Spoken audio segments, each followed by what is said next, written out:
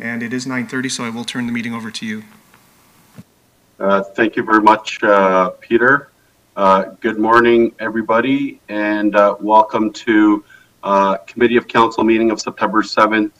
I will now hand it over to our city clerk, who will do the roll call for attendance at today's meeting.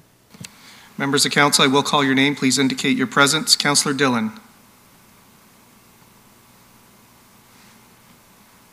Present. Thank you. Councillor Singh. Present. Thank you. Councillor Fortini has indicated he'll be absent, but he will be attending later this morning. Councillor Williams. I'm here. Thank you. Chair Medeiros is present. Councillor Bowman. Present. Thank you. Councillor Paleshi. Present. Thank you. Councillor Willens.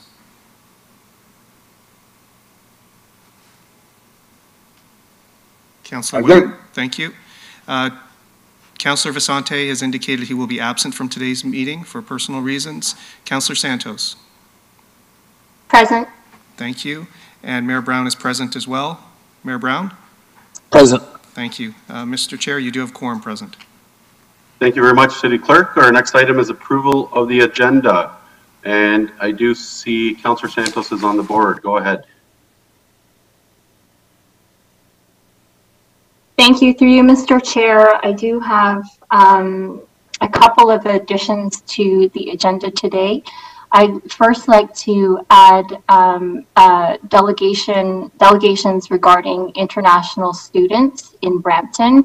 Mr. Baldev Mutta from Punjabi Community Health Services and Sharon Main Devine from Davis Center for Families. It is a timely item that I'd like to add, given it's back to school, and also relevant. I think that it's something that perhaps the Sheridan folks might be interested in hearing as well. I know that Mr. Baldev from PCHS has requested to be added at the top of the agenda. So I'm also going to request that we do that because I believe he has to another meeting later on in the morning. But again, I think this issue is something that they'd very much like to share and really timely. So I'd like to add that item to the agenda. And I also have another discussion item to add, which is the change of name of the Williams Parkway Fire Campus. Later on, I believe that's in corporate services, right, Mr. Clerk? Through you, Mr. Chair, it would be added under community services, so it would be proposed item 11.3.1. Okay, perfect. And yes, and the discussion item regarding international students as well. Thank you very much. Okay, thank you very much. Next, Mayor Brown, you have a question? Maybe the clerk can answer this. The city was going to be unveiling the park unveiling on September 9th for the late Shabazz body, but the family requested a change in the location for the park that was selected by council. Is that on this council agenda? Peter, I think procedurally we have to pass a motion to do that, or is that next week? Through you, Mr. Chair, that is tracking for the September 15th City Council meeting. It is a reconsideration of a council decision, so it can only be reconsidered at council through a notice of motion, which is tracking for next week. Okay, thank you. Okay, next is Councillor Dillon. Thank you. I just want to add an agenda item. Peter, do you have that up there? Just searching through my email right now. Through you, Mr. Chair, Councillor, we do have it, but so I understand you're going to be adding a discussion item regarding proposed street renaming for a portion of Sailwind Road to Masjid Drive? No. Proposed street naming for, yes, for a portion of Sailwind to Masjid Drive. That's correct. So, Mr. Chair, unless there's any other additions, I can just review the proposed additions prior to the vote. Please do. So first, Councillor Santos is adding a proposed delegation that will be identified as 6.5, regarding international students in Brampton. And the two delegates are Baldev Muti from Punjabi Community Health Services and Sharon Main Devine from Davis Center for Families. And also there was a request to vary the order to have that added delegation 6.5 prior to the 4 preceding delegations, so it would be before 6.1. Second, Councillor Santos has added a related discussion item regarding this matter that would be listed under economic development section as 8.3.3 regarding a discussion item regarding international students in Brampton. Councillor Santos has also added a proposed discussion item under community services that would be identified as 11.3.1 regarding naming the new Brampton Fire and Emergency Services facility at 425 Chrysler Drive. And finally, Councillor Dillon is proposing to add a new agenda item, a discussion item at his request regarding a proposed street renaming for a portion of Salewin Road to Masjid Drive, and it would be identified under Public Works section as 10.3.3. Thank you very much, City Clerk. And instead of seeking recorded vote, members of committee, I have a motion here moved by Councillor Santos, which I will just ask if there's anyone opposed, that the agenda for the Committee of Council meeting of September 8th be approved as amended as follows. Is there anyone who objects to this motion? Otherwise, your vote will count in the affirmative. I see no objection, so the motion carries. Meetings of municipal councils are to be open to the public for transparency and accountability, and our meeting will continue to be as well with a few precautions and limitations. Members and most staff are participating electronically in the meeting. The public can still access and participate in the meeting in a number of ways. Watching this meeting remotely through the city's live stream and playback of the archived video stream, registering with the city clerk's office as a virtual delegate to participate in the meeting, or submitting questions about the agenda business and decisions made by Committee of Council today, emailing the City Clerk's Office at cityclerksoffice@brampton.ca with your question, which may be read into the public meeting record during the 15-minute public question period at the end of the meeting. Our next item, members, declarations of interest under the Municipal Conflict of Interest Act. Do any members have a declaration of pecuniary interest under the Municipal Conflict of Interest Act for any matter to be considered on today's agenda? I see none, so the clerk will so note for the meeting minutes. Consent. Committee, as part of our new consent motion process, I will read each agenda item that is subject to the consent motion, and any member may verbally identify the item to be held for debate during the meeting. Any item not held for debate will be considered as part of the consent motion and voted on for approval. Any of the following agenda items will not be subject to the consent motion for approval: announcements, delegations, presentations, added new business, member discussion items, member question period, public question period. I'll start reading the relevant agenda items, and members can identify any items to be held for debate. Item 9.2.1. Okay, next. Item 9.2.2. Next, item 9.2.3. Next, 9.2.4. Next, item 9.2.5. Hold, please. Councillor Bowman.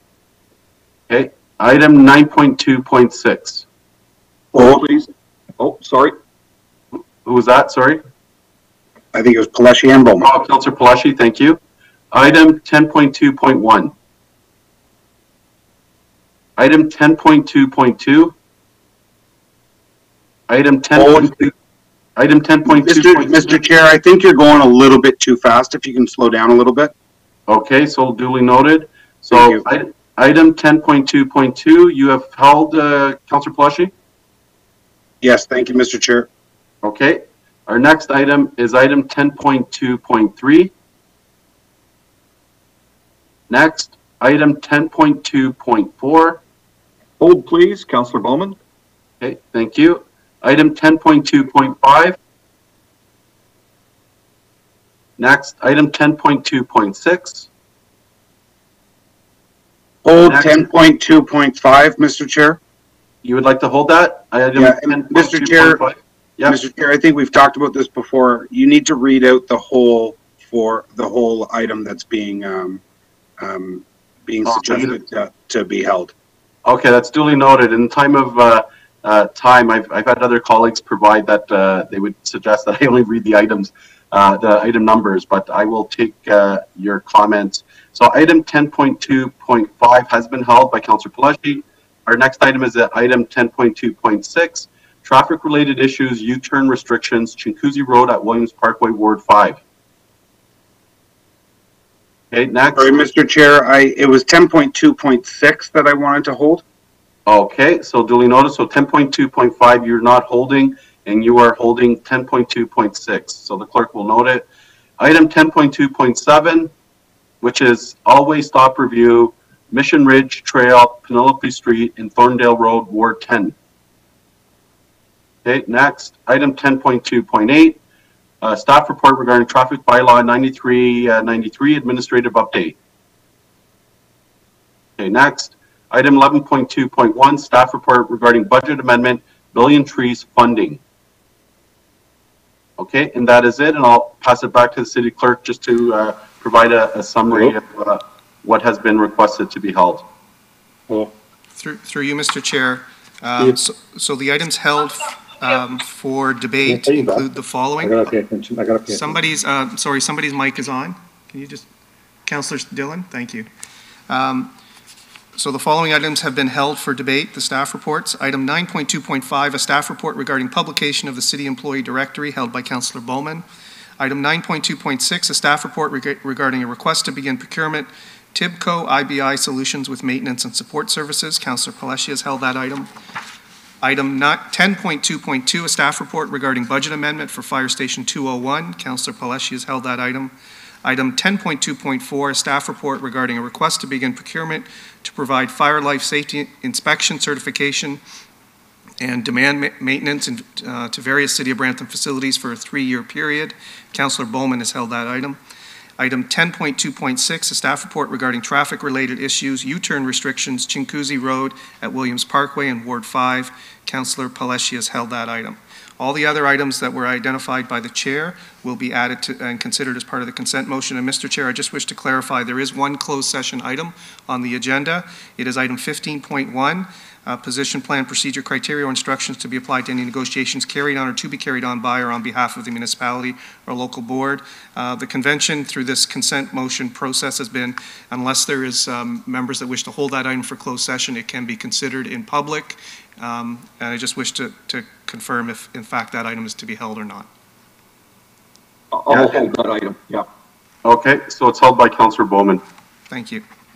Thank you very much, Clerk. And I do have a motion moved by Councillor Bowman to approve the consent motion that the following items to the Committee of Council meeting of September 8th be approved as part of consent.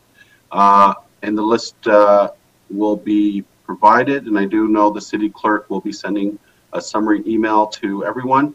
And as per a trial process agreed by Council, the consent motion will be subject to recorded votes. I'll hand it over to the City Clerk, please.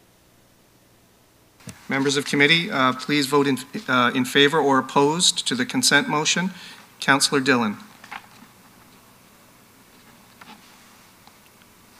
In favor. Thank you. Councillor Singh. Yes. Thank you. Councillor Williams. Yes. Thank you. Councillor Bowman. Yes. Thank you. Councillor Paleshi. Yes. Thank you. Councillor Willens. Yes. Thank you. Councillor Santos. Yes. Thank you. Mayor Brown.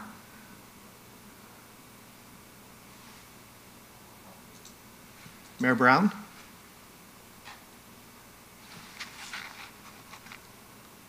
Can you hear me? Yes? Yes, thank you. And Chair Medeiros? Yes.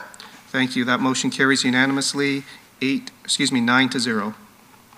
Thank you very much. Our next item are public delegations. And sorry, item 5, we do have no announcements today. We go to our next item, which are public delegations, and I'll hand it over to the City Clerk. It's a delegation from Mr. I believe Shabazz Rashidi, Brampton resident, regarding encroachment authorization for a hedge on the front yard. Through you, Mr. Chair, as part of the approval of the agenda, committee agreed to add delegation 6.5 regarding international students, and as part of that varied the order as well at the request of Councillor Santos to move that delegation up first. So the first delegation is 6.5 from, I believe it is Baldev Mutta, Punjabi Community Health Services, followed by Sharon Main Devine of Davis Center for Families. So duly noted. Thank you, City Clerk. Okay. So Baldev, we will start with your delegation first. And you can proceed. There is a presentation, and we'll bring that up on the screen momentarily.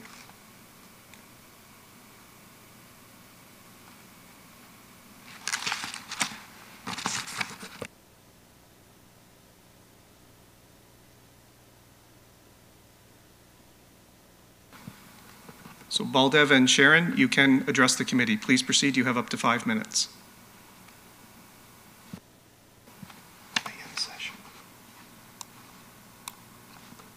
So I'll just begin by introducing myself. Thank you very much for making time today on the agenda for us to speak.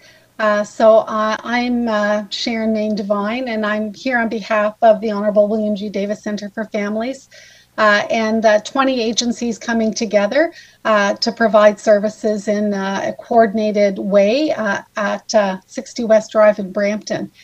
So I'm here to represent the group. And in particular, Baldev and I are here to speak specifically to this this issue. Baldev, are you there? Because you're on mute if you're speaking.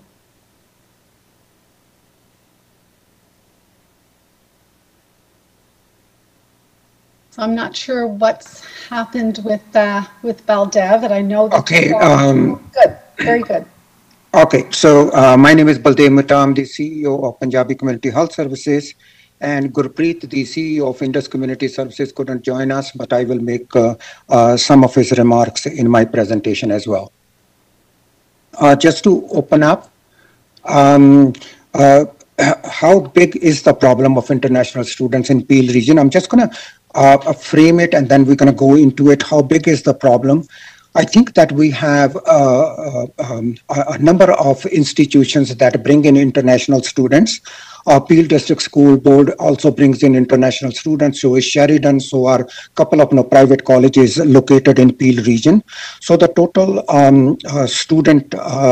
international students in Peel region is about 22,000, out of which 6,800 are located in Brampton with Sheridan College, Brampton meaning Mississauga and Oakville campus as well. So 6,800 students with Sheridan, the largest institution, followed by Peel District School Board, followed by a number of private colleges as well. In order to understand the complexity, there are several issues that we will be quickly going through. One is the international students facing labor exploitation and financial difficulty. Second, human trafficking and sexual exploitation of these young international students and females. The third is lack of housing and supports on campus. And the fourth one is drug trafficking and legal issues. 5 is mental health, addiction, and suicide. So these are the quickly that we are going to talk a little bit in depth about it as to how the situation has gotten to such an extent.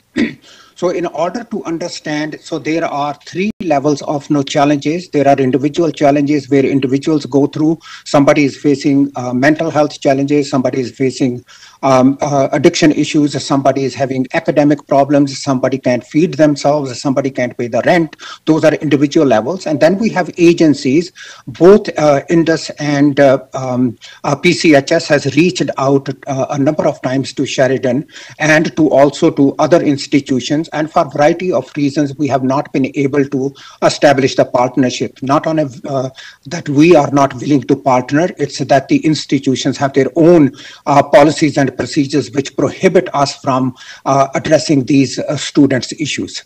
And then we also have a bigger level issues around systems, social policy, economy, the laws, and how do we, our private businesses treat these international students and make use of them. Next slide, please. So one of the biggest one that is 3 things happen with labor exploitation and financial difficulty. The students are unable to pay rent because rent is exorbitant. So then they cram themselves into a small room in the basement, and a number of students get into there, putting themselves and the entire house residents at risk. So that's one. Number two, the students are, once the rent is paid, they're unable to feed themselves.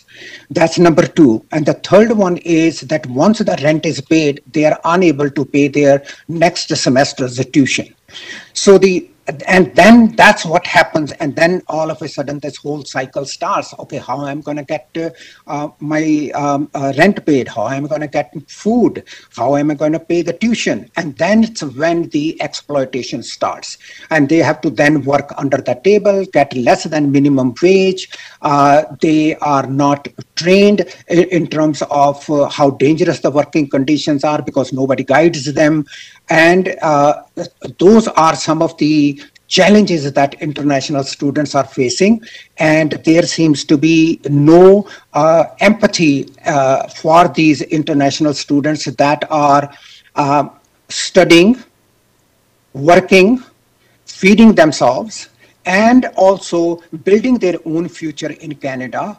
The research shows that over 60% of these international students will apply for PR and will become permanent residents. So this is the future of our nation, and yet we have no clear direction as to how we're going to support them. Sharon, I'm going to give you the slide number 2 on human trafficking and sex exploitation. So I think in these last number of years, our awareness of human trafficking and sexual exploitation has certainly been raised. And we are now working with victims of human trafficking and particularly human sex trafficking in our community now as partners coming together. So I just want to highlight that we're talking about young people here. These international students are youth. They're young. And they come to a new country and are vulnerable.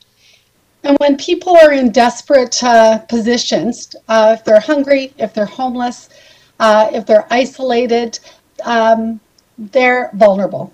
And they're vulnerable to exploitation. So, Baldev's already talked about, what the working underneath, under the table for less money is a form of exploitation. And certainly being vulnerable to sex trafficking is something else that happens with our international students. And we're just really beginning to dig in around, the incidence of that. But it's something that's on our radar and that we're deeply, deeply concerned about is the way the vulnerable international students can get lured in. And once lured into human trafficking and human sex trafficking, it's very, very difficult to get out. And is resource intensive for us to work with victims to help extricate them from human sex trafficking in particular. So next slide. In terms of the lack of housing and support of campus, this is where I just want to highlight to the council. It is very interesting that in our discussions, both Gurpreet and mine, with the top brass of Sheridan College, that the Sheridan College refuses to acknowledge that there is any kind of problem with their students. So whenever we have given them cases, they have always pushed back and said, these are not our students.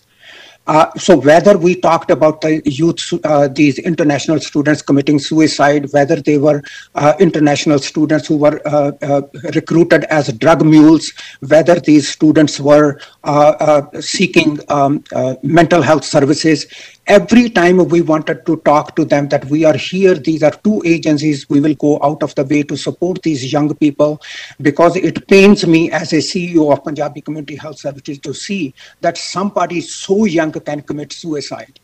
And when I talked about this with the Brampton Civics emergency departments, all the 4 psychiatrists that met with me told me that there is a higher probability that once we discharge an international student from our mental health treatment ward, that this person is at a higher risk for committing suicide. And they have given me a number of examples, especially with the young man that jumped in front of the train and killed himself, was exactly 24 hours released prior to killing himself. He was released from Brampton Civic Hospital. And the psychiatrist was so much in tears when she said, well, there is nothing I can do for him. And imagine that if you are diagnosed and you need a treatment and you need medication, each injection for a mental health client costs $500. And these are international students that can't even feed themselves, cannot even pay the rent. And imagine that they are being asked that, okay, give us $500 so we can give you injection. If you don't have $500, well, out you go. And then the only choice that you have is. So my plea, my desperate plea is that our young people are dying. And as Sharon has mentioned, that the desperation for these young girls to be entering into prostitution is unthinkable, unconscionable, and I think that we need to do something about it. And that's why I am pleading and making this presentation in front of you. How can it be that when institutions bring these international students, they charge triple the amount of fee, and that they have not a single cent of compassion towards them? And I think this is something that that we need to really look at it. Okay, thank you. We've gone beyond the time allocated. I'm not sure if you want to finalize anything else or. Yeah. So the only finalization, Mr. Medeiros, I have is three things. Do educational institutions acknowledge these issues that we have outlined? That's one. Number two, how can we all work together to help solve this problem? That's number two. And three, and final, consider writing a letter to Immigration, Refugee, Citizenship Canada, the federal government, and the Ministry of Colleges and Universities that this is a problem that we are dealing with in Brampton. We need some assistance and some help. Thank you. And just to say too, this is a problem that we service providers can't tackle on our own, which is why we're coming here to you today to say, can we work together? Can we work together? This is something that's blown me out of the water in terms of my awareness. And now that I'm aware of it, I thought you would want to be aware too. Okay, thank you very much. We have questions on the board. Councillor Santos. Thank you so much. And through you, Mr. Chair, thank you, Sharon and Baldev, for bringing this to the surface, to council. I'm also floored by some of the conversations we've had on this issue, particularly with Gurpreet from Indus Community Services.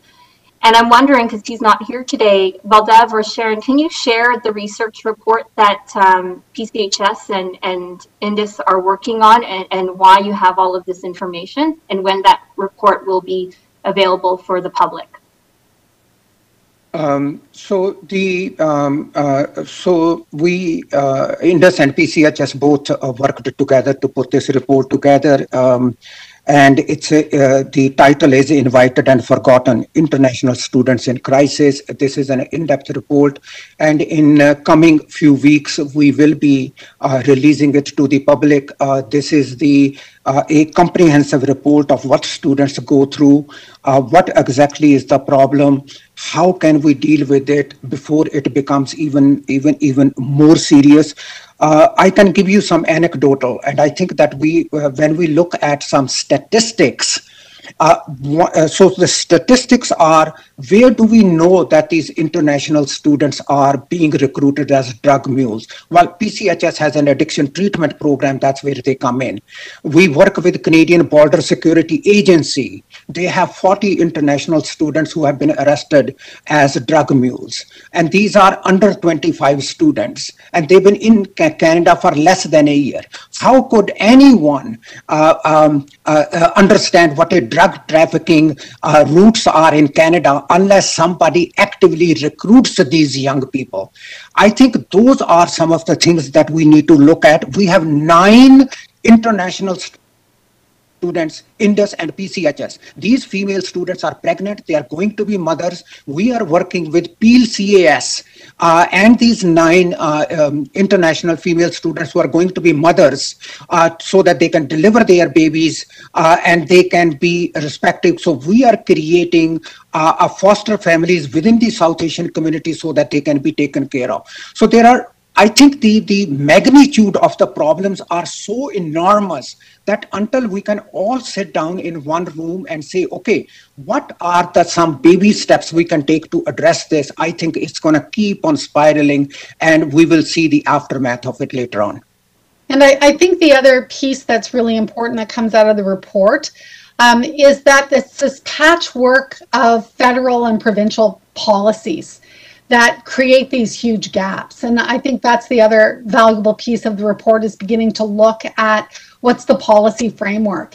And, you know, coming to you as as our Brampton City councillors to help us with how do we advocate and make recommendations to the schools, but also to government around being able to tackle these issues, because the schools can do what the schools want at this point without a good solid policy framework around it.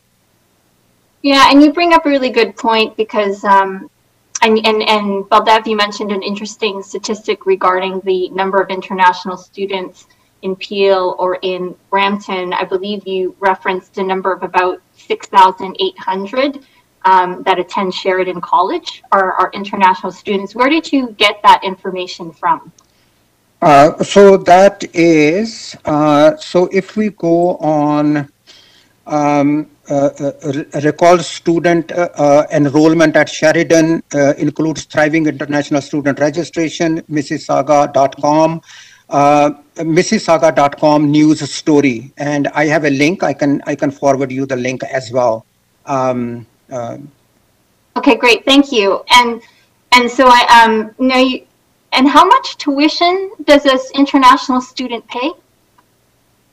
I think that it is if the Canadian-born students pay something like $6,000, the international students are close to $25,000 to $28,000. So it's 3 times as much tuition that these international students have to pay. Okay, great. And from your perspective, because you're obviously getting a lot of international students requesting support from you. You had mentioned that post-secondary institutions like Sheridan, Algoma, some others do provide services for their students, but for some reason they're coming to you. Why is that, do you think?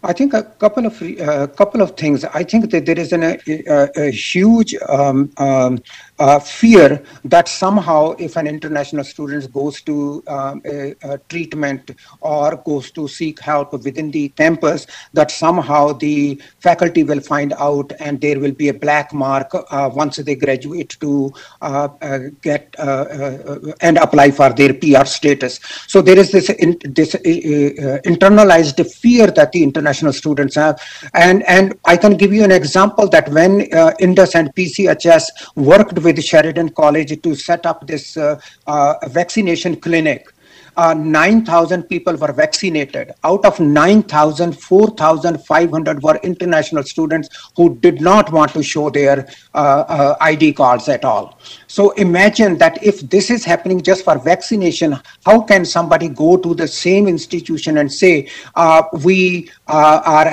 experiencing severe emotional stress, we need help? That's not going to happen. So that's what I think, that when we were pleading with the Sheridan College that please work with us, and their thing was that we have our own departments and they can take care of it. And that's what kind of we need to kind of have some discussion on it. And I think the other thing that's very important to pay attention to is that services have to be culturally appropriate. And I know myself as an organization providing services to a very diverse community, we have to get out of our traditional ways of thinking about engaging people in helping relationships. So, you know, Sheridan may have services, but if there are services that are not culturally sensitive or culturally appropriate, there's not going to be the uptake. And I think a lot of those services are generic services for all students. So yes, there's the counseling clinic you can go to right along with everyone else. There's also waiting lists for those services. So, you know, we have to look at culturally appropriate, culturally sensitive ways of being able to engage, and we need to be able to do it in ways that are meaningful for students. Otherwise, they just get lost in the crowd. So 6,000 students is a large number of people if you think about, you know, the city of Brampton being clustered in a particular area. And that group needs to be engaged as a group, not as, you know, one individual student and one individual student. And what kind of supports are put in place and orientation put in place around these students to make sure that they're aware of where they can connect. And I would argue that because of issues related to power, fear, a lot riding on students, having the allies of the community-based services provides culturally sensitive, culturally appropriate services, accessible services. And also we can take a role around advocacy for people who come to us vulnerable. We just have to remember we're talking about youth.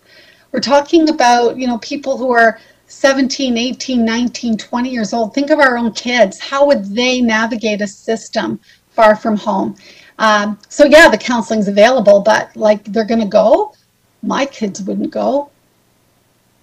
And thank you for that. And so like so in terms of the burden, not burden, but the resources that it takes for then the agencies who are having to deal with international students, is it putting some sort of strain, and this is for PCHS as well as Indus and even the Davis Center, in terms of resources to service the students dealing with these issues?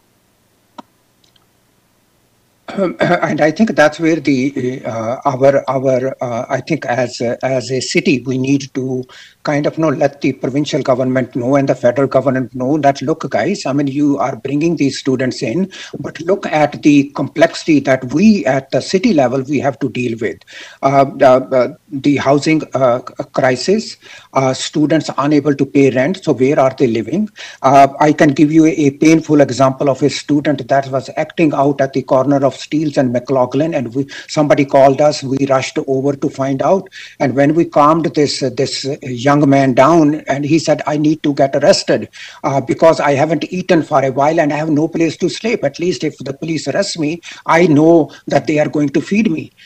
So imagine the desperation in these people to get this. So I think that we can do better. We are a much more compassionate city. I think that we can work together to find solutions to these complex problems that we are dealing with now. And I think, you know, one of the things I'm so aware of is we're all low barrier services, right? We don't ask people what their citizenship is. We're just going to work with them. That's what we do. So all of our resources are already stretched to the max. Some of you have already heard me talk at other places, right, around, you know, the province not, you know, giving us all of the resources we need to operate in our communities. So we're doing our best, but we can only do what we can do given the resources that we have at hand. And what ends up happening is the most severe, the most significant situations are the ones that rise to the top and we respond to, and then we're not able to intervene early enough to help. And then until those early you know, those people are coming for help, we're having to say, well, there's a waiting list for this time, there's a waiting list until they go into massive crisis, and then we're going to respond. It's so inefficient. And we absolutely, you know, need more resources. Now, that's not what we've come here to ask the city. We're not asking you to get us more resources out of your coffers. We're really asking your partnership with us to work with Sheridan to you know, levels of government to make sure that we have what we need to respond to people. For sure, and I think and so I'm gonna ask this question because you did bring up Sheridan a couple of times. So have you tried reaching out to Sheridan? I guess this is for Baldev and Gurpreet to flag this issue for them, and how long ago or how often? So prior to COVID pandemic and our closure, we were a number of times we had met with both organizations, and both CEOs have met with the Sheridan top brass. And the pushback that received is that, one, the problems that we are highlighting about overcrowding, about these are not their students. These are students that go elsewhere. And as far as the Sheridan College senior management was concerned, that they are not aware of any student in difficulty, because if they had any difficulty, they could come to Sheridan College for some solutions. So when we pleaded with them that, look, I mean, these are some of the issues, we did not receive, and to this date, we have not received any kind of partnership requests from both organizations that we can work together in partnership to find some of the challenges that we are facing. Everybody knows these challenges, and yet the Sheridan's top management thinks that these are issues, yes, but not to their students. Okay, potato. Let's just play hot potato with the problem, as opposed to saying, let's lean in, let's study the problem. Oh my goodness. Or and I agree, or at least take a leadership role in the community of Brampton, where there are 6,000 international students who attend school. And in terms of tuition, 6,000 students times whatever, $20,000 of international tuition is $120 million. And that's a significant amount of money. And so I'm sort of surprised that there isn't more of a collaborative approach when it comes to the well-being of not just particularly, regardless if it's their students or not, but the well-being and health and well-being of the community as a whole and the community in which the campus resides. And so I'm kind of dismayed by that. So how do you recommend that the institutions and organizations can work together to solidify and establish a working relationship? And I do appreciate you publicly delegating today, because Sheridan is waiting for their delegation. And I'm really hoping that they're listening this time, now that it's in public. But how can we all work together better? I think that what I would, and Sharon, please also jump in as well. I think that what we can do is we can extend a helping hand. We can look at what might be some of the systemic issues for not partnering with community agencies. Are these systemic issues that we need to overcome? So that could be one. How do we community agencies partner with big institutions like Sheridan, like other Peel District School Board, like other issues? So that could be one. And I think that unless we all partner together, I don't think that alone PCHS or Indus or Catholic Family Services, that any of us can on our own solve this problem. So we are all in this together. I think these are the future citizens of Canada. We can do a little bit better. And then can the city write a letter to the federal government to ask them that please consider all our agencies, many of our agencies have settlement programs, and international students cannot be served under that component. So if we can write a letter and asking the federal government to make sure that international students can also get settlement services, I think that that would be a proper way to alleviate some of these issues that we are talking about today. So letter writing, advocacy at the federal and provincial level will be helpful as well.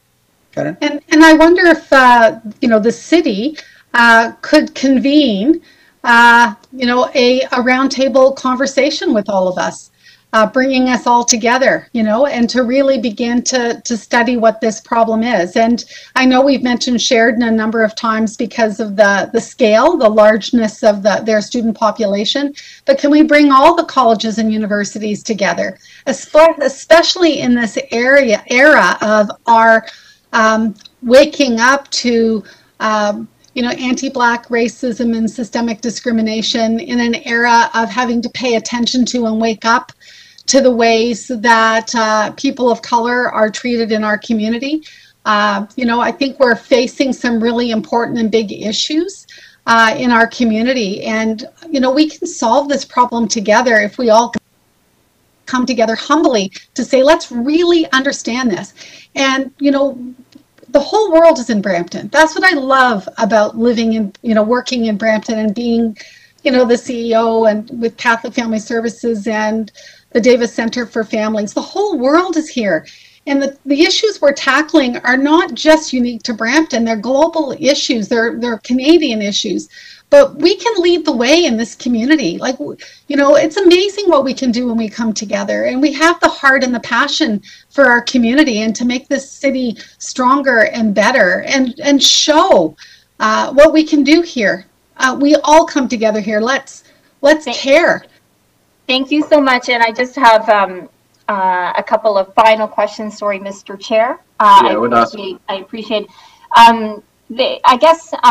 The question to staff on this one, because I know that with respect to illegal lodging homes and basement apartments and issues related to housing and students, we ongoingly at Council, Committee of Council, Planning Committee, I know Councillor Bowen, for example, has been a champion of cracking down on illegal lodging homes, etc.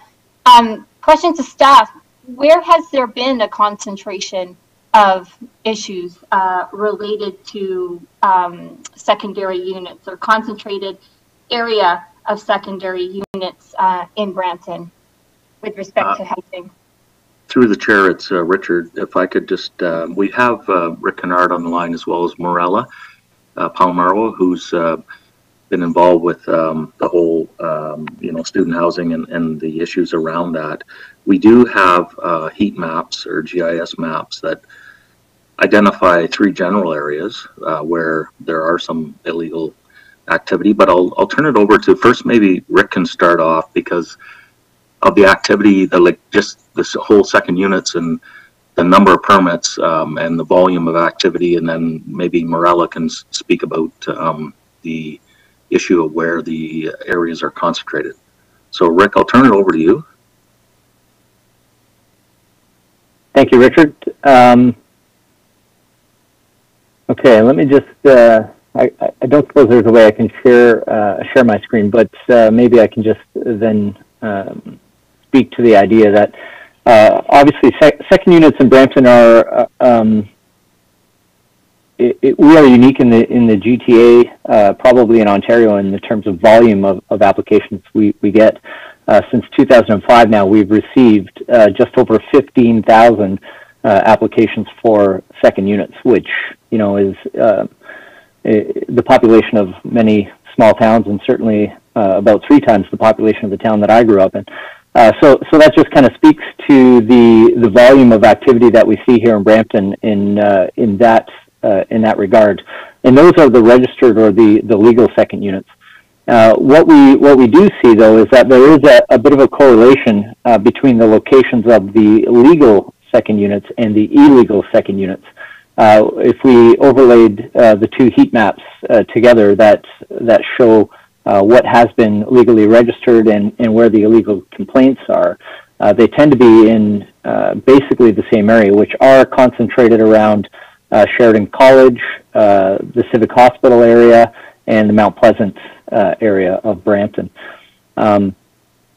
And Maria, I don't know if you want to speak to specific numbers in terms of tracking illegal second unit complaints, but these likely relate to, and I don't know, Morella, again, if these relate to only the second units or if these also include the lodging homes. I'm not too sure what information GIS had pulled for you, but maybe you can speak to that for me.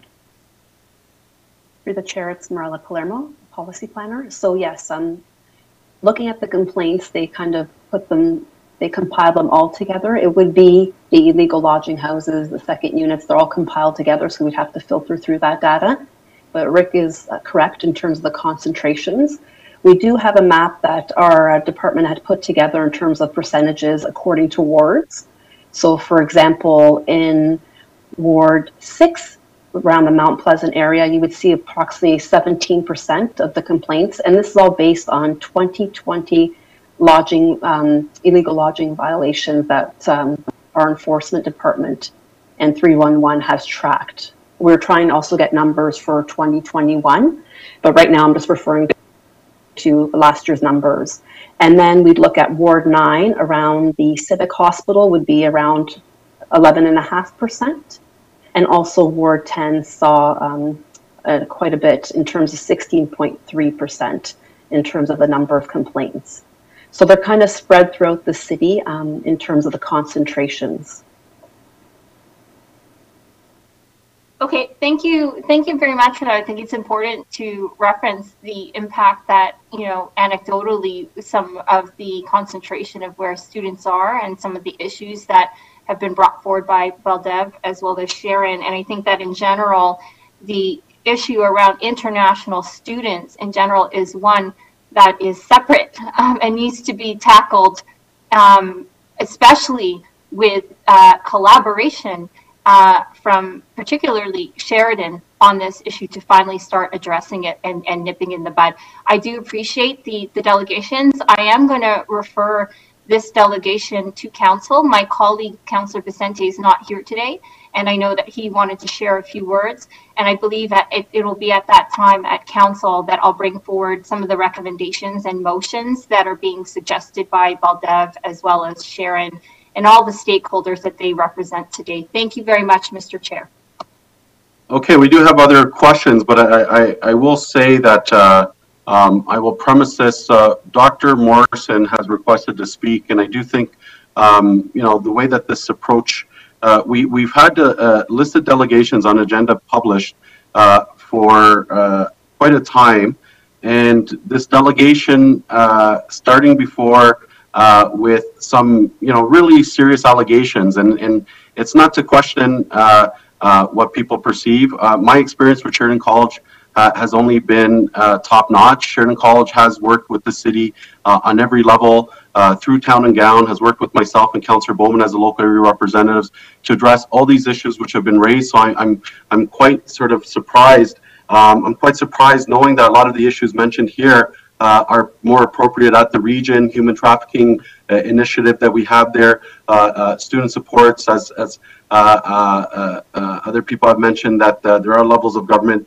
But this is the danger of when we add agenda items and we put it to first of up on the list before other delegations, and we didn't give the opportunity to an institution who's been named several times, an institution which I represent the area, which my experience has not been this. And I can tell you, you know, so I'm quite, again, I'm taking advantage as the chair. But before, I think members of the committee, I would urge that we do provide Dr. Morrison an opportunity to respond because there was a lot of things said about he said, she said, and this is the issue that we have when we receive delegations and we don't have reports in front of us to validate information. Not sure if all the information which was shared, how validated it was.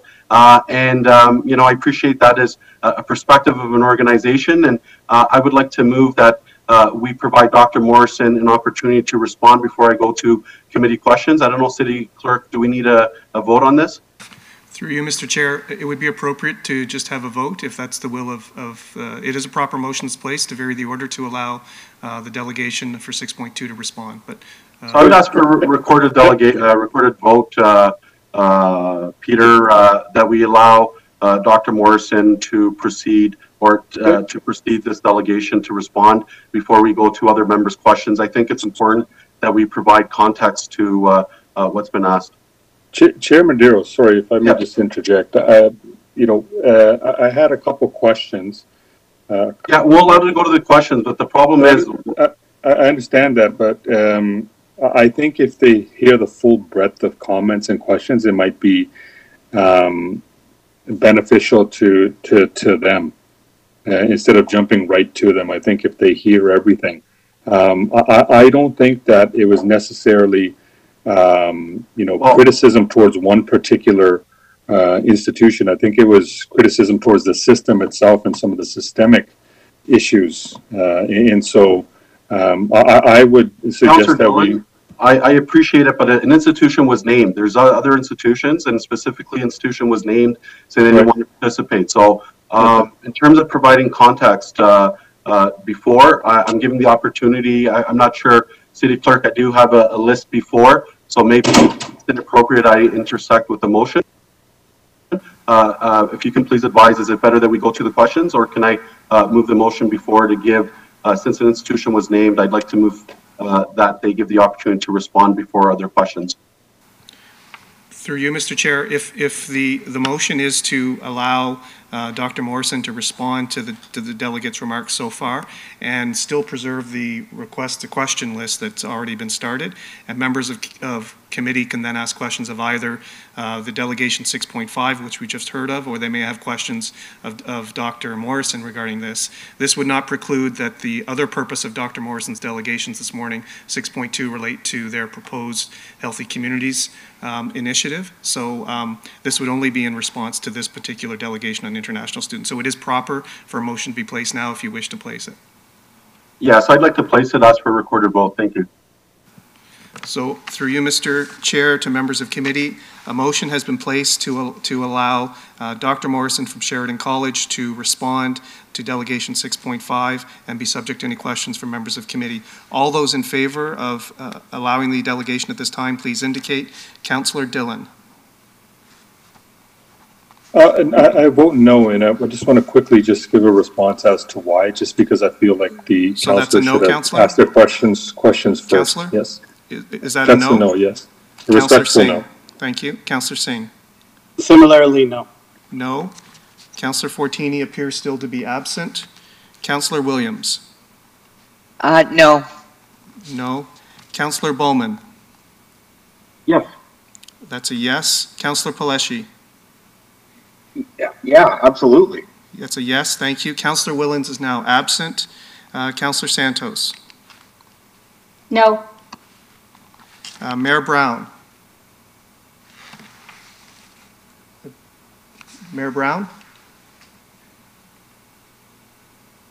Mayor Brown appears to be absent. Chair Medeiros. Yes. Mr. Chair, that motion does not carry. The vote is 3-4. Okay, thank you. So we now go to questions, and we'll allow, do we need to add a delegation by Dr. Morrison, or have Dr. Morrison respond after the questions? Do I need a motion for that? Through you, Mr. Chair, Dr. Morrison will have the floor for item 6.2, I believe it is, and can make a few remarks if she so chooses as part of her response for her delegation. Yeah, my concern is after then it starts mixing with what the issue is that Sheridan came here. But what I sort of heard that, so I'd like to move a motion that after the questions by members of committee that we allow Dr. Morrison to respond. Is that a proper motion? Through you, Mr. Chair, that is a proper motion if that's the will of committee. Yeah, and I would just ask, does anyone object? Speak to the motion. Yeah, I'm totally fine with that, and certainly Janet has every right to kind of respond to this. I get it. As long as the folks who are delegating also have an opportunity to respond to anything that Janet may also be saying as well. Thanks. Through you, Mr. Chair. Again, this is not a debate. Yeah, City Clerk, if you can explain that these are questions of clarification by members of committee, and this is not a debate between delegations. Through you, Mr. Chair, that is correct. The purpose of delegations is to provide input to Committee of Council, and we're at the opportunity now for members to ask questions of the delegation 6.5. If there's a motion placed and it carries to allow 6.2 delegation Dr. Morrison to respond, members will have an opportunity to ask questions. It's not an opportunity for delegations to ask questions of one another. That's not the purpose of today's meeting. That's fine. I am at the end of this referring this delegation to Council next week anyway, so they can respond at that point. Thanks. Again, so I do have a motion moved by myself regarding adding Dr. Morrison to be able to respond to this delegation after questions by members of Committee of Council. Does anyone object? I'm on to speak to the motion, Mr. Chair. Yeah, go ahead, Councillor Paleshi. So, Mr. Chair, I'm just trying to understand. I thought that's what we were just trying to do, is trying to have Dr. Morrison on to speak to the delegation, and now I feel like what you've just moved is what unfortunately council determined not to support. So can I get a clarification on what we're doing here? So I think it was a great opportunity to I think it's always a good opportunity for when a delegation comes forward, and yes, there are some claims in the delegations that mentions Sheridan College. I think this is a perfect opportunity to have Sheridan College here before us so that we can ask them questions. We can't ask them questions now because we didn't support having them come forward. So I'm confused as to where we are. So clarification, Councillor Palaszczuk, and I appreciate there's been a lot of moving parts, is what I moved, which did not pass, was to have her go before questions of committee of council, before members of committee. That did not pass, but now I'm moving a motion that she be able to speak after the questions of members of committee. Is that clear? And we're still going to have an opportunity to ask Dr. Morrison yes. questions. And okay, so basically the same thing. Yeah, it's just after the questions by members of committee, but we still have to formally add her as a delegate to be able to respond. Okay, thank you, Mr. Chair. Okay, so once again, are there any objections? Okay, so I will go to the members list. Councillor Dillon. Thank you, Chair Medeiros. And so I just want to thank the delegates for coming in talking about this important issue, and I want to thank Councillor Santos for adding it to the agenda item. This is an issue that I have been observing from a close and from afar for the past few years, and I think the issue is getting to the point where it's going to burst at the seams. And I've said it before, and I'm not naming any particular institutions, but I think the system itself is exploiting these students. Many of these students come to Canada from very good homes back home, and the situation, and I'm talking wherever their respective countries are, speaking specifically to the Punjab region in India, where many of these students are coming from good homes. They're from usually farming backgrounds. They sell their land. They come here with the promise of new life because, the situation back there is, there's not much opportunity aside from farming. Unless you get a government job, it's really difficult to advance your career. Very educated back there, but they're coming here to get to even more educated. And when I mean the system is exploiting them, I mean that some of the institutions are making 50 million, 60 million a year off of these students alone. And there's no support from the feds. There's no support from the provincial government. And they're forced to go to, agencies like the PCHS. And it's thrown on the city's lap, where we have, an influx of the students coming particularly to Brampton. And we have issues with lodging houses. We have issues with a lot of these students are crammed up into not the best conditions in some of these basements apartments. They're being exploited in many cases by their own communities as well, because they know that having 20 kids, 15 kids, 10 kids, whatever it is in a house, that's becomes a cash cow for them. And so what they do is they'll buy 1, 2, 3, 4, 5 houses, put them on rent, and it's an investment for them. And then the city's forced to handle the problem. And then the city looks like the bad guy. And so, I've had conversations with a gentleman. He lives in one of the estate homes up in, actually it's Councillor Fertini and Councillor Williams' ward. And he told me that a young lady came to his house every morning, because they had a religious function that goes on every morning. 3 or 4 families get together, and she's like, "Can I come to your house? I feel safe here." And so they dug a little, and they found out that she was being taken advantage of. She was being prostituted. And they found out, did a little bit more digging. There's a lot more of these girls who are put into this situation. And so whether there's, whether it's prostitution, whether it's, other negative effects that are caused by their living conditions, their living situations, these students are not getting the supports that, we should be providing them. And I remember in 2018, there was a big meeting we had up on, I forget it's Ward 206, I forget the actual community center's name, but probably about 400 or 500 people came out in response to one of the fights that occurred between some of these students. And, one of the statistics that they gave was, and don't quote me, but it's in the billions of dollars that these students pump in to our GDP each year. And so whether it's the feds, again, the province, or whether it's the local institutions, educational institutions, we need to all come together, really find out what the issues are that these guys are facing, and we need to have a coordinated approach. And so those are some of my comments. And the question I have to Mr. Mutta is, you mentioned the settlement services from the feds. Can you explain exactly what those services are that are provided to newcomers and how they would benefit the international students? And I'll say this one thing. This is a problem. This is more so a Brampton problem. I've been to areas in, Malton or other municipalities. I've been, as far as Belleville, where, they have the colleges there. They're up at Georgian College. We don't see this really.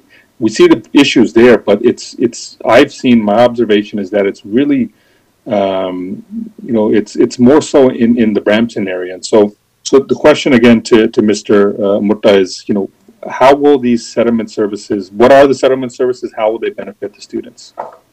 One of the things what we do in the settlement services is around job search. So we train newcomers to Canada to understand how our system works in terms of getting jobs. How do you prepare for a job? What are your legal rights? What can you do? What can employers not do? And once that is bypassed, now really the students are at the whim of the person that they are working for, and often many of these landlords and these employers ask for the passport of the students. So once the passport is handed, literally there is nothing that the student can do. That's one thing that we can teach them is you do not need to give your passports for rent or for anything else. So that's one around job search that would be really helpful to these students. The second thing that we would like to do is also give them that they are in a new country, there are new laws, and there are new ways of working with them. So the settlement services look after your connections to the community. We have programs like the host program where people who have been here for a long time can guide the newcomer towards understanding how our system operates.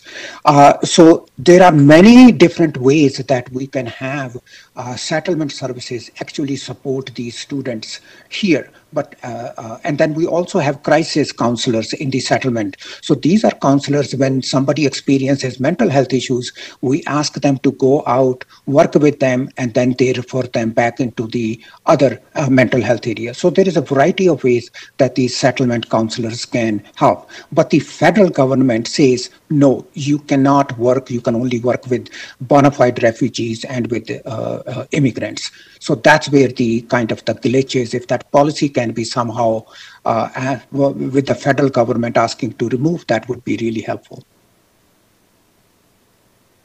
And I think what we need is based upon what you said is some type of round table where we actually have everybody at the table and discussing it. And so, as you mentioned, a lot of these students give up their passports not knowing that they're not, they don't have to, they're not entitled to do anything like that. A lot of them work for about $5 an hour. I had a situation in our ward where we had to approach one of the restaurant owners.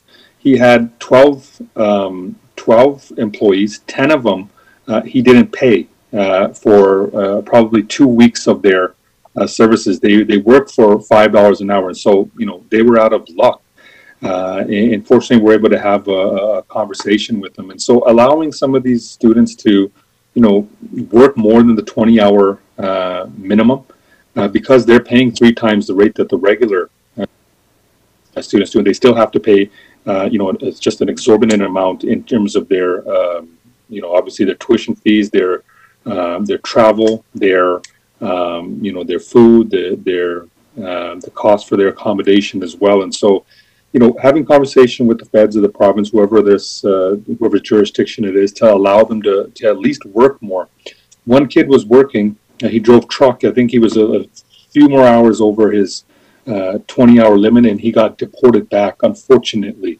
And so, whether it's having some type of minimums for the amount that the institutions require for accommodation in terms of some of these hostels, working with the city to get more rental housing, whether it's, whatever we can do to help these students. I think we need to have some type of roundtable, and I'm looking towards, Councillor Bowman and Councillor Medeiros. Maybe they can comment after in terms of the motion coming up later for the employment master plan. The education master plan.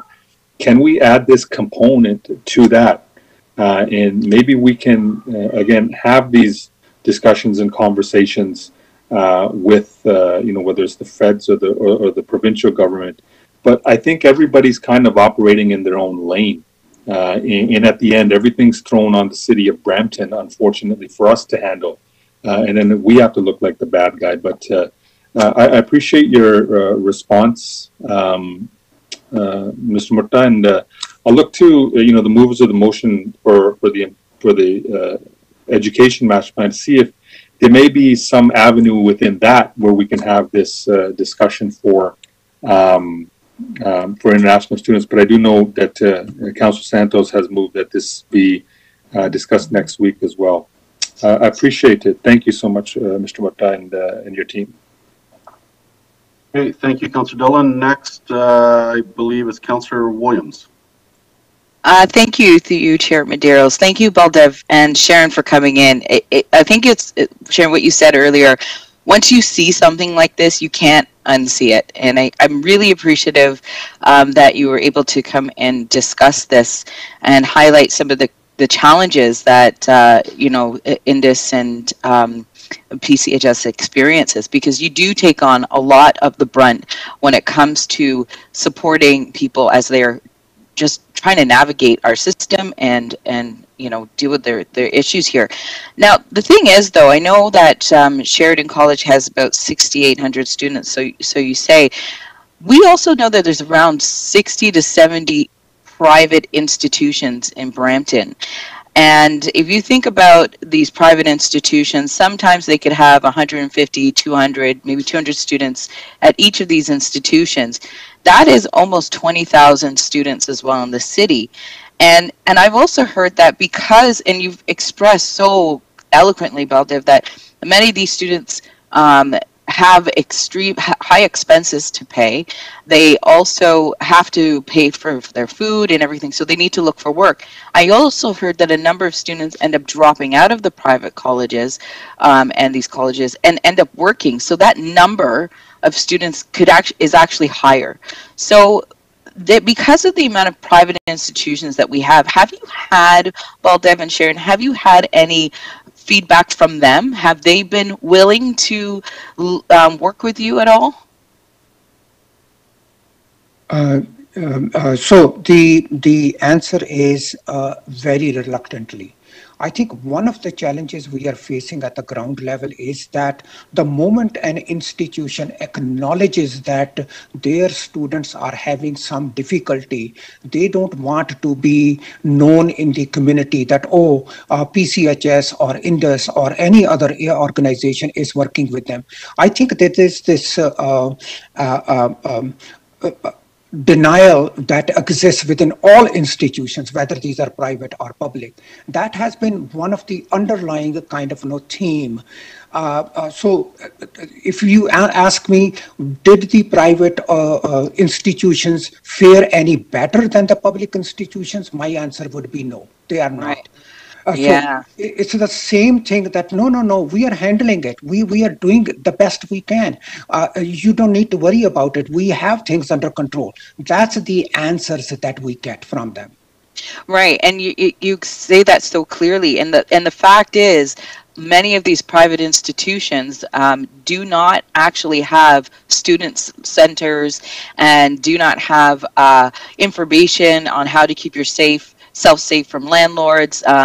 They don't have those requirements placed on them like a Sheridan College would, because it's just not, it's not something, it's a private college, right there. And the fact is that they do bring in a lot of international students. They are making millions of dollars off of these students, and they're not, those institutions do not provide them with the resources that they need to be safe and to be connected to the community. So I think we need to really, I asked that question because I know we want to have a roundtable, and I think that is the answer, and it's a great solution. We need to bring everyone to the table. If you are saying that they are reluctant to admit that they even have a problem, how are we going to bring some of these private institutions that bring in so many students to our city? How are we really going to get them to the table to talk? And that's a big concern that I have, because if they don't want to even admit to a problem, how are they going to help us solve it when they have so much of the responsibility in this issue? So that is my concern. And another question, Sharon was speaking about the gaps in policy.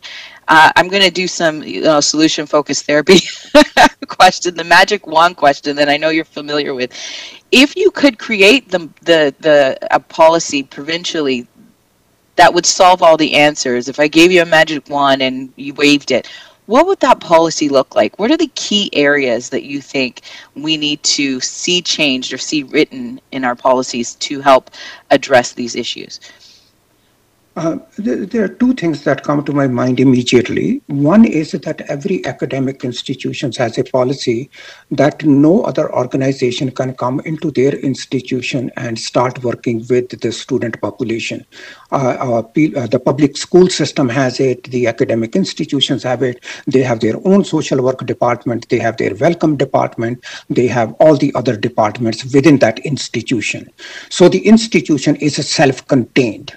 But when the problem magnifies to the extent that this has become, the question then becomes whether that initial policy that was set up, that people cannot just parachute into an institution and start serving the population, that policy needs to be reviewed, to be looked at, and only, at a bigger level, some decisions need to be made, is that to what extent is the academic institutions willing to partner with community-based agencies. That's one systemic issue. The second one at the bigger level is that we need to ask the pain that the professionals are experiencing. So you can talk to our case managers, you can talk to the 4 psychiatrists at Brampton Civic Hospital. These are the people at the front line serving the international students, and they can give you the emotional side of the story, not the and then what do they do? I mean, if the person doesn't have $500 for an injection to stabilize them on mental health issues, what is the doctor going to do? And if they discharge them and there is a higher incident, that's what they were saying. And we are now partnering with Brampton Civic that we're going to place one of our staff inside the hospital so that no international student can walk out without talking to us. If this is what we are doing at the ground level, isn't there some moral responsibility that institutions, public and private, have in terms of at least acknowledging that there is a problem? Right now, I don't think that they're even acknowledging that this is a problem. That's my fear. Sorry, go ahead, Sharon.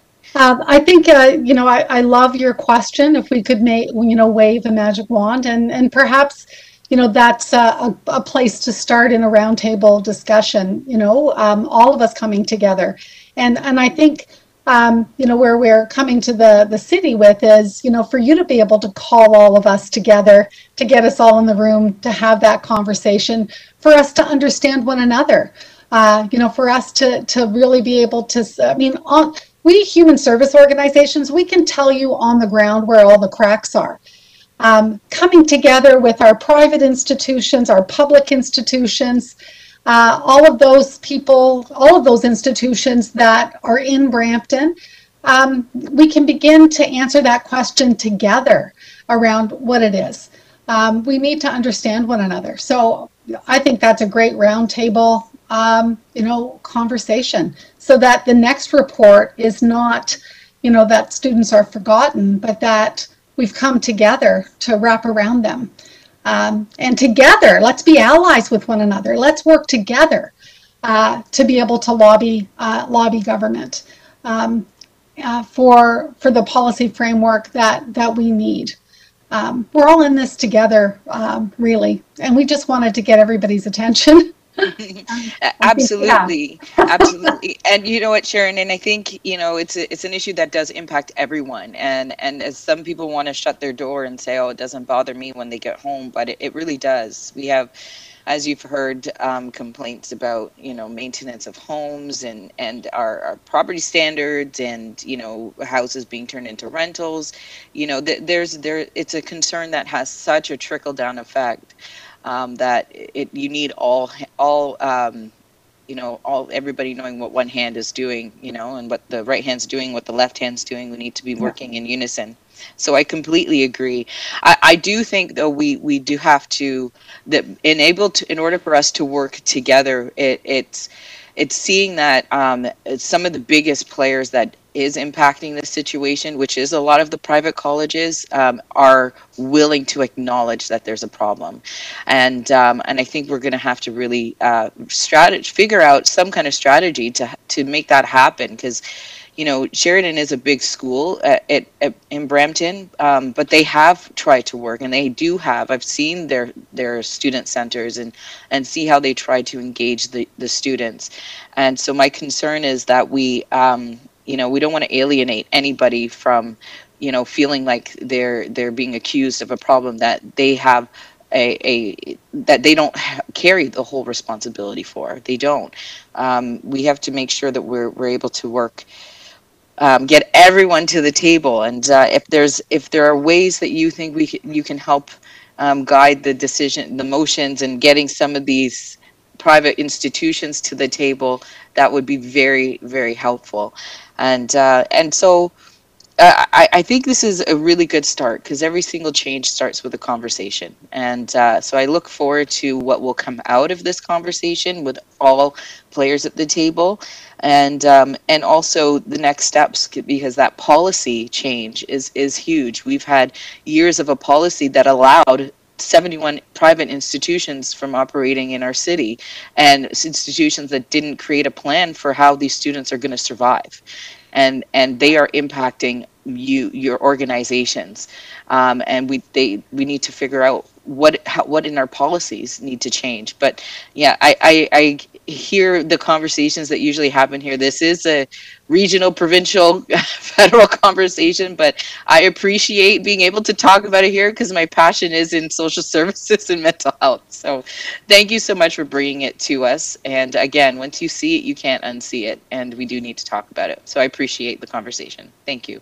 Okay, thank you, Councillor Williams. I believe Councillor Singh is next. Thank you. Can you hear me? Yeah, go ahead. Yeah, thank you. So let me just explain.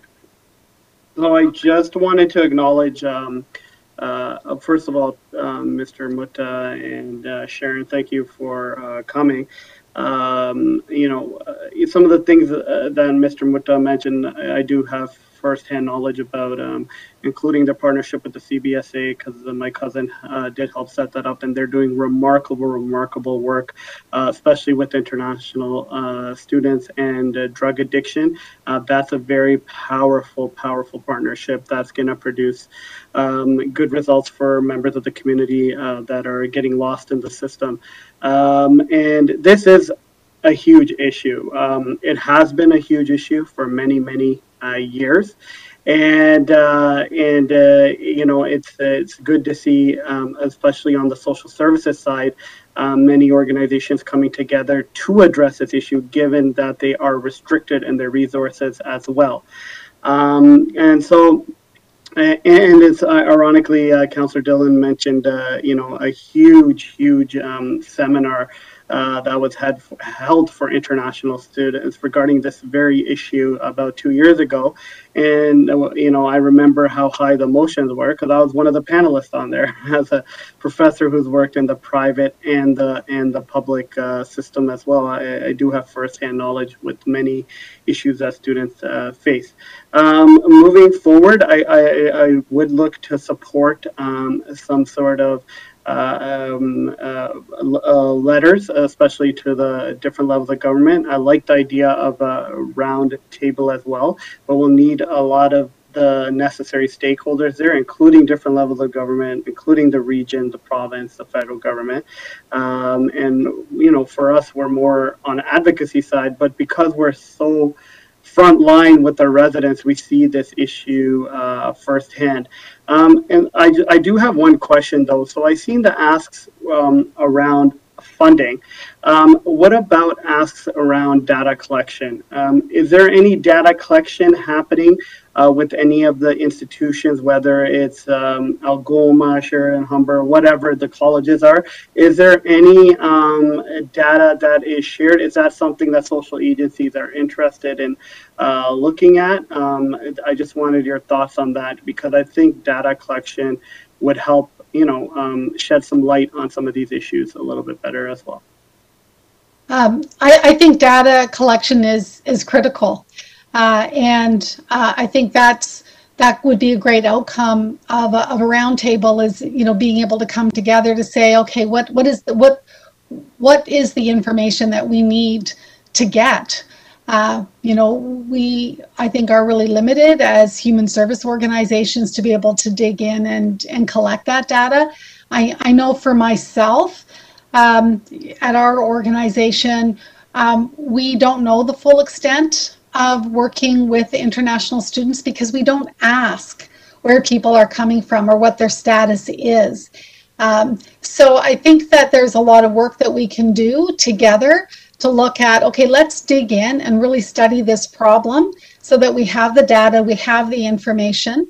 You know, human service organizations, you know, I mean, like my budget is $4 million a year. You know, we're small but mighty on the ground, and that's where, you know, I think I really want to look to the city and you know, and I know we've been, you know, using Sheridan as an example to illustrate it, but it could be any one of the institutions.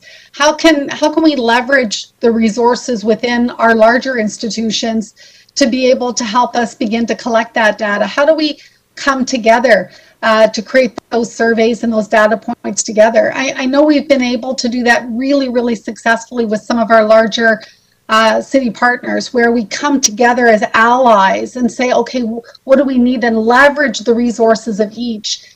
And we've been able to do that really successfully around other issues, like, you know, human sex trafficking, like violence against women, just to name some examples I've been directly connected to. We need to learn what the questions to ask are. I've been in this field now for 35 years, human services and social work. In the early days, if you were to ask me, are there any issues around violence against women? I would have said, what? No, that we don't have that problem here. When we started to ask the questions, we started to train ourselves to ask them in particular ways. Then we all of a sudden realized that there's like this huge problem. So, you know, that's part of, I think, what we need to do in coming together, perhaps with Sheridan's leadership actually on this, you know, to be able to say, okay, you know, how do we begin to ask those questions on the ground so that we really get the data that we need? How can we be humble with one another and learners with one another? I mean, you don't know what you don't know, right?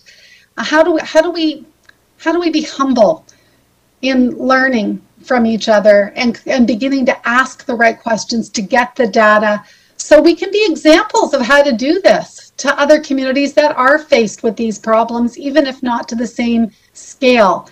Because one international student lured into human sex trafficking in this community is one too many. So what we do here is important. Matters. Thank you.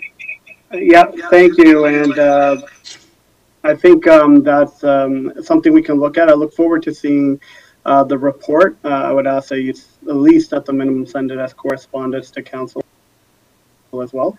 And we'll take it from there. Thank you very much for coming. Cheers. Okay, thank you. City Clerk, I'm not sure if anyone else from members of committee. Councillor Pleshy. Councillor Pleshy, sorry. Go ahead, Councillor Pleshy. Thank you, Mr. Chair. I guess I'll start off by saying that maybe some of the city councillors may not know Sharon like some of the regional councillors. So you should know that anytime Sharon comes before council, they have exhausted all avenues and tried to do the best with what they could do with whatever the situation is. So whenever you see Sharon, it's kind of that I need your help call. So thank you, Sharon, for coming forward. I really appreciate it. Baldev, I wanted to thank you for providing an opportunity to advise us on what international students are saying and coming across. I am not an international student. I am a white man in the city of Brampton. I couldn't imagine what it would be like going to another country for post-secondary and being in kind of a different world and what they're going through in terms of what we've heard it before with the sex trade and into drugs, slave labor. It is absolutely a terrible thing that is happening right in our backyard. I look forward to more of a roundtable discussion, and maybe this needs to be something like a task force. Some members, Councillor Williams and Councillor Santos, have mentioned, this isn't just City of Brampton. This isn't just Sheridan College. And this isn't just Punjabi Community Services or the Davis Center. There's a lot more people that can come to this table to provide some assistance, and I know that everybody is definitely willing to do that. You look at Toronto International Airport, for one. If you fly into Perth, Australia, they have this grand big booth set up just for international students. That they provide you with a package of support and contact services that to these international students, so that it best supports them. I don't know if Toronto Pearson International Airport has that currently for our international students, but I think that's something that we also should be looking at. I think that we've kind of heard about this in the dark, and finally it's before us. I think this is no slight against Sheridan College, Algoma College, or any other school that's in the city of Brampton. I think this is just a call to action, a call for help. So I think a task force definitely needs to be struck to see what we can do. And I know that Dr. Morrison is going to say that they'll do whatever they can do, and Sharon and Baldev and the city of Brampton and the Region of Peel and whoever else that we can get on the task force to try and do what's right. And essentially that's what we have to do, is what's right for these international students. You go to Service on Canada right now, any day of the week, and there is a lineup out the door, around the building, down the back of the keg, all the way to Highway 10, and it starts there where these students are coming off on the plane and they're going to whatever services that they think can best help them, and it's lineup after lineup after lineup. So I can't imagine what it would be like, and how frustrating and scared some of these students might be, and I think it's our definite duty to make sure that we can help them to achieve and get as much support as we can. So I look forward to that, having that further discussion and the referral back to staff to come back with some kind of task force that needs to be struck. Thank you, Mr. Chair. Thank you. Councillor Bowman. Thank you very much, through you, Mr. Chair. Listening to this conversation rather intently because some, if not all of this information, you know, I've been working on and trying to put forward for years in relation to overcrowding of housing, in relation to slum landlords, all that stuff. And Sharon, thank you for the great work that you do at the Davis Center there. And you are absolutely right.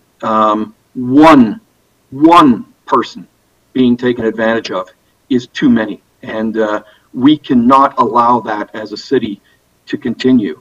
And we need to be doing everything we can to put a stop to that as well. Baldev, thank you for all the great work you do as well. I know I think you're still listening online. It's been a long discussion. I just want to ask, did you guys get any numbers from other than Sheridan College in terms of the number of students that are attending the various diploma granting, quotation, diploma granting institutions in the city? Humber, Ryerson, Arundel campus, U of T, any of those numbers? Because we know from studies that we've done, there's a lot of students living in Brampton who take transit every day to go to some of these other institutions. So the kind of the data is a little bit sketchy in terms of how many students are actually living in Peel but going to other academic institutions also out of Peel. So that's another kind of a problem. And then the other one is how many students are actually going to public education institutions versus private institutions. And so that requires a little bit more of a due diligence. And I will be having a discussion with Gurpreet, the CEO of Indus, to see if we can bring a little bit more data into this stream to analyze it even further to the extent of, and then we will be maybe perhaps public and private institutions keep their own data, and if they are able to share in an aggregated form, I think that will be helpful as well. So to your answer, we don't have exact data to be able to pinpoint the kind of the situation, but we have enough kind of ground level kind of to say this is a problem we need to recognize. So that there is a gap. I do acknowledge that there is a gap of data to make a reasonable and sound kind of an assessment of the complexity of the situation. Okay, thanks, Baldev. And you did mention Indus, which is another great community service agency in the city of Brampton as well. I just wanted to point out one thing as well, and that is that, you know, we've got this problem in the city, and it's been talked about a lot, and that is the illegal situation. And you know, I for one have been harping on that for years and years. But it all comes down to the safety and security of every single individual that lives in these apartments.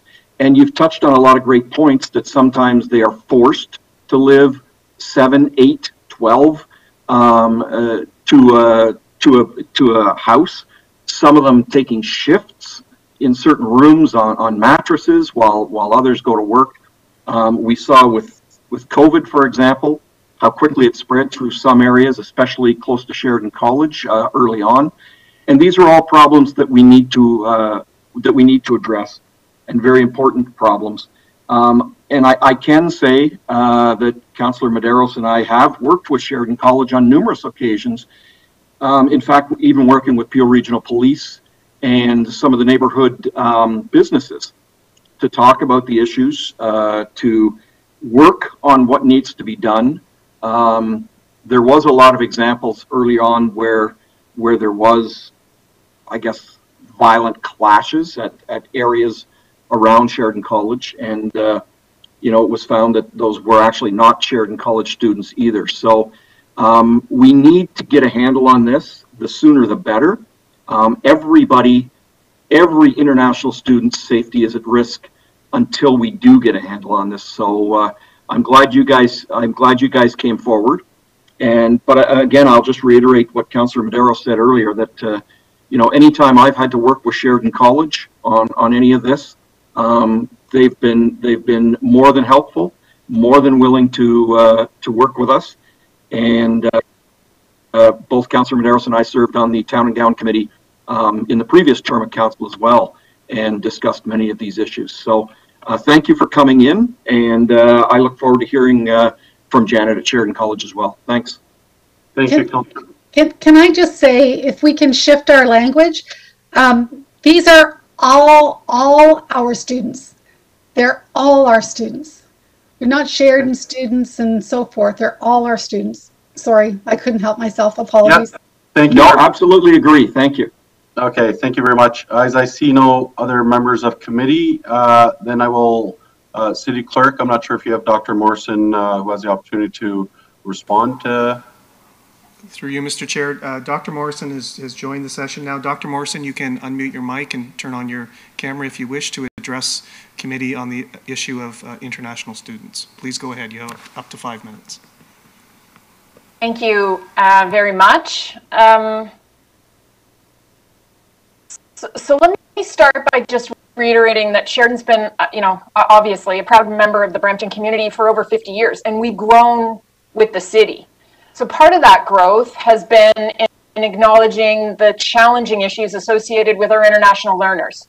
I'm going to assert that no other academic institution has worked with more community partners or invested more into services to support those learners, both in the classroom and when, frankly, they're trying to navigate their adjustment to a new country. And we know that poses significant challenges.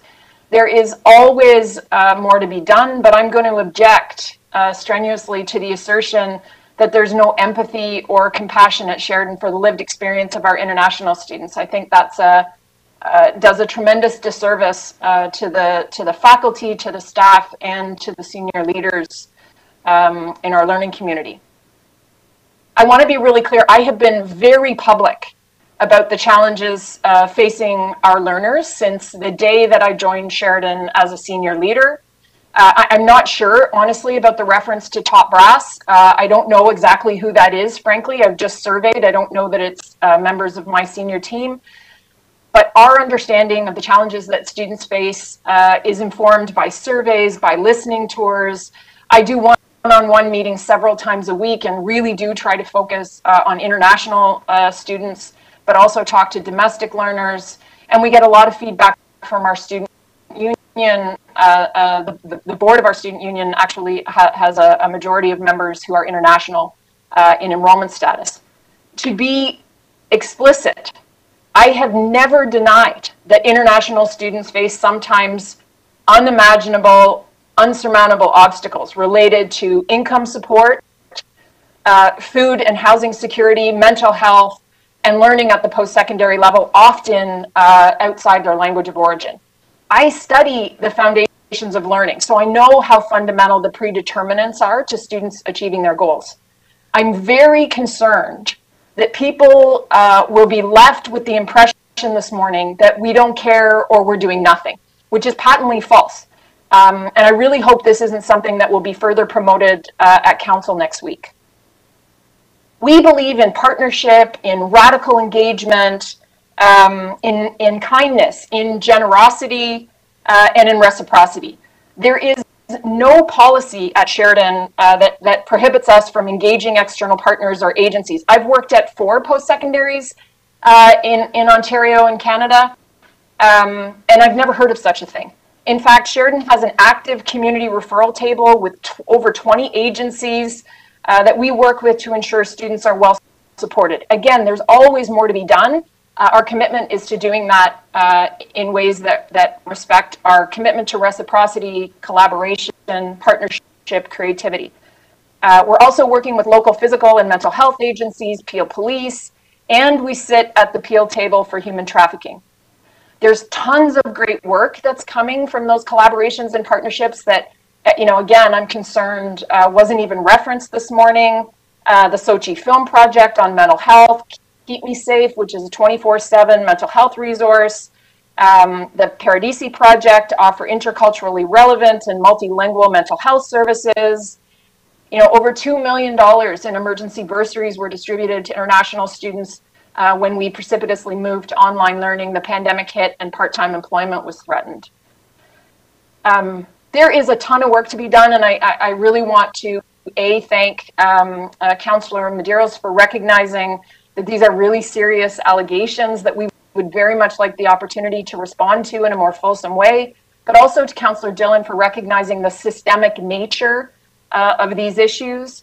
We have been and will continue to advocate with Citizenship, Refugee and Immigration Canada. I think one thing that hasn't been mentioned but will help in that regard is the newly established Town and Gown Committee. So my ask, Chair, is that Sheridan be given an opportunity, particularly in the context of this presentation going to Council, to provide what we have been doing in the spirit of working collegially in partnership towards shared goals. Thank you. Thank you, Dr. Morrison. We do have questions of your delegation. Councillor Pellecci.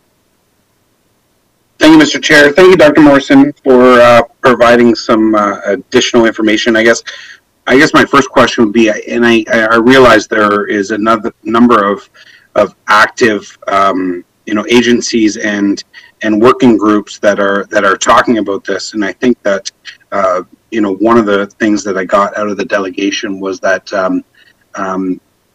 they feel that we're not kind of all sitting at the table here at the City of Brampton, even though there are many other tables. Even I'm sitting at one at the region.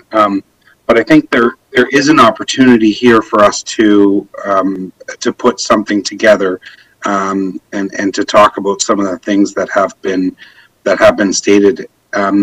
Would you be opposed to, or would you be willing to come and sit at that table with us if we strike a round table? Absolutely. And I am mindful, Councillor Pellecci, that there are a multitude of tables. What would be helpful, I think, is to understand what those are. So I'm reminded, for example, of the Peel Situation Table, which meets weekly to talk about, among other things, how to support students who may be in crisis. We sit at that table, the other agencies delegating sit at that table. How can we leverage the multitude of leaders, organizations around shared purpose? So, I think, as many councillors will attest, I'll meet with anybody. I'm very much looking forward to meeting with Councillor Santos. I've had invitations out to her a couple of times. I'm hoping she'll accept that. We will meet with anybody around shared purpose. So looking forward to that, and we'll await the invitation. Great. One of the other things that was brought to my attention, Dr. Morrison, was student living, and I don't know, and I don't know if your presentation talks about it, but I had seen something where the number of student livings that you provide, either in Brampton, and sorry if I mistake the other campuses, Mississauga and Oakville, I believe. I only really care about your Brampton campus. I apologize. Fair enough. But fair enough. How many beds do you have for the students in particular? Do you have beds just for international students and other students, or is it just a combined? You have beds for students that you provide at each campus? Yeah, so we have a total of about 1,200 beds. We've tried a number of pilots and all first-year students at Sheridan are afforded a guaranteed opportunity to live in residence. Many of you may be familiar with similar guarantees if you've got kids in post-secondary elsewhere, but certainly Sheridan embraces that as a strategy for supporting first-year newly arrived residents in particular. What we know is that international students are looking for a certain type of accommodation and specifically a price point. And so we continue to explore options. So, you know, many of you, I think we're briefed on Sheridan's pilot proposal to move to some triple occupancy rooms. COVID has interrupted that, but we continue to look at options. Our new master plan provides opportunities, at least the framework for looking at mixed use and potentially residential partnerships. To answer your question explicitly, there's 1,200 beds across Brampton and Oakville, and you know many students live in one place and have classes elsewhere, and a first-year guarantee for new students. Oh, okay. And then how many are just in Brampton then? There are 352 beds in Brampton. 352 beds in Brampton. And is there a there's in the future? Do you see an increase in beds for Brampton? Yeah. So as I said, we're really keen. Our master certainly allows for the development of mixed use, potentially residential space. We would be looking to do that in partnership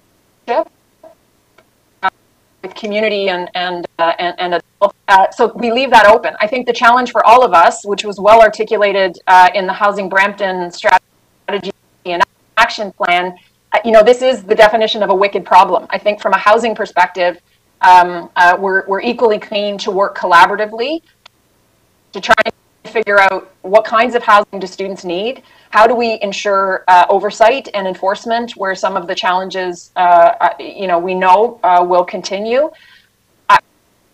We really do need to source that, because some of the things that we have to date piloted, I'm not sure have addressed what the core issues are. I think some of them are municipal, some of them are provincial, some of them are regional, and some of them absolutely Sheridan owns. And so the master plan, as I say, does allow and holds open the possibility of additional beds on campus. Okay. Thank you, Dr. Morrison. Thank you, Mr. Chair. Thank you, Councillor Santos. Thank you, and through you, Mr. Chair, I appreciate Dr. Morrison coming in to respond. I did get the request to meet. My team is working on my schedule to make sure that happens. So absolutely, always happy to meet with you. But in terms of the collaborative approach, though, I think the concern that the agencies in Brampton that delegated today is that they have reached out and have been met with not necessarily taking a collaborative approach. So would you be open to now having that collaborative conversation with them? So thanks for the question. I guess what we need to understand is where that perception has arisen, because, you know, there are obviously many folks from Sheridan who are listening and paying attention this morning.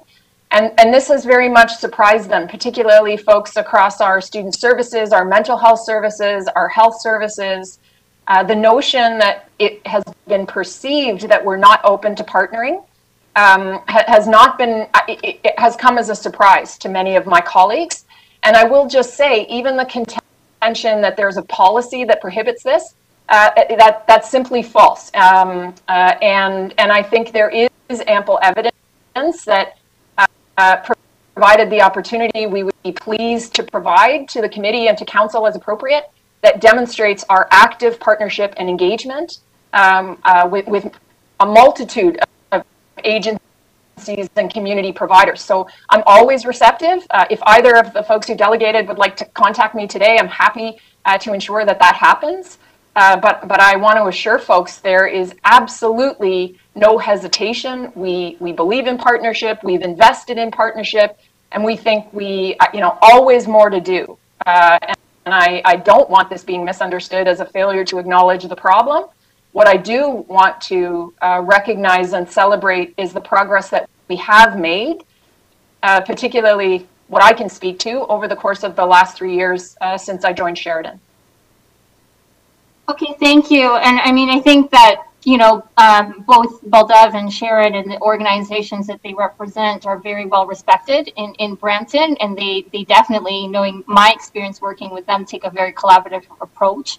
And so when they flag concerns, I think it's stuff that we need to pay attention to, regardless of what institution they are naming. Again, it's a systemic issue for sure, but certainly with Sheridan, as you said, being in the community for 50 years, perhaps would you agree that it would be great to have Sheridan take more of a leadership role on this issue, regardless of whether or not the students are from Sheridan or not? Absolutely. And Councillor Santos, I would argue that there's ample evidence to suggest that we have been doing that. We sit at the Peel Community Safety and Wellbeing Plan table, the Peel Opioid Harm Reduction table, the Peel Police Indigenous Advisory Circle, the Peel Anti-Human Trafficking Service Providers table, the Peel Poverty Reduction Committee, the Peel Diversity Roundtable, the Halton Equity and Diversity Roundtable, the Halton Ontario Education Championship Team, and the Halton Police Situation Table, just to name a few. We accept, acknowledge, embrace our leadership in Brampton and across the region of Peel. The issue, I think, is ensuring that that leadership is positively experienced by everybody. And if there has been a miscommunication, or if we've left the impression that we're not actively engaged, we absolutely want to correct that and provide evidence that attests to how we have been stepping up. And thank you for that. And I appreciate that Sheridan sits on various leadership tables and roundtables to discuss the issue. My concern is that regardless of folks sitting on various tables and discussing the issue, the matter, according to the agencies delegating today, has just gotten worse. And so it's not really working, perhaps, and we need Sheridan to step up for the health and well-being of our community as a whole, regardless of whether or not it's the private institutions that are driving it or Algoma or others. Sheridan has a large student body when it comes to international students, and we now need you to step it up. And the final comment I'll make is on, Councillor Paleshi bringing up the housing issue. So there's 1,200 beds that Sheridan provides, but the majority are in Oakville versus Brampton, which is causing a bigger sort of issue for us in Brampton, as you know, with respect to lodging homes, etc. I know you issued a press release on September 2nd, bringing forward new technology to help students match with housing. But what were they doing before? So we've always had off-campus services. I think, the press release that you're referring to was really celebrating new partnerships with places for students. So Sheridan is now paying for landlords in Brampton to list on our platform for free to incentivize safe, secure housing options. The second partnership is with Canada Homestay Network, which is a shorter-term transitional to long-term homestay options for international students, just to ensure that they have time to secure, again, safe, sustainable housing. And then the third strategy is a partnership with Canada Home Share and Peel Region Intergenerational Housing, which is a pilot around matching international students with folks who may need a bit of elder care. So we've long invested in off-campus housing supports, but I think over the course of the last couple of years, my colleague Sunan Sharma has been working with the city and with various other agencies to identify where we can do more and where we can be most effective. And so these are outcomes of those conversations. We're excited about all of this. We've also increased our pre-arrival housing readiness. We've issued a good neighbor, be a good neighbor program to educate students about off-campus citizenship. We do community fire safety for students. We've, distributing smoke detectors and CO2 detectors. I also just wanted to note that the Sheridan Student Union provides free legal advice and counseling to all Sheridan students. So across many of the issues we've discussed, just underscoring that students do have access to free legal support. Okay, that's great. But again, like in terms of the share of students who get access to on-campus housing, there's far more students getting on-campus housing in Oakville than in Brampton out of the 1,200 beds that Sheridan offers, which certainly I think more on-campus housing. Certainly, Councillor Santos, I'm actually just going to push back on that. The research and data does not support that. So what we need is affordable housing that meets the needs of international students. And I'm very hopeful that working collegially, collaboratively, under the context of the Housing Brampton strategy and action plan, we can take a multi-pronged approach to ensuring that international students, potentially new Canadians, are housed in ways that are safe and sustainable. Okay, great. And so then how does that work in Oakville? Does that apply to the research in Oakville as well? If they have 750 beds, Brampton has? Absolutely, across our communities. Okay. Yeah, the issue is and what students are looking for. Okay, you know, on-campus housing is an option. It is not the preferred option for and we need to better understand that and work collaboratively to ensure that the right options are provided across all 3 of our campuses. And I agree, because certainly cramming 10 students in one lodging house is probably not the preferred option either. Correct. No, I'm sure we can all agree on that. So we need to work collaboratively in partnership in a data-driven way to ensure that we are addressing the housing crisis. And I think that's what the plan outlines. But again, it's a wicked problem with no easy solution. And certainly more on-campus housing alone isn't going to be the fix that we all need. Okay, wonderful. And thank you. And just, Mr. Chair, I have put in the chat box the referral of these delegations to councils that Councillor Vicente in particular can comment next week as well. And at that time, I will bring forward motions and recommendations from the delegation as well. Thank you. So, sorry, through you, Mr. Chair. Councillors, members of the committee, we can't conduct the meeting through chat. We use that for request to speak, request to question. If there is a motion moved, it needs to be verbalized, please. I verbalized it earlier. I just wanted to flag it for the chair as well. City Clerk, I'll take the motion after we're done with the delegations, and we'll properly vote on it. So our next question is Councillor Williams.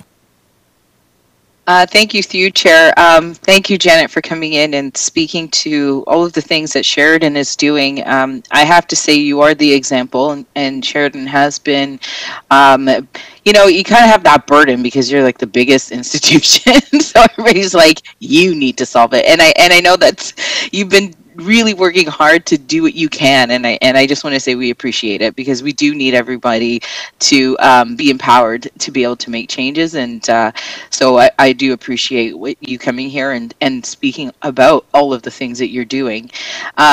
Also, you seem to have the data as well, which is so important for us to be able to say Sheridan has this many international students, you know, and it comes from your institution. That's extremely helpful for us to get the picture.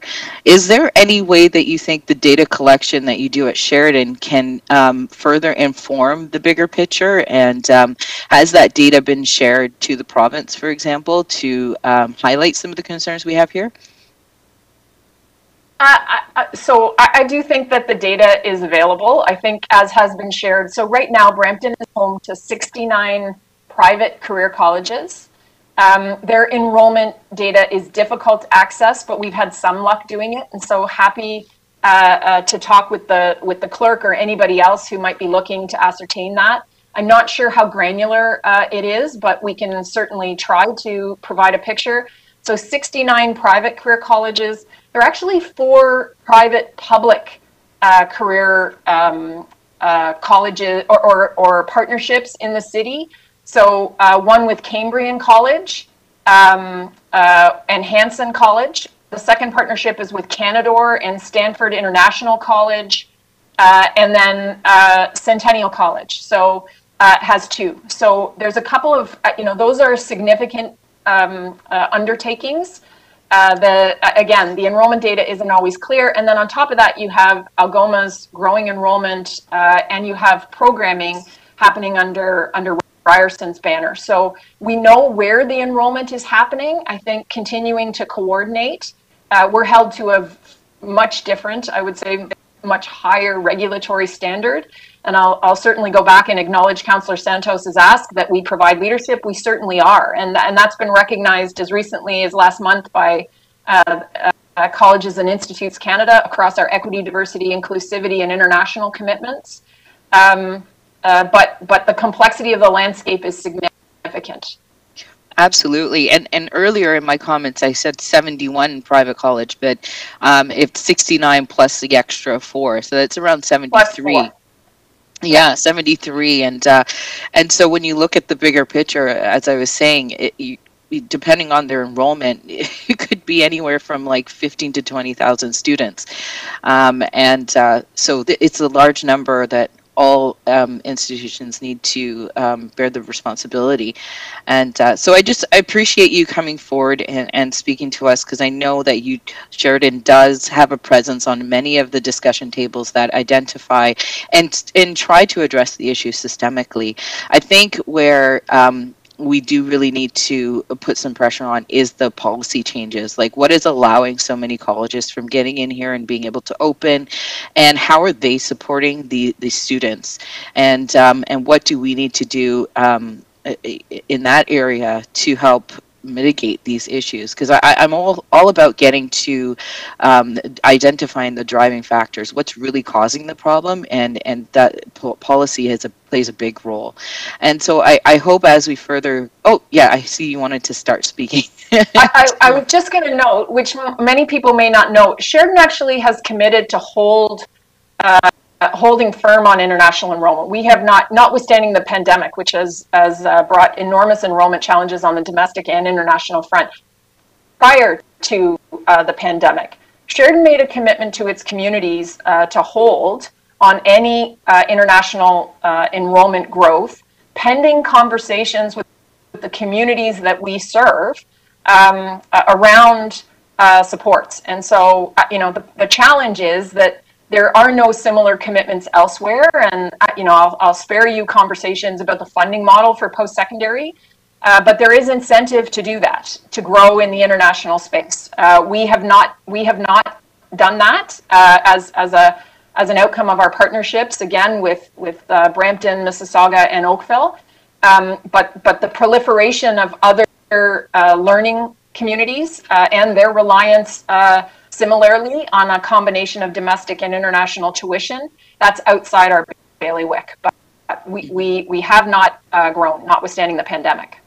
And see, that's another responsible action on Sheridan's part to know that we don't want to contribute to the problem until we have a proper solution. So thank you for that, and hopefully we can have other institutions take the same actions and start accepting, like I said before, accepting responsibility for this and coming to the table. It was said to us that they don't even want to acknowledge that they have an issue with their students because it might impact their enrollment. Well, if you don't want to acknowledge that you have a problem, how are we really going to solve this? So and I think that's where policy has to start to playing a role, and really looking at how to hold schools accountable and being more transparent. But so thank you so much for coming in and speaking to this. It's important that we hear from you, and that you're always reminding us of what you're doing, and so that we can make sure that we're not placing blame in just one place. It's really a number of places that need to take on that responsibility. So thank you so much, Janet. Much appreciated. Thank you. Thank you very much. There are no further questions, and certainly as I think Dr. Morrison, what we've noted, a lot of breadth of activity, communication. Councillor Bowman and myself seem to, we're in the know about how you work with faith-based organizations, community organizations. Many meetings we're privy to, the way that you do all the outreach to the community, that a lot of your faculty live in our community. So there's a lot of sort of interconnectedness, and sometimes maybe from some of the questions from my colleagues, communication seems to be something that I would suggest that Sheridan continue to do and provide all that communication, that breadth of work that you're doing.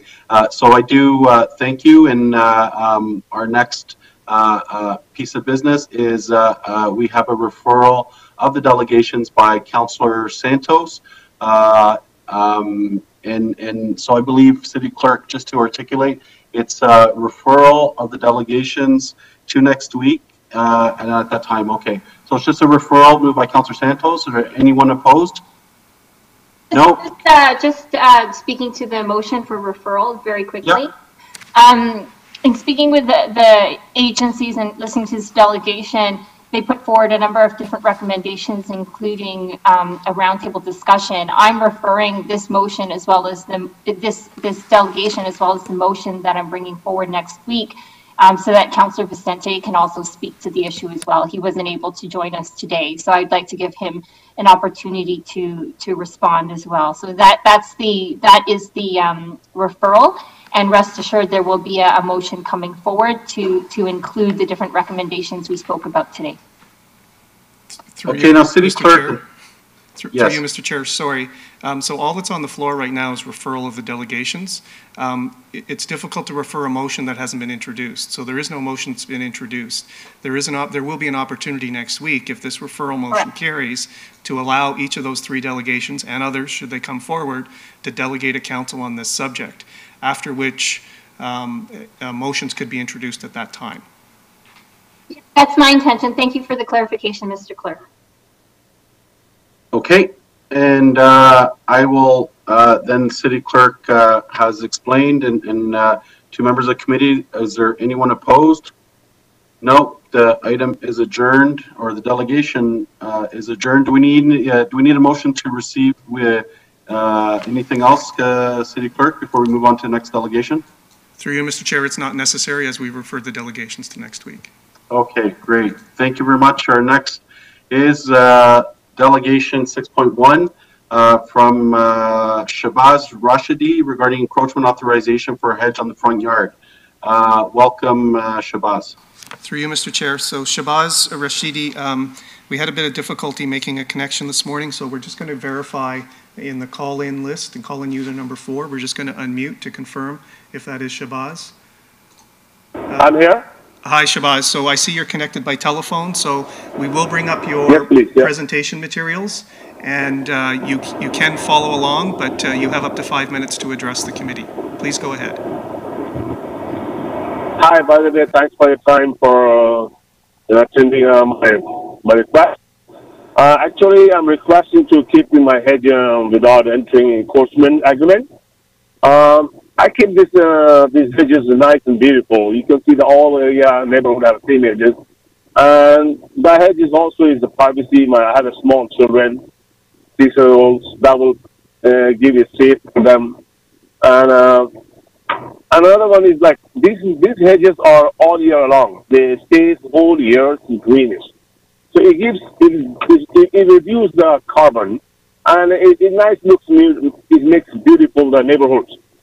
So I keep maintain this hedge nicely and neat, and I don't know, the city inspector wanted me to remove it, and that's all I want, because this hedges, it looks very nice. It keeps the neighborhood good, and the important thing is that it gives it's like a, what do you call them? Sorry, very emission control. And it stay all year long. All the rest of the leaf is come down. This leaf doesn't come up. It stays same all year greenish.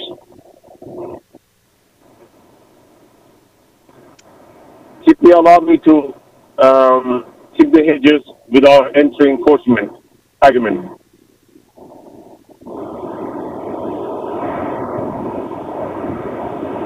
Hello?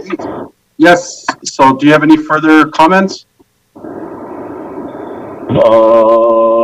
That's all I requested. Okay, thank you. Members of the committee, are there any questions to the delegation? Councillor Santos.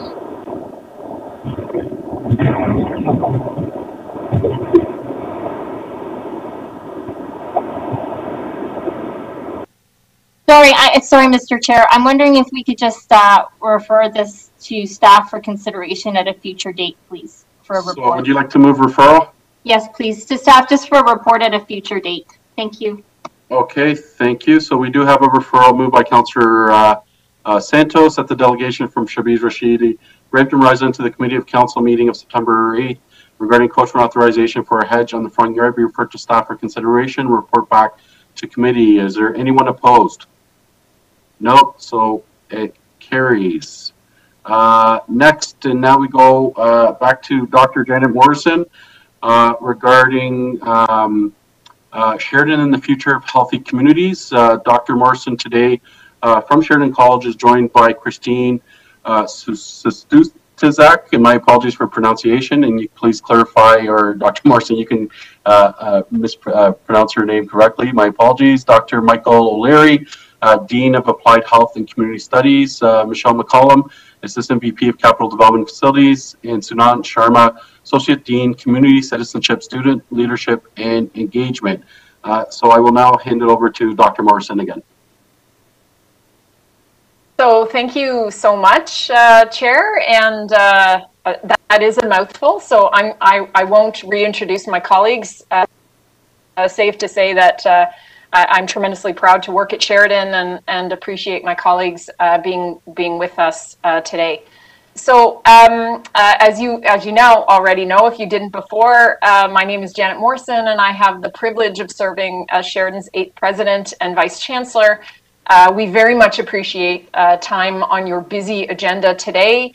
I know that we're short on time, but before I proceed any further, through you, Chair, I would like to request a small amount of additional time beyond the allotted 5 minutes for my presentation and the related ask of committee. Thank you. I'll move it. If anyone opposes? No? Okay, go ahead.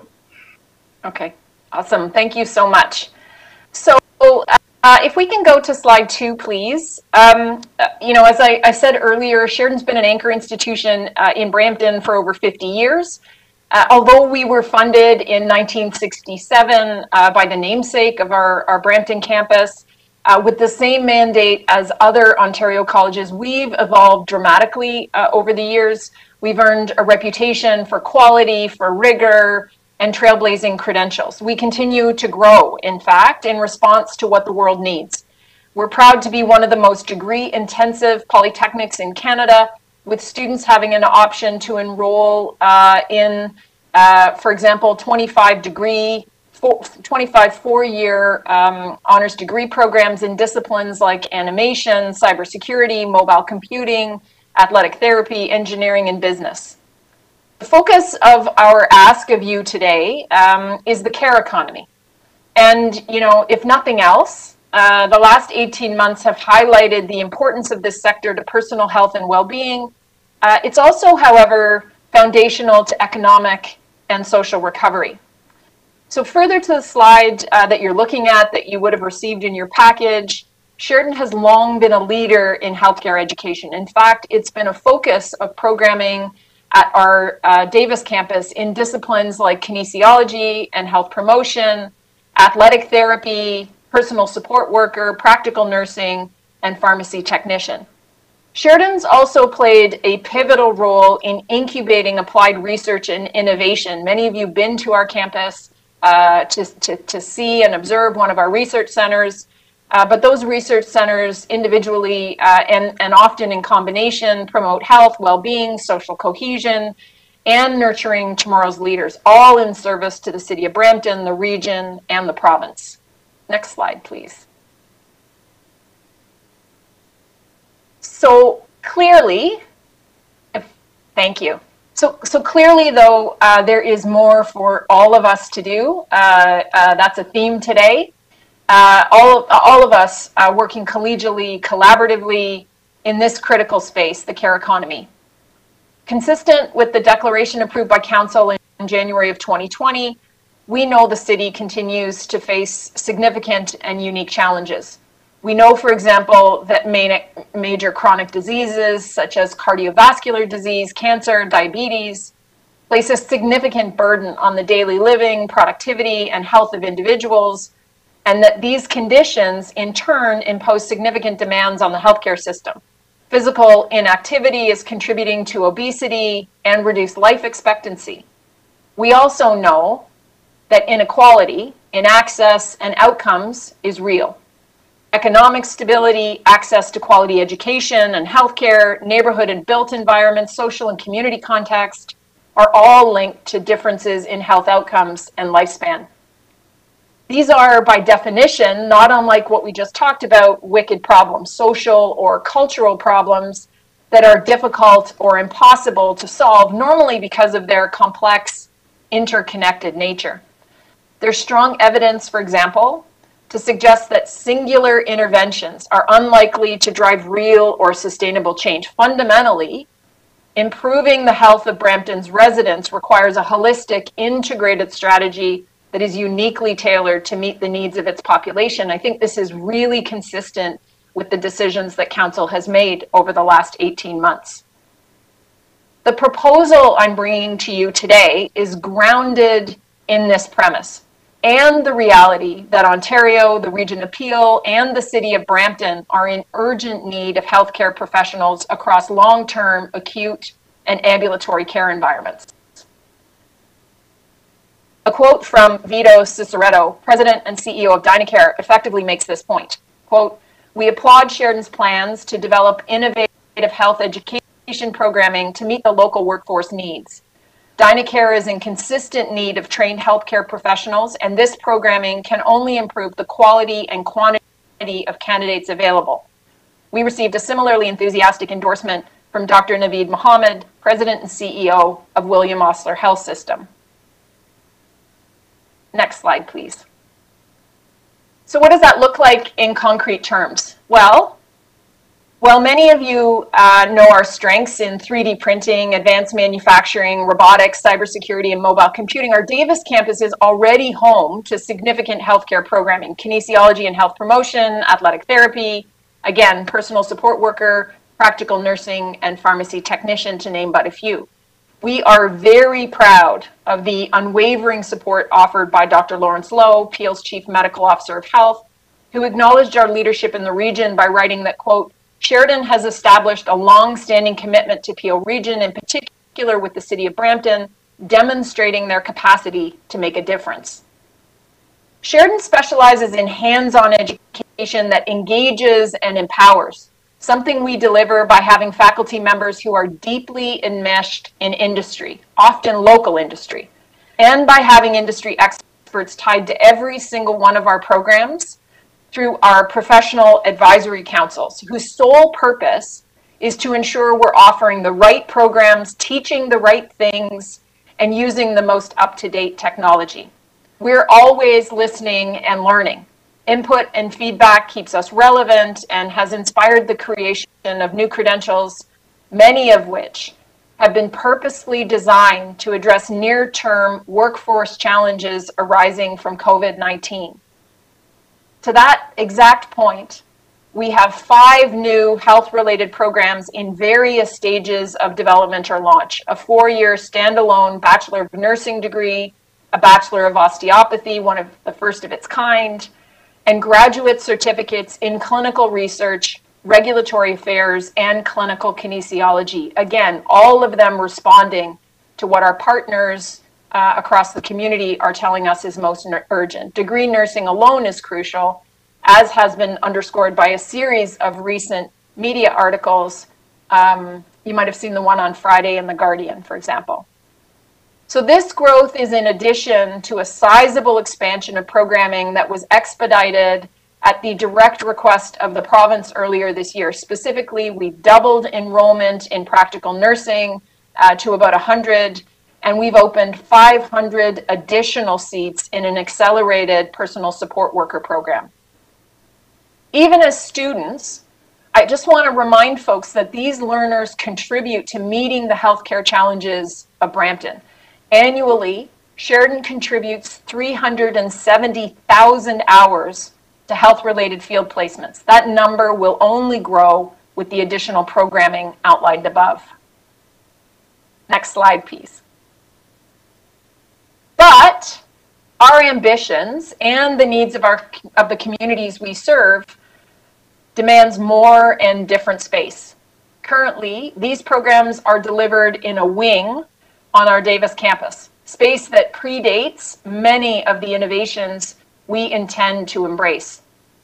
The expanded Center for Healthy Communities is the first step in turning our new, bold campus master plan for our Davis campus in Brampton into reality. It responds to what we've learned from the pandemic, and it embraces the future of work. The building will leverage technology to foster deep learning and engagement. Virtual and augmented reality, for example, will be employed to create state-of-the-art learning spaces that prepare graduates for the volatility and uncertainty of the post-pandemic era. We'll embrace partnerships across all aspects of the project. I'll say again, this is core to Sheridan's character and identity. The building on the left in this slide is the proposed Center for Healthy Communities, and the building on the right is a proposed mixed-use building. We are committed to engaging the private sector to, for example, welcoming a development and/or to create a thriving mix of uses and an enticing, engaging campus dynamic where people live, learn, work, and socialize. Next slide, please. So this slide shows how the proposed new center will contribute to building out our campus over the longer term. Sheridan's new master plan, which we've shared previously, will intensify our developable land and make important enhancements to our natural open spaces, our incredible water features and trails, all of which are community assets that make our campus a destination for the Brampton community. Over a relatively short period of time, our campus will become more walkable, more transit-oriented, and smarter. We aspire to be a model for others. Anticipated to be approximately 150,000 square feet with a construction budget of approximately $150 million, the center will bring transformative physical change to Sheridan. Learning spaces will be both formal and informal. They'll include opportunities for collaboration and interdisciplinarity, all of which will contribute to a dynamic and well-rounded student experience. We'll promote wellness through thoughtful building design, and we'll use this project to reinforce our leadership on sustainability. This will include a cradle-to-cradle approach focusing on net zero, incorporating WELL standards, and leveraging our innovative, long-established campus district energy network. Next slide, please. Improving the health of Brampton's residents requires a strategy that is uniquely tailored to the needs of this population, and one that doesn't only focus on episodic acute care, but rather on keeping people healthy. The Center for Healthy Communities will advance that goal by hosting relevant programming, educational, and clinical space that supports upstream care and chronic disease prevention and management. It will ensure that Brampton residents have equitable access to healthcare, human resources to support the ever-increasing acute, ambulatory, and long-term care needs. With our partners, we'll be particularly focused on public health and upstream care as a strategy for improving people's health and quality of life while decreasing death and disease. Next, please. More broadly, Sheridan is tremendously excited to work collaboratively with Ryerson University and Algoma University. Many of you will recall that Presidents Lashmi and Vesma and I came before the Committee of Council a year and a half ago to present our united vision for health innovation in Brampton. This collaboration has not changed or dimmed. In fact, it's only grown stronger. Both institutions have offered their unqualified support for this proposed project. Our shared vision is one in which health professionals, whether they be doctors, nurses, technicians, kinesiologists, occupational therapists, dietitians, psychologists, learn with, from, and about one another in integrated allied teams to provide a holistic circle of care that addresses a patient's complex needs. This will ensure the delivery of high quality, effective, and efficient care. It's something I've discussed at length with Sheridan's Chancellor, Hazel McCallion, who has also offered her enthusiastic support for the proposed build. Next, please. So the Center for Healthy Communities at Sheridan's Davis campus will house culturally competent healthcare programming grounded in several tenets. We will develop new community accessible clinical space, cross-cultural resources and supports for diverse communities accessing the healthcare system. We'll establish a virtual reality health education facility. We'll establish the Center for Chronic Disease Management that addresses the 8 dimensions of wellness, patient-centered care, and one that is rooted in the philosophy of exercise as medicine. And finally, we'll rethink education in allied health to intentionally weave work-integrated learning, applied research, in-person learning, and virtual reality instruction across all aspects of our educational delivery. We are confident, as are our partners, that this strategy will increase capacity across Brampton and Peel by fueling a pipeline of highly qualified healthcare professionals who have the requisite interpersonal and interprofessional competencies to serve patients and clients from a diversity of backgrounds. This confidence was echoed by MPP Sakaria, who acknowledged that Sheridan has demonstrated itself as a committed partner in Brampton for 50 years, and who offered his unqualified support. We're equally grateful for an endorsement from MPP Sandhu. Next slide. We also wanted to acknowledge that as part of this early phase of our campus master plan implementation, Sheridan will prioritize the creation of a new transit hub. This will make it easier for people to come to campus, and it will further our ongoing and unwavering commitments to sustainability. Next slide, please. Just briefly, I want to circle back to the issue of partnerships. Without question, the pandemic has ignited unprecedented collaboration across organizations, industries, academia, and governments. In the face of unbelievable adversity, organizations have demonstrated time and again the value of partnering to deliver creative solutions and improved outcomes. That's exactly the approach we need to drive positive change when it comes to the future of healthcare and tackling the emergency Brampton is facing. It's a problem so complex that no one can solve it alone. Again, I hearken back to the earlier conversation we had. Sheridan sees collaboration, trailblazing, and radical engagement as the path forward. We're speaking with multiple partners and taking an approach that's grounded in reciprocity. We'll each bring our unique strengths to the table, and we'll work in careful coordination and alignment in service to Brampton, a city that Sheridan has called home for 50 years. Next, please. As a leading change maker in the post-secondary world, we have a vision that will fuel innovation and learning, respond to industry and community needs by investing in infrastructure to create capacity to help address the demands for an ever-evolving and adaptive workforce. We're confident that our Center for Healthy Communities will attract new students to our campus and create associated economic activity to support the growth and development of businesses that support the economic ecosystem of a major post-secondary institution expansion. We're also confident that it will attract skilled workers to Brampton and make Brampton a destination for Ontarians who are looking for an exceptional education and training for in-demand careers. And perhaps most importantly, through our focus on upstream care, we'll seek to deliver increased quality of life through lower rates of chronic diseases and reduce burden on an already overcrowded healthcare system. Working together with Ryerson and Algoma, this will position Brampton as an epicenter of healthcare innovation. So I've worked at 5 academic institutions over the last 30 plus years, and I've learned what we do matters. And so just in closing, I want to underscore that education has the power to transform lives. As anchors in the community, post-secondary institutions like ours have a critical role to play in catalyzing innovation, contributing to economic growth, and fueling the health and well-being of our home communities.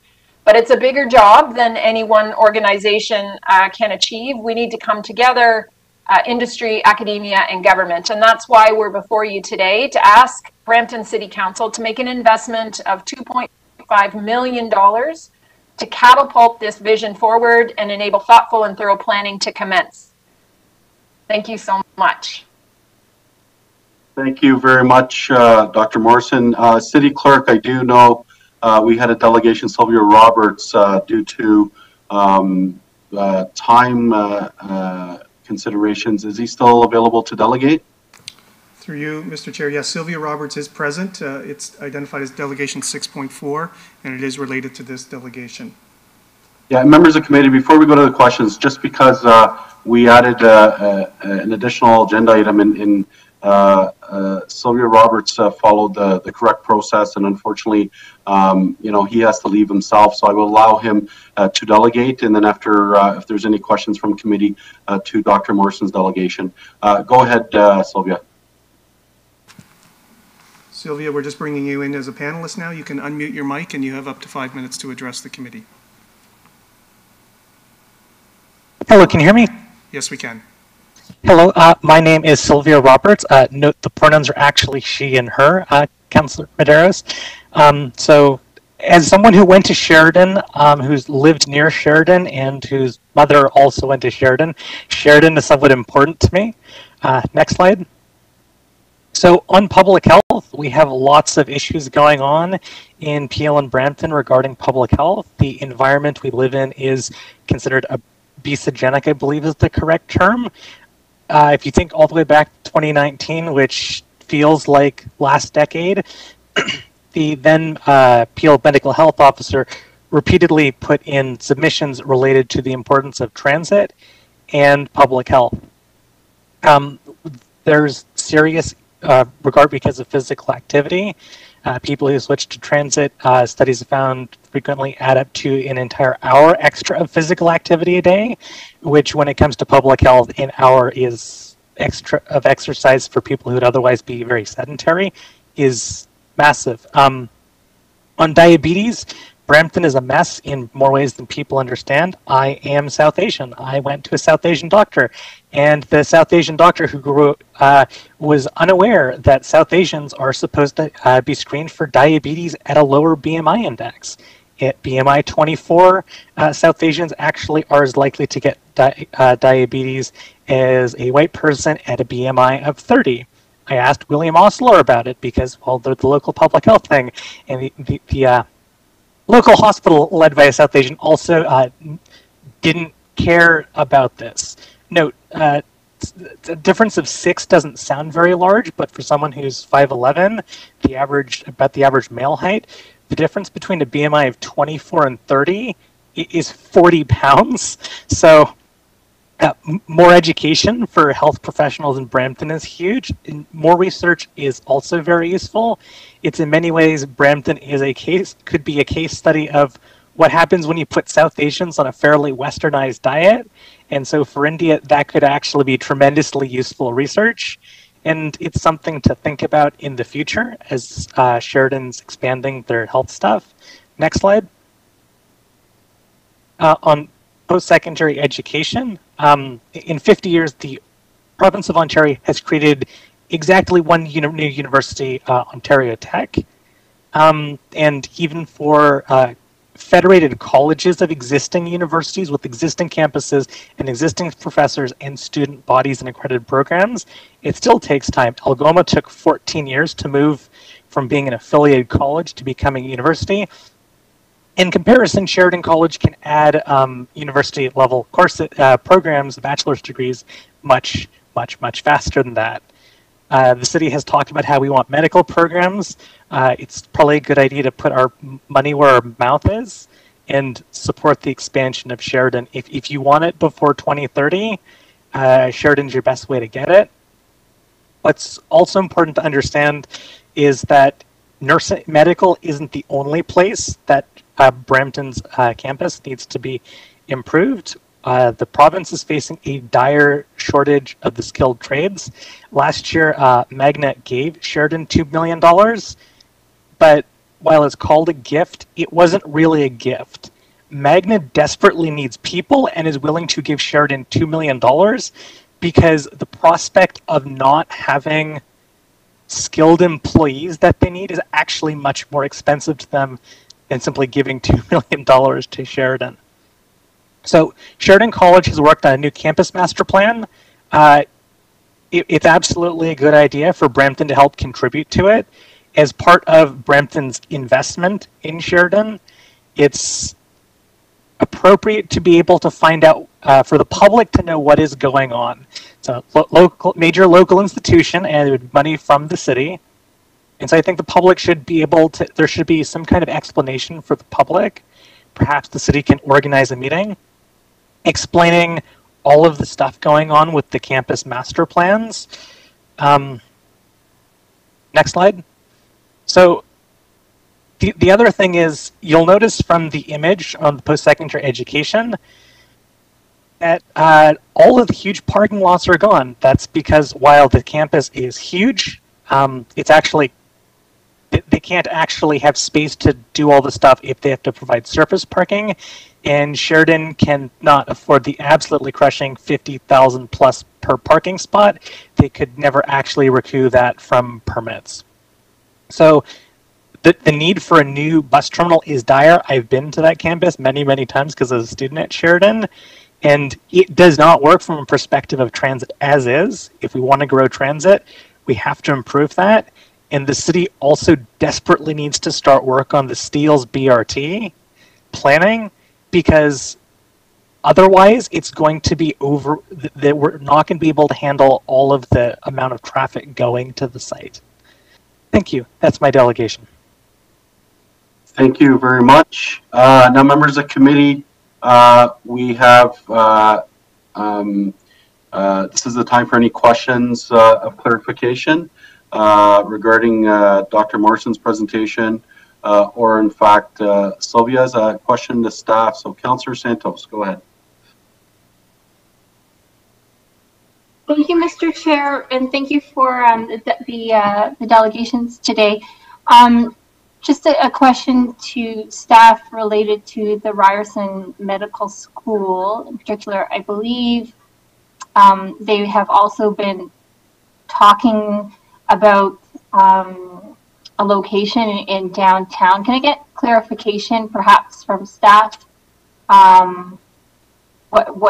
if what's happening with Ryerson on that account, and particularly with respect to the delegation? I saw on the slide here that the medical school might be located at the Sheridan campus. So just clarification, please.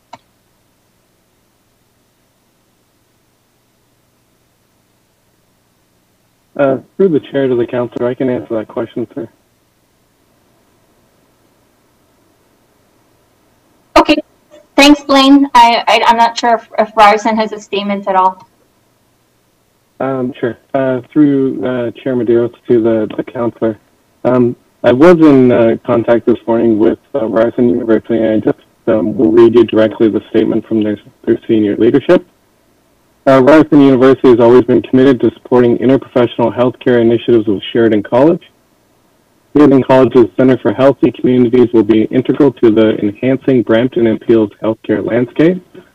While Ryerson University supports Sheridan's initiative, this is separate from Ryerson's planning of the medical school, and the university will continue to work with city staff on identifying a location for the medical school in downtown. Part of the direction or authorization from council to contribute to the planning grant for the Brampton School of Medicine was to enter into a partnership agreement with Ryerson, and also to have discussions around locating the facility for the medical school in the downtown core, specifically on city property. So that agreement is has been reviewed by legal, and we're still having discussions with Ryerson to get it finalized in support of the direction from council around the distribution of the funds for the planning grant. If that answers your question through the chair to the councillor. Yeah, it does. Thank you so much. Because I was slightly confused when I saw that particular slide, because I knew that we were already working on the file, given the direction from council with Ryerson accordingly. So I was just slightly confused there. Thank you for the clarification. So the medical school, as per the statement from Ryerson, is still being pursued as per our understanding, and so perhaps that one slide that was presented, I'm not sure. I guess Ryerson is supporting the initiatives here of Sheridan, but not specific, and it's very separate from the medical school. Sorry, can I address that through the chair? So I imagine you're referring to slide 8, which talks about the Sheridan Ryerson partnership to bring a premier medical school to Brampton. I would just draw the committee and council's lens back to the presentation wherein the 3 universities in Brampton, Algoma, Sheridan, and the 3 post-secondaries, Sheridan, Algoma, and Ryerson, talked about what individually we could bring to create an innovation hub. So we're talking about partnership on slide 8. Apologies if that's being interpreted as being co-located. We're talking about partnership, which I think has been duly recognized, acknowledged, and endorsed by Ryerson today. That's the excitement level about what we can bring to an integrated allied health model that Ryerson continues to build out. Okay, thank you, and thank you for that clarification. That's certainly helpful. My other question is I'm just wondering if this is the first time that perhaps staff are seeing this proposal, or if you've had discussions with city staff in the past about this proposal. No, we have socialized this proposal quite broadly, and again, that was really the focus of invitations that were issued to councillors and staff over the course of the summer. And so I think this has been widely socialized. Specifics, I can't give you specifics. I'm sure our government relations team would be happy to do that, but it shouldn't be new to anybody, no. So I'll ask the city staff, is this the first time that you're seeing this proposal, or were there conversations in the past? Through the chair to the councillor. Councillor Santos, yesterday I did have a family emergency, so I wasn't able to attend, but staff from the corporate projects team met with Sheridan yesterday, and was their first opportunity to review the presentation and summarize the discussions today. So yes, our staff did have a discussion with the team from Sheridan yesterday. Okay, great. So the conversation happened yesterday, the day before the delegation. Okay, thank you. No further questions. Okay, I don't see any other members of committee with questions, and I will just move that the chair be heard. I assume someone will say. Yep, go ahead. Yeah, thank you. Thank you, Dr. Morrison. So just one of the things that really interests me, and what I'm hoping that this might align with, City of Brampton have been supporting, and we've been collaborating with organizations who are bringing long-term care beds to the City of Brampton. And I do know, when we talk about innovation, geriatric care, that's much a focus of William Osler. And maybe can you speak to about potential collaboration in that area? Is that something, because I do know that some of these organizations have reached out to yourself already and reach out to the other institutions, to Region Appeal. Because I think, me personally, that's an area I think that certainly when we talk about cultural appropriation and we talk about geriatric care, our aging population, any comments on potential sort of partnerships in that area?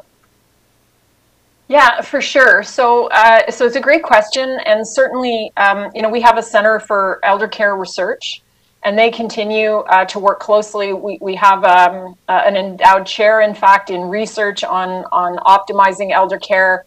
You can well appreciate that that's taken on more intensity and been even more widely embraced over the course of the last 16 months, particularly in the face of the crisis that's hitting long-term care. What we understand from all of our partners and our researchers is the imperative to ensure a healthcare workforce and a well-trained pipeline of talent that is interculturally competent and capable of working on integrated allied health teams. So, what we know, for example, is very few residents of long-term care, or frankly, in the ambulatory or acute setting, very few patients present with one issue. The example that Dean O'Leary and I often speak about is the prescription of exercise. So that whether or not, we have a research project right now about engaging seniors in, for example, chair-based exercise using technology in new and different ways that engages our Center for Mobile Technology, but also our Center for Elder Care Research. Overwhelmingly, what partners tell us, Councillor Medeiros, is that what they need is talent. And so this really was the source and the genesis of Sheridan's commitment to immediately respond to the government's ask to greatly increase the number of practical nurses and personal support workers coming out of our Brampton campus. What I will say is our commitment is to pathways for those graduates. So we're ensuring that those graduates then have a pathway from PSW to practical nursing and ultimately from practical nursing to degree nursing. We know that that's particularly important to both, to income sustainability, but also to career progress for those graduates. No, that's fantastic. And I do know that, the presentation speaks to a lot of it. And just out of consideration of time, City Clerk, I'm happy to move referral for a staff report as to come back to analyze the specific ask, the financial ask, and also happy to move receipt of the delegations. And I'm not sure, City Clerk, is there anything else that is required? Through you, Mr. Chair, no. So it would be referral of the delegation request from Sheridan College and receipt of the delegations from Dr. Morrison and Sylvia Roberts. Yeah, and then after this way, staff can work with Sheridan to come back with a report for council's consideration regarding the grant. Now, Dr. Morrison, is there any time consideration? Is there any time sensitivity? No, I mean, we are similarly socializing this with the Ministry of Colleges and Universities and the Ministry of Health. And so we would very much like to present to them an enthusiastic, fully engaged proposal. So that would be, it's a loose timeline, nothing firm. All of those organizations are familiar with our master plan, as certainly as the city, which holds a place for healthcare innovation at the major crossroads. But we now want to get far more detailed and share these materials with those partners too. We just like we'd like this duly considered by the city and council first. Great, thank you very much. Is there any member opposed regarding the motion for referral and receipt of delegations? Okay, so motion carries. Thank you very much. And we go now on to our next item of business. City Clerk, are there any further delegations? No. There is, Mr. Chair. Through you, Mr. Chair. Yeah. 6.3 is a delegation from David Lang and Stacey Wilson on behalf of the Environmental Advisory Committee regarding tree planting and maintenance. Okay, welcome and go ahead.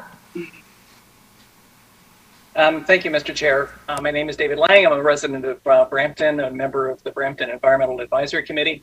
I'm here with Stacey Wilson. I'm going to be delivering the presentation this morning, and Stacey and I will answer any questions if there are any from council after the presentation. Next slide, please. So during a staff presentation regarding the city's residential tree planting programs at the August 10th BIAC meeting, members expressed concern regarding the city's current tree planting and maintenance practices. Now, we love that the city has a commitment to planting 1 million trees over the next 20 years.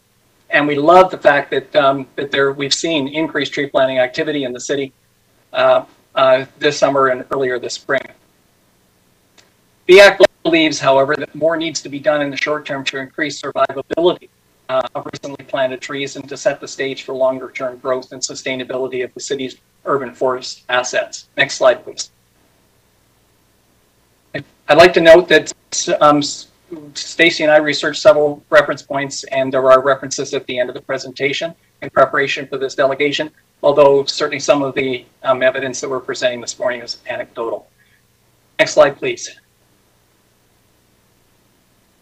At a cost of $350 to $500 for each planted caliper tree, the city's 1 million tree program represents a $50 million investment over 20 years. Next slide, please. And the benefits of that investment, provided by a healthy canopy of native urban trees, can be expected to repay that $50 million investment many times over. Next slide, please. However, the return on that investment can only be realized if the planted trees survive to maturity. Now, studies indicate that tree planting programs that provide for regular tree maintenance, watering, etc., demonstrate higher tree survivability rates and lower overall program costs. And that's what this graph on the right-hand side is attempting to show. Next slide, please. City trees receiving regular care show more growth and vigor. The tree on the left, in the picture on the left, received no aftercare, while the tree on the right received annual mulching, fall composting, and watering during the drought. You can see the difference in the canopy size. Next slide, please. Here's another example of tree maintenance activities on mature street trees that occurred after the ice storm. Next slide, please. Unfortunately, there are many examples where street and parkland trees do not appear to be receiving requisite aftercare. And that's not just Stacy and myself's perspective, but many members of BIAC. And also I have had the opportunity to talk to several members of the public at recent events about the natural heritage system, the survey that's being done, and they all corroborate what we're presenting. Next slide, please. 85% of city trees are planted by non-city organizations, and the city's forest management department is currently resourced to manage only city planted trees, and at historical volumes, not the volumes that are going to be required to meet the 1 million trees target. Next slide, please. And while city trees are regularly inspected by city staff within the 2-year warranty period, there appears to be little or no contractor accountability to replace dead trees in a timely manner. And we have evidence of trees that have been left for more than half a decade and still have not been replaced. Next slide, please. And despite historic recommendations, there is no tree database providing accurate maintenance and survivability information that would give rigor and confidence to the city's tree canopy aspirations.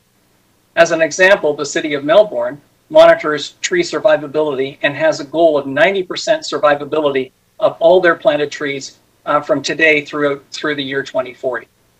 Next slide, please. So we realize that the city plans to introduce an urban forest management plan to council early next year with a Q2 FY22 implementation. And it's a decade late, but we applaud the city's renewed urgency towards its completion and urge council to adopt it. So that's one of the things that we're asking for. But in the meantime, we encourage council and staff to do what is possible to augment existing policies, to create more consistent contractor accountability across all city-based tree planting organizations. And we also recommend creating some quick turnaround pilot programs such as water bags, and start collecting information about these programs to help improve the survivability of those trees planted this year. Thank you very much for your time. Thank you very much. I do see I have questions. I believe Councillor Santos, are you on the board? Oh, no, it's Councillor. No, that was from before. Yeah, my apologies. Councillor Palacio, go ahead. Thank you, Mr. Chair. Thank you, David and Stacey, for bringing this forward. I'm glad that this is before us. There's been, David, you and I live very close to Conservation Drive, where we see those new trees that were just recently planted, and every time I go by, I just wonder if they're going to make it or not. I just don't know. So a lot of questions that I have that I would like staff to provide some information on back. All the questions and the short-term and long-term visions here that Mr. Lang has provided, but also with respect to the planting of the trees. There were 3 trees that were just recently planted last week on Heritage Road that are in the right of way, the homeowner wasn't notified of the planting that was taking place on arguably his property that he maintains. There's no sidewalks. It's a rural road. But also with the respect to it being in the right of way. So one day when we go to widen this road, those 3 trees that were just planted are essentially going to be cut down. So lots of confusion around this. I think that is what we're hearing. So I'd like to give staff an opportunity to come back with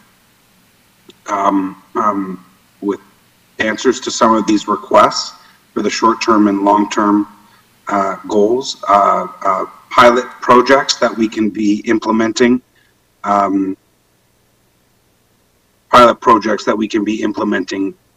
quickly, and some that need to be implemented in longer term. So I see there's a couple other speakers after me. I'm happy to hold my referral back to staff until those speakers have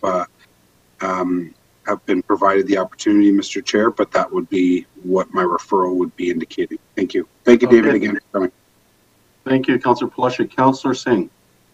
Thank you, Councillor Peleshy, and thank you, David and Stacy, for delegating. This is actually something I've been juggling in my mind as I drive around, and I'm thankful to you to put it in presentation form and given some photo evidence. There's plenty of evidence I find in my awards in particular with trees dying and just I don't think majority are going to make it, to be really blunt with you, and it is concerning. What are your sort of thoughts about why this is the case? Is it because you think the species, or do you think that we're planting trees too young? Where do you think the problem lies? And it might not be just one thing, but it might be a couple of things. Are you asking me, Councillor? Yeah, just from your experience and from what you've witnessed. Yeah, I'll let Stacy jump in here too. But from my perspective, a lot of this historically it's been about the type of trees that have been planted and the monoculture approach that's been used. But that fortunately is changing. We are now seeing a much more diversification of species being planted. I think the biggest issue is that the onus is being placed upon the contractor. And when you think about it, it's in the contractor's best interest if they can delay replacing these trees. I mean, what they do is, if I understand it correctly, and I've been told this, but I don't have any evidence to back it up, is that they beef up the trees, before they plant them with lots of fertilizer, make them look good initially, but then they start to suffer if they're not watered properly, if they haven't been appropriately maintained, and so the challenge for staff is that they go around and inspect these trees, and they may last just beyond the 2-year period, or they may die before the 2-year period and be and staff asks that those trees be replaced. But then there's no audit or accountability for the contractor to make sure that those trees in fact are replaced. And it's in the best interest of the contractor to delay until frankly the city kind of forgets about it because there's so many other things for them to do. And then the city is now on the hook for replacing that $300 to $500 tree. And in the meantime, 5 to 10 years time frame has elapsed, and we're out that tree. So that's my answer. Stacy, have you got anything to add? To speak to the question, why are these trees dying? I think an arborist could probably give you a expert opinion, but anecdotally and as being a keen observer, what I can tell you is that there's very little aftercare and maintenance, that there is little enforcement, as David was suggesting, around contractors being held accountable to provide the aftercare and maintenance. In many cases, most of these trees are left with stakes on them for years, left dead in the ground, not adequately mulched or watered at all after planting. Now, to be honest, I have seen for the first time in 25 years in Brampton and observing tree planting, a contractor come out and water once a week from the trees that were planted behind me. I've seen them twice out. And, you know, these days we're all at home with COVID, so I'm able to see this. So that's actually the most I've ever seen them come out. So that's a big issue. The other issue is that in general, you know, when you have contractors coming out to cut fields and the trees are not protected at the base, there's tons of whipper damage, there's mower damage. So those things cause issues as well.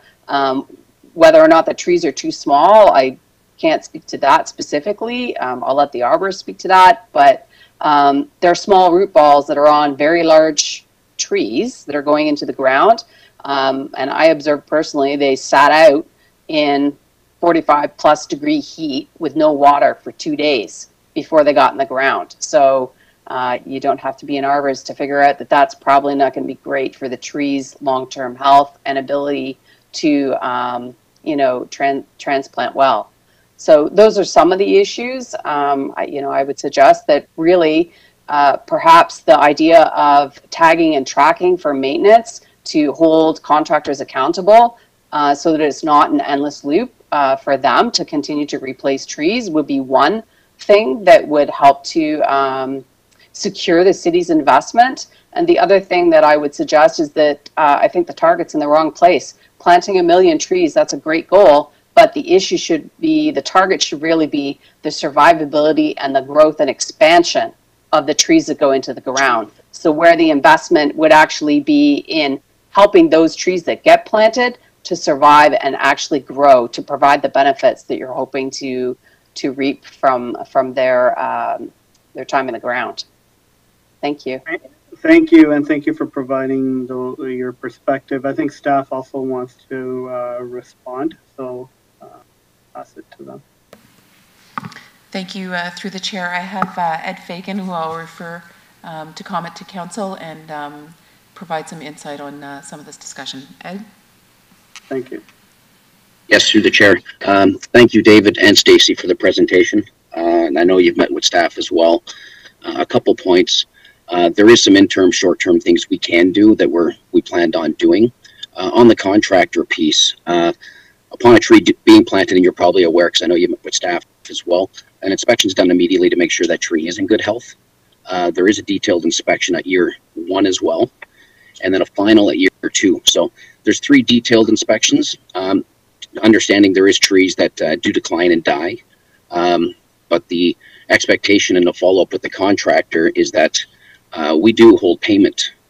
So if, and we've had this with several, when we give them the final list, if there's several trees need to be replaced, their payment's held because we hold back payment on all invoices. So the contractor piece, we are in contact with the contractors daily as well to ensure the accountability piece. And I do have some short-term pieces that the watering bag piece, it might not be true tree gator bags, but we have used them in the past, and we do plan on using them as well as doing some deep root watering as well on some pilot sites. So I thank you for that recommendation. And staff are conducting the detailed inspections, the 3 over 2 years, and that doesn't take into consideration even just ongoing inspections as staff wrote, just doing other services, pruning and removals and such. The contract monitoring, we do meet with the contractors at the beginning of the year and contact throughout the year and year end as well to rectify some concerns we may have. And we have had at times, as you said, Stacy, thank you. We've gotten calls as well, and our inspectors have seen that trees were left on site and should not have been. And so as we move forward, our processes are getting a little better as well. And we want to improve on that. Taking this into consideration with the Million Tree Initiative, we did initiate in 2020 an urban forest management plan. David, thank you for bringing that forward. And part of that is to do some benchmarking and such to see where we're at as a city. And the urban forest management plan, when it's completed in 22, looking at internal processes, conducting benchmarking exercises, this will help us prepare for long-term support for forestry operations, identifying potential gaps, opportunities, update processes, and operational guidelines.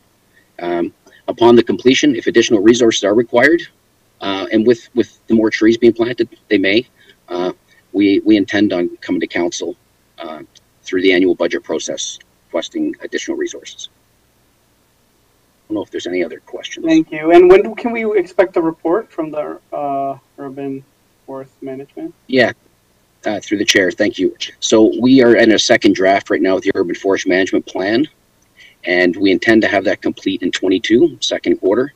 And with that, there will be some. We're in the review stage right now, the second stage of that. So in 2022, Councillor. Okay. So I'll end my questions here. I do have a lot, but in general, but I want to ask them more when there's a report in front of me as well. But you know, if there's a referral, I hope what the points brought up here will be incorporated into that report, so we know that they're captured and they're being addressed. So that's what I'll be looking forward to, and I will have a lot of questions, and I'm looking forward for that report in particular. And I'll say it publicly too, so staff is prepared. I'm very concerned about the species, so I'm looking for a lot of information about species as well of the trees that we're planting. Okay, that's all my questions. Thank you. Okay, thank you, Councillor Bowman. Thank you, through you, Mr. Chair. Stacey, David, thanks very much for bringing this forward. I know that there was a concentration on Dorset Park, but I can tell you, and I know Ed knows because Ed came out and visited Peel Village Park as well, and there are, I couldn't even count them, the number of dead new trees that are along the pathway there. Two things I'd like to bring forward, Ed, if I could. You have been a tremendous help to me whenever I've had issues. I know that there's a certain individual who makes it a point of going out and watering the trees with a wagon all along his street on Lador, and you actually went out and met with him. And I can't help thinking that if we had a lot more neighbors like that who really took the initiative to take care of their trees on their front lawns, that we would have a little bit less of a problem. It's the areas in the parks and places like that that people can't get to.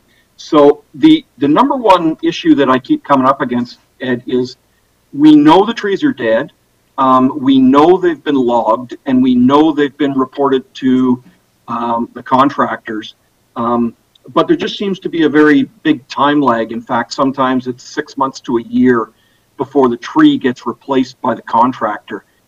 Is there a shortage of trees, or is the contractor concentrating on other, RFPs that they might have? Or what answer can we give to our residents, even though we know the trees are dead?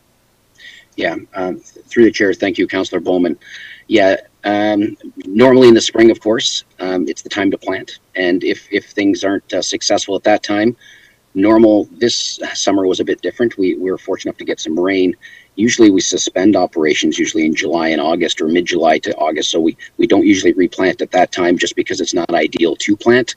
And then then we get into the late summer into fall. So that is the delay of the few months normally, as in why the trees aren't replaced during that window. Because ideally there's only about 6 months from spring to late summer, fall that we can do planting as a whole.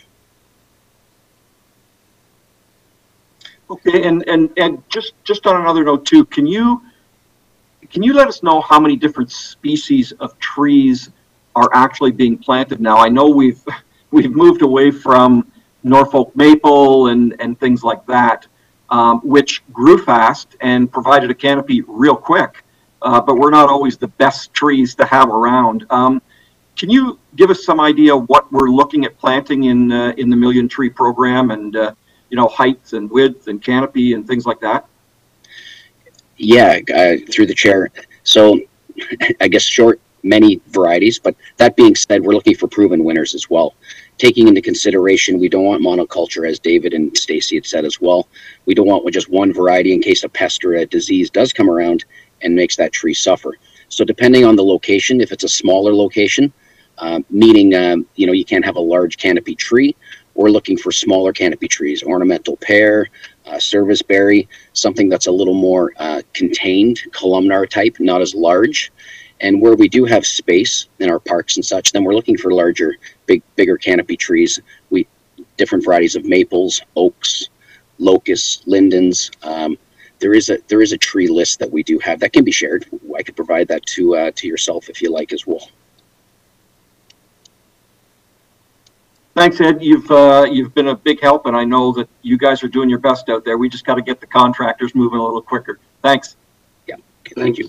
Yeah, and I just want to underscore that from our perspective, if those trees in fact did be or were replaced within 6 months to a year, I think we would that would be less of a concern. I mean, we have evidence of trees, as I indicated in the delegation, that have been dead for more than a decade, or more than half a decade at least, and other trees that apparently just don't seem to have ever been replaced. They just eventually get the grass grows over where the place where the mulch was, and you never know whether there was a tree there. So there's certainly a loss of confidence on the public's perspective that these trees are being replaced in a timely fashion, and I think more importantly, there's no sort of transparent measurement that says that our tree canopy is actually growing.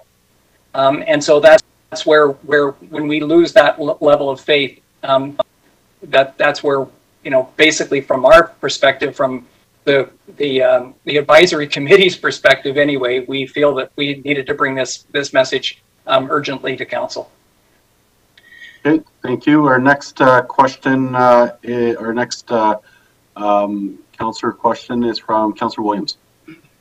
Thank you, through you, Chair. Thank you, David and Stacy, for coming in today to talk about this.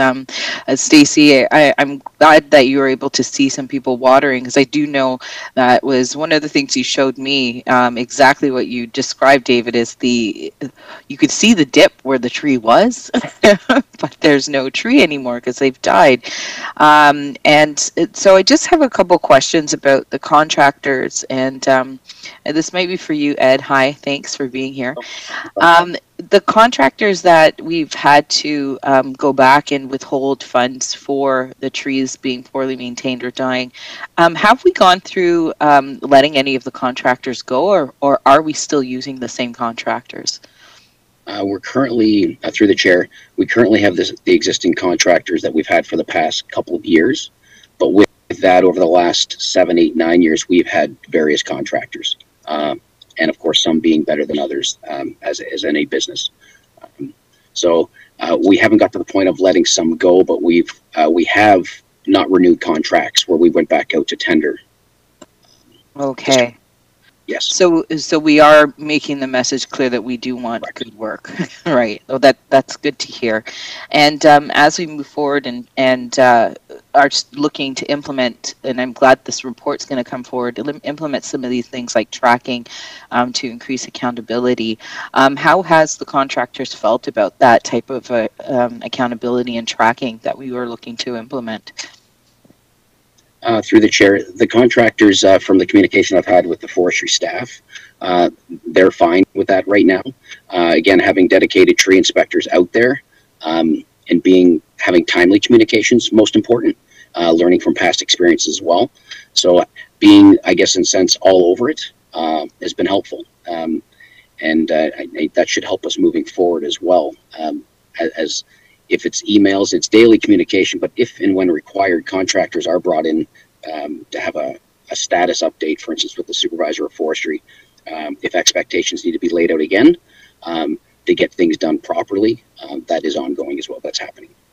Well, that's good to hear. And I think, this also kind of applies to the grass cutting services and increasing our accountability and tracking of those services. We're doing a great job with snow clearing and tracking where our snow plows are going, but are we able to do that as well on this end when it comes to our green landscaping and work, so that we can make sure that grass is being cut and that they're not nicking the trees, and that we're even around some of the trees where you get some of those spuds growing off, are those being maintained? So that kind of work is improving the way these trees look and how they can grow. And so I appreciate David and Stacy coming today, because I think, when we see these trees die and we see our canopy not increasing, it really adds to the anxiety and stress that we feel when we have to see trees cut for infrastructure improvements like fences and such. So, if we can really get it right in some of these areas that we've planted all these trees to make sure they last, it just will really help overall. And especially around the end section, North Park, we have beautiful trees going up. But I do really hope, and I share the same sentiments as the other councillors, that we're able to actually make them stay. So I look forward to this report, and I'm really interested on that communication with contractors and how we're able to track and hold accountable, and then also the speed in which we take to replace trees that are dead, because we do get a number of calls coming into our office about trees that have died and that it's taking weeks, months, years for them to be replaced. And these are the ones on the boulevards as well, in front of people's homes. So Yes. replacing those trees, yeah. Sorry, go ahead, Ed. Sorry, and thank you, Councilor Williams, for that. And with that, the last measure that was done, I believe, was 2017. The last study with Peel Region, with Mississauga, Caledon, and Brampton on where our canopy percentage is today. Part of the urban forest management plan, as well as we'll be looking at that, engaging our partners there to see when we can do another, because that measure is being 4 years removed, having the exact amount of what our canopy was at 18% compared to now. That's not completed as of yet, but that is something that is in the short term and within our plan that has to be done again, so we can measure, agreed, to see if we're doing things right. But with the trees that are being planted, understanding that some are in decline and dying, we believe our canopy is increasing. Great. Also, who's responsible for watering, especially the trees? Councillor Bowman mentioned that resident, bless his heart for doing that. But how often are we to be expecting these trees to be watered and maintained? I think, after last night's rainfall and the rain that we've had this week, thank goodness, because it's been pretty dry. But then what is that schedule? What does that look like? So I'm hoping to also see that in some kind of, in a report. And what is that going to cost us too? Because I think these are really important. We need to factor all of these things into the investment, into these trees. And so any way that we're not maintaining it, we are losing out on our investment. So, but I have no further questions. I do look forward to the report. Thank you. Okay. Thank you. I believe, Stacy, you had a comment you want to provide? Yes, thank you. I just wanted to add that I think it's important not only just to focus on the role of the contractors, but also that our forestry department is adequately resourced to be able to look after the growth of the canopy going forward. So we know that in comparison to other GTA cities, we have a very small group of staff, well dedicated and passionate. There's only so many people to go around, so as Brampton grows, as more of these trees go on the ground, I understand that they will also be taking on the responsibility, our forestry department will be taking on the responsibility of maintaining these trees 10, 20, 30 years into the future, where right now it's still under somebody else's portfolio. So they're going to absorb all that responsibility and do not have enough staff, enough equipment to be able to do the work that's going to be needed to genuinely see this canopy grow and thrive. Yes, it might be growing now, and I won't challenge your stats as it is, but the issue is that if you're planting a tree in the ground and it dies within 6 months to a year, it's going to take 2-3 years for it to establish. They're not actually getting to a point where they're going to establish. We're going to have a bunch of small trees. We're not going to have any mature growth trees. So we need that investment in the front end, and also to support the staff going forward, build that department out so they can actually look after the city's investment into the future, into our canopy. Thank you. Okay, thank you very much. And to take it home, Councillor Palushi, go ahead. Thank you, Mr. Chair. So I'm happy to move this referral for it to come back in the 2022 report. I guess what we're hearing, Ed, and I know you've been doing a fantastic job in the outreach, but the action of the contractor is what we're what we're hearing. We need to see a little bit more action. If there's trees out there that are have been dead for 5 years, I kind of need to know why. I'd like to understand what the replacement of the trees, what that number looks like on a year basis when trees are first identified to be dead, what that following year then looks like for the replanting. Ed, you'll know, and Rob Gasper will know, and I've talked about it before. You know, Heart Lake was one of the hardest hits areas in the ice storm. I think the number was we lost just over 75% of our tree canopy. It might have been a little bit more than that. And that tree canopy, as I travel through the streets, it doesn't necessarily, it has come back a little bit, but it's not fully because we lost a ton of trees, just like in downtown Brampton too. But you know, that's some of the things that I want to be able to be assured that that it is coming back, but it's coming back in a way where, you know, not only are we getting 100% of it back prior to ice storm, but more so, what does that canopy look like in the future?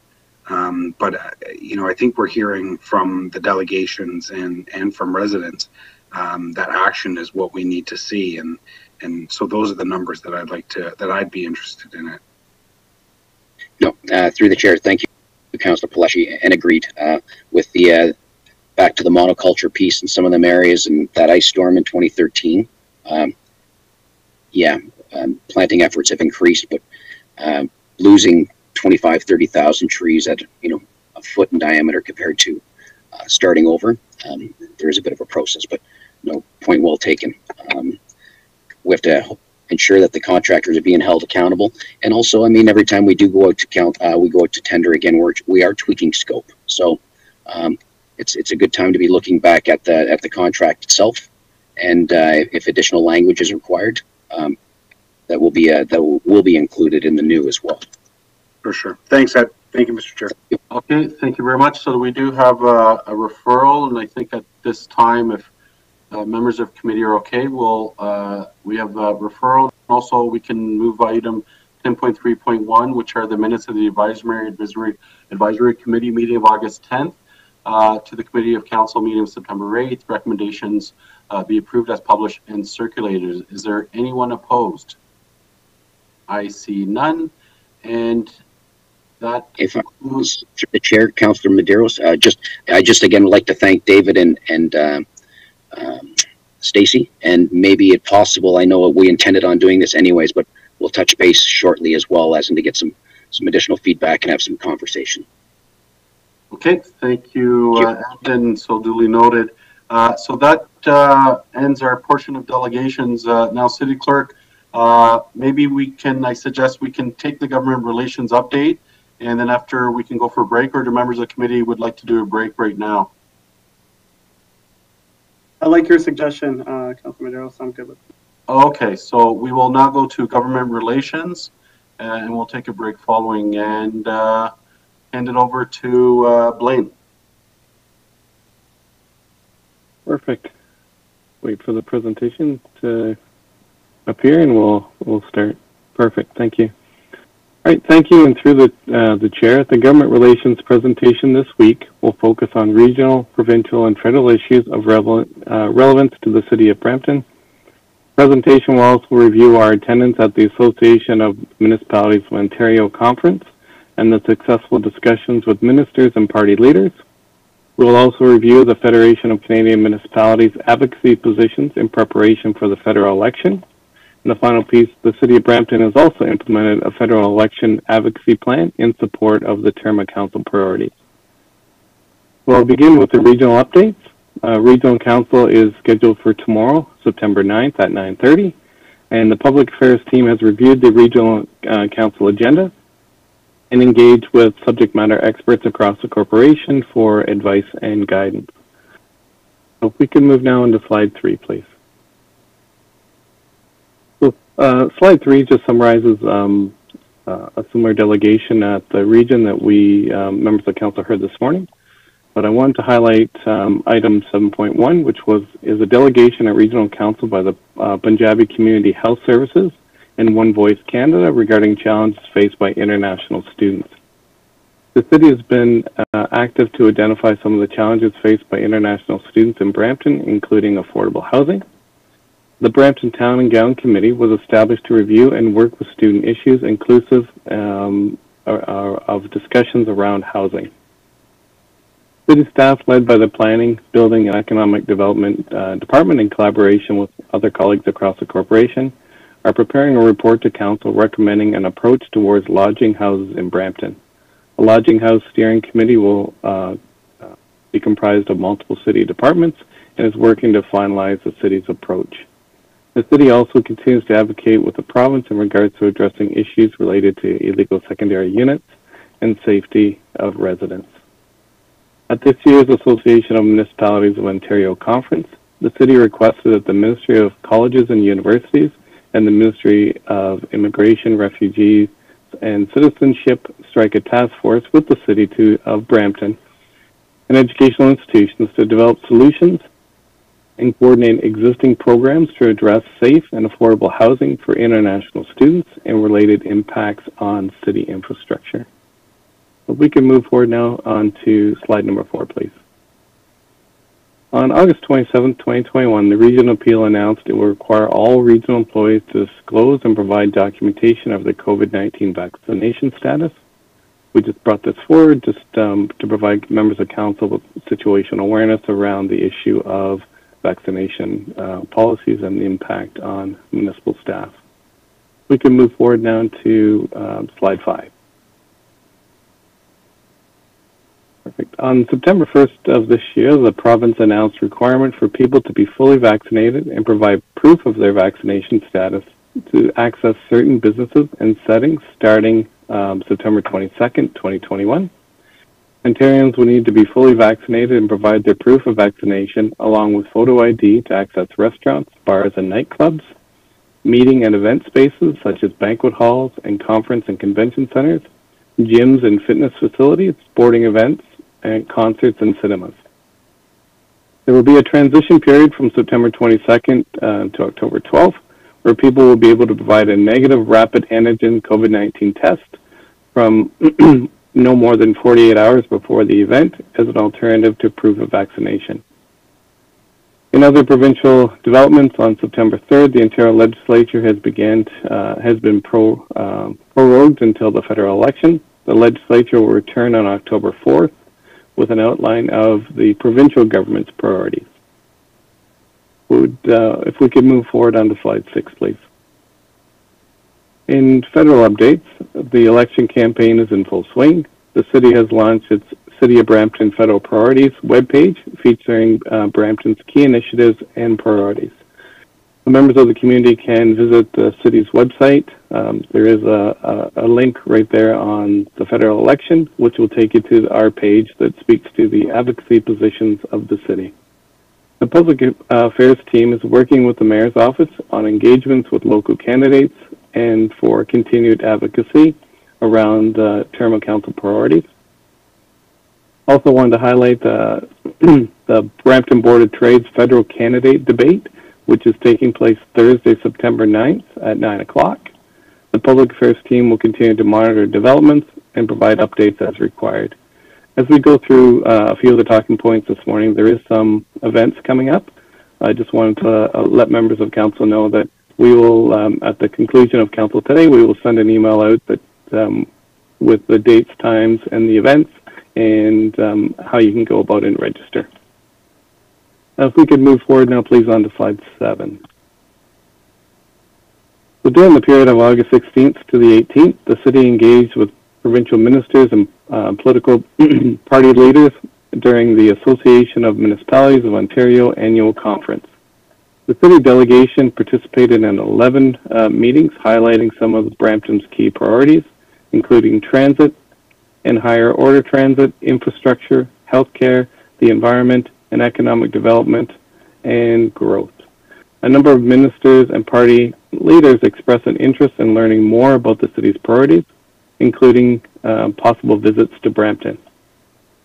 The public affairs team is working with the mayor's office on follow-up correspondence and continued engagements with the provincial ministers and party leaders that we met during the course of the conference. We can move on to slide 8, please. I want to also bring to your attention a partnership between the Association of Municipalities of Ontario and the Municipal Information Systems Association of Ontario, who will co-host the second annual Municipal Cybersecurity Forum.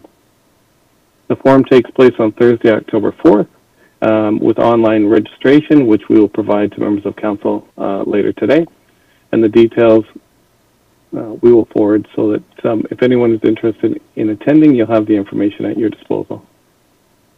Now, if we can move on to slide 9. So on September 2nd of this year, the Federation of Canadian Municipalities released the Frontline Solutions for Canada's Recovery, and important advocacy issues for federal parties in advance of the 44th federal election. The public affairs team will be analyzing the document for possible engagement and collaboration opportunities. And finally, I just want to bring to your attention the upcoming 2021 Sustainable Communities Conference, which takes place on October 19th to the 21st. The conference brings together municipal leaders, staff, and community partners to share best practices and gain new insights on most pressing sustainable challenges. Well, I know I went through the presentation this morning fairly quickly, but what we will ensure that everyone has a list of these events, the dates, and the registration process for anyone who is interested. So that concludes the GRM for today. I'm happy to take any questions from members of council. Thank you. Thank you very much. I do not see any questions from members of committee. Then I do have a motion moved by Councillor Bowman to receive the presentation. Is there anyone opposed? No, so the motion carries. Our next item, and before we do break for a little thing, I'll invite Mayor Brown if you would like to provide a brief update on the COVID-19 emergency. Thank you, Councillor Medeiros, and just to briefly say that we are seeing an uptick at the hospital with COVID patients, largely those who are unvaccinated. We have 6 in the ICU, 18 COVID patients at Brampton Civic, and so that's a cause for concern because we don't want to see our hospital system overburdened, but we continue to see excellence, resiliency, and protection from the vaccines. We've now surpassed 75%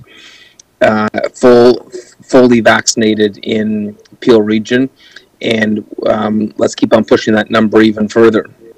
Peel Region has also embarked upon booster shots for those who are immunocompromised or in long-term care, as it's still being determined how long the immunity from these vaccines lasts. But other than that, I just want to say that we're grateful that everyone continues to step up, listen to public health, and adhere to the advice that we're getting from Dr. Lowe. And it's good to have kids back in school this week learning in person, and it's something that Dr. Lowe is watching very carefully as well, but he's optimistic that we're going to be able to maintain in-person learning in Peel. So cross your fingers, but it looks like we have, we're ready for this 4th wave. Okay, thank you, Mayor Brown. Any questions from members of committee? I see none, so I do have a motion moved by Councillor Palashi to receive the update from Mayor Brown regarding COVID-19 emergency to the Committee of Council meeting September 8th be received. Anyone opposed? I see none. So it's 1:06. It's probably City Clerk. If I was to say 1:45 to come back, would that be okay for staff? Enough time to do what they need to do? Certainly, Mr. Chair. Thank you. Okay, so 1:45. I'll see everyone back for the rest of our agenda. Thank you.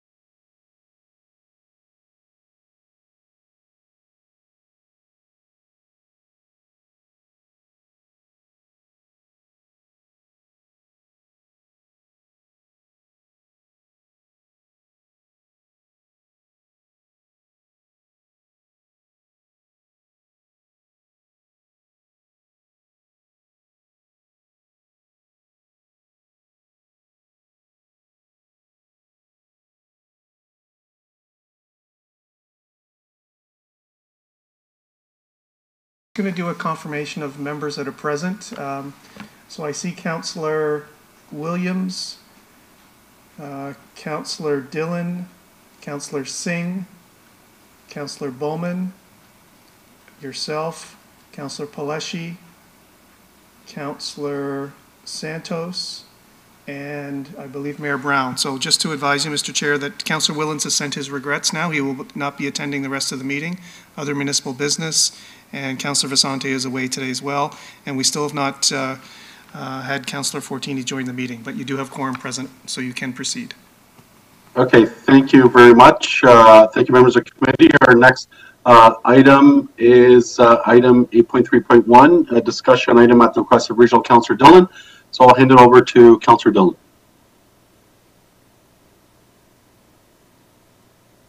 Oh, is Councillor Dillon on? Yes, sorry about that. Okay.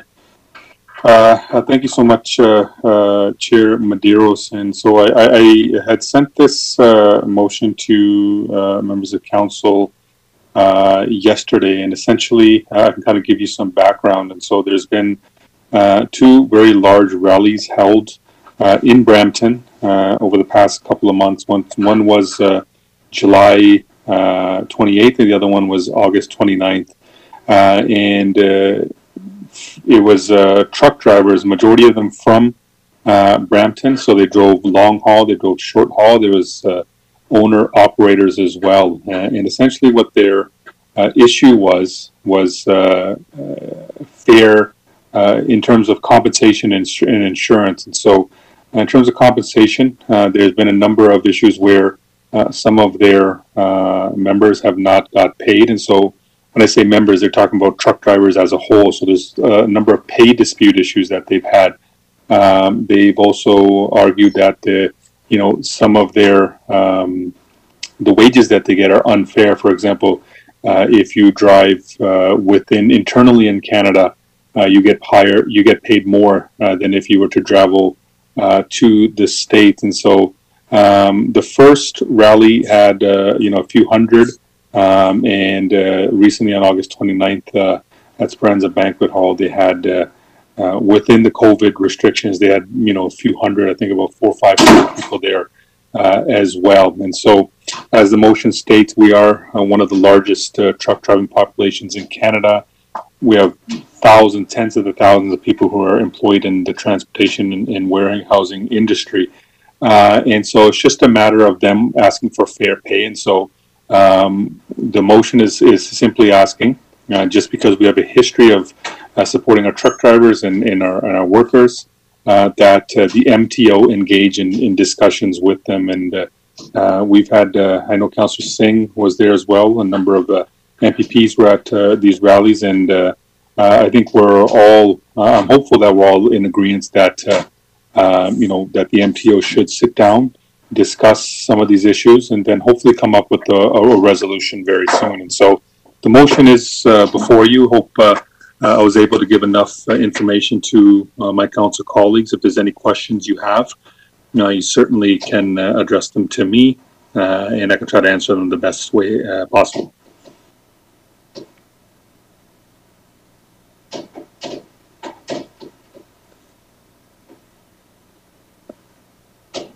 Otherwise, the motion is on the floor. I don't see any questions, Chair, unless you have them. I think you're muted, Councillor Medeiros. Oh, my apologies. Thank you. Councillor Dillon, so you're just requesting a regular vote then? Yes, a regular vote, yes. Okay, is there anyone opposed to the motion moved by Councillor Dillon? I see none, so the motion carries. Thank you very much, Councillor Dillon. Next item is Councillor Bowman. I'll hand it over to you. Thank you very much. I'll try to keep it very short. I know we've had a long day so far. I brought this up, I guess, about a month and a half ago. I believe it was at one of our planning meetings. And what I'd like to see, we keep talking to various educational institutions. We know that there's going to be tons and tons of jobs. We know there's going to be economic impact associated with bringing universities and higher learning facilities to the city of Brampton. But what I don't think we have is a master plan that shows the type of institutions that we want to bring here, the type of programs we would like to see in the city, how we're going to facilitate graduates of these programs, what type of businesses, large corporations and industries we're going to go after, so that our desire for keeping the talent pool and the brain pool in this city is alive and well. So it's simply, I would like to send this back to Economic Development in conjunction with the CAO's office to report back to Council on the creation of an education and employment master plan for the city. And basically all I want them to come back with, or all I would hope they would come back with, is some sort of plan, guidelines, outlines of what we're looking for, so that then they can go ahead and complete a master plan. We have master plans for everything else in this city, but I don't think we have one that allows us to keep all the educated people that we're going to have here after these educational facilities open up. Okay, thank you, Councillor Bowman. I see a question, Councillor Singh. Yeah, so the only challenge for me on something like this is, first of all, we're not the experts in post-secondary education. And so my concern is it should actually be more led by the post-secondary education. For example, if we're talking about finding jobs, it's not, the CEO or our staff's job to be finding people educated at these educational institutions jobs. It's actually the institution's jobs. So I'm concerned that we're really, and I know Councilor Medeiros, you always say this mandate creep. This is really mandate creep, the way it's being presented. If we were looking at maybe integrating it into our official plan, which is a plan sort of overall for the city, and looking at student housing in there, and maybe education that relates to jobs in there, then I would be more supportive. But I am concerned we're really getting out of our core mandate. And Councillor Bowman mentioned, he talked to some educational partners. So with which partners, just for the public's knowledge, were they all supportive of this, or? Is that a question to Councillor Bowman? The of the motion, yeah. Yes, Councillor Singh, they were supportive of seeing some sort of plan. And to your comments about having the various institutions create this for us, that can come back in the recommendations. All I'm looking for is for Economic Development and the CAO to come back with some sort of guidelines, some sort of plan to create this educational master plan. If they come back and say that it can be part of the city's official plan, I'm good with that. But I'd like to see this started now, because as these facilities start opening in Brampton 2, 3, 4 years from now, we need to have a plan on how we're going to keep those people here and what type of businesses Economic Development should be going after to populate our city. Okay, so you talked to Ryerson and Guelph Humber and everybody, and Sheridan, and just to make sure. Yeah, I had conversations with both Guelph Humber and Sheridan just last week about this master plan. Yeah, I mentioned to them that I would like to see this, and they had no issue with it whatsoever. Okay. I don't know if that's necessarily the case, so I would definitely go back. But I think the concern is that,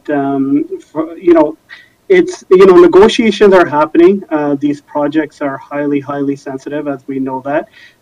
Sheridan came with a beautiful proposal today.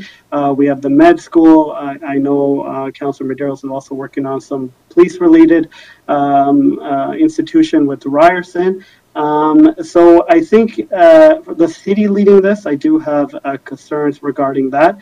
The other major concern is we've seen with history, when we talk about, for example, the Blue Ribbon panel, all this work gets done, all this staff time gets put in, all these resources, but actually we're slaves to the province when it comes to post-secondary education.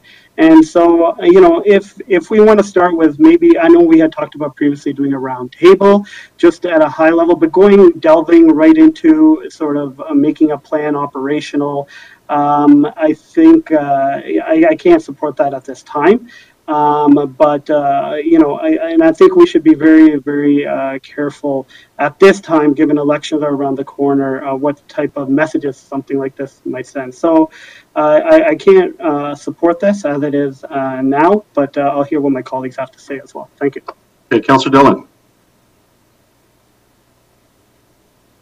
Thank you, Chair, and I definitely can support this. As a member of council who was on the last term of council, we've seen, I wouldn't say we've, and I like the direction we're going, but I wouldn't say we've had, trying to think of the correct phrase to use, the words used, but it's not been as seamless and efficient as it could have been.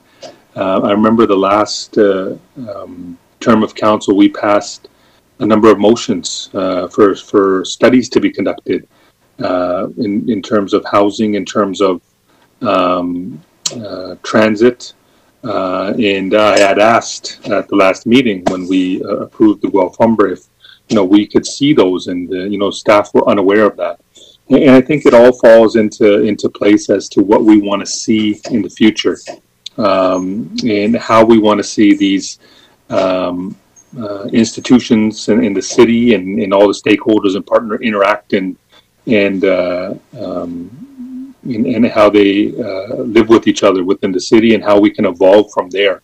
And if we have a roadmap, I think that's beneficial rather than do things, to do things piecemeal, for lack of a better term. And so I definitely can support it, but just a request, if this does pass, it is to Councillor Bowman, and would this, I couldn't support it if it would delay, for example, Ryerson's medical facility coming in, or anything that's coming up shortly. So through the chair, if Councillor Bowman could answer that. No, absolutely no delay at all, Councillor Dennell. All I want to make sure is that for the institutions that we've got here, that economic development and planning really work together to sort of, we know what some of them are now, for example, the cybersecurity, that they start going after those businesses that are going to employ these students. So no, there wouldn't be any delay at all. Right, and so would this simply, and I just, again, I got this, saw this last, when I read the agenda, and would this, can you kind of explain in depth what type of master plan you're looking at? And so is it simply the economic portion of it, or are you actually, from what you're, from why the reasonings for why you moved the motion, would it include the things that I mentioned, for example, the accommodation and the transit, etc.? Yes, through the chair. It would include all of that. Basically, what we're looking at is we've got an economic development office that is responsible for bringing business to the city. And if we're going to be bringing university, higher education to the city, we're going to be putting out highly qualified people.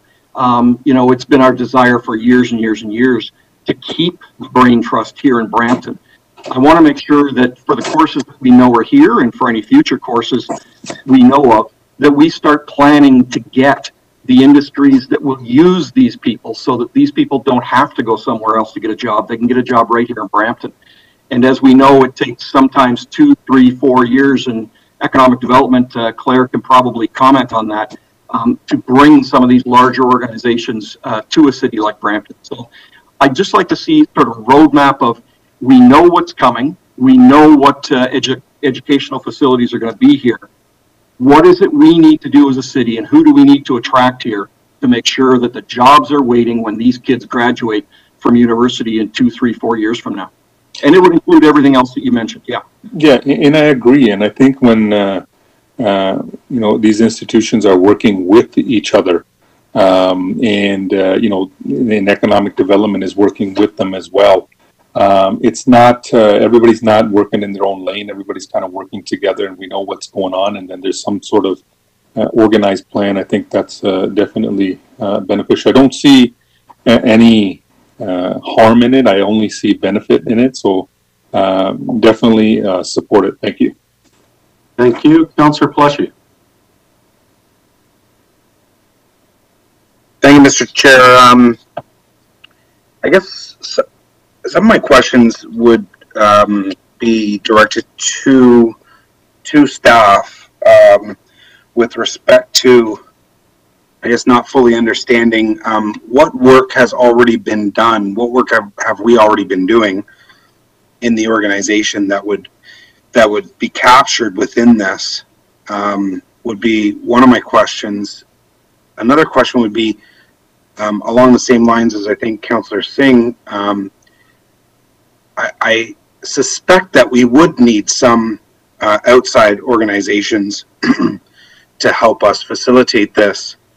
I don't think that this all can be done in-house. We would probably need a consultant to put things together. There are companies out there that actually have delegated to us in the past along some of the things that we've been talking about. Would be my other question. And then my last question would be, a master plan is something that usually takes a significant amount of time. I know we've had master plans that have taken somewhere up to 7 to 10 years. Like, so on a time frame, what are we looking for in terms of a thorough master plan like this to be turned around in? Through the chair, it's Richard. Hi, Richard. Yep. So I'll start off. There were 3 questions from Councillor Palashi and other questions as well. So first of all, what are we doing currently as it relates to elements of the education and employment master plan? So certainly from a parking strategy perspective, that's a component that's there. Social housing is a component that's there. We have Claire on the line. She can speak to the employment side of it. And we have Andrew McNeil, who can speak to the official plan and the higher order policies that relate to education and employment and how that builds into the official plan.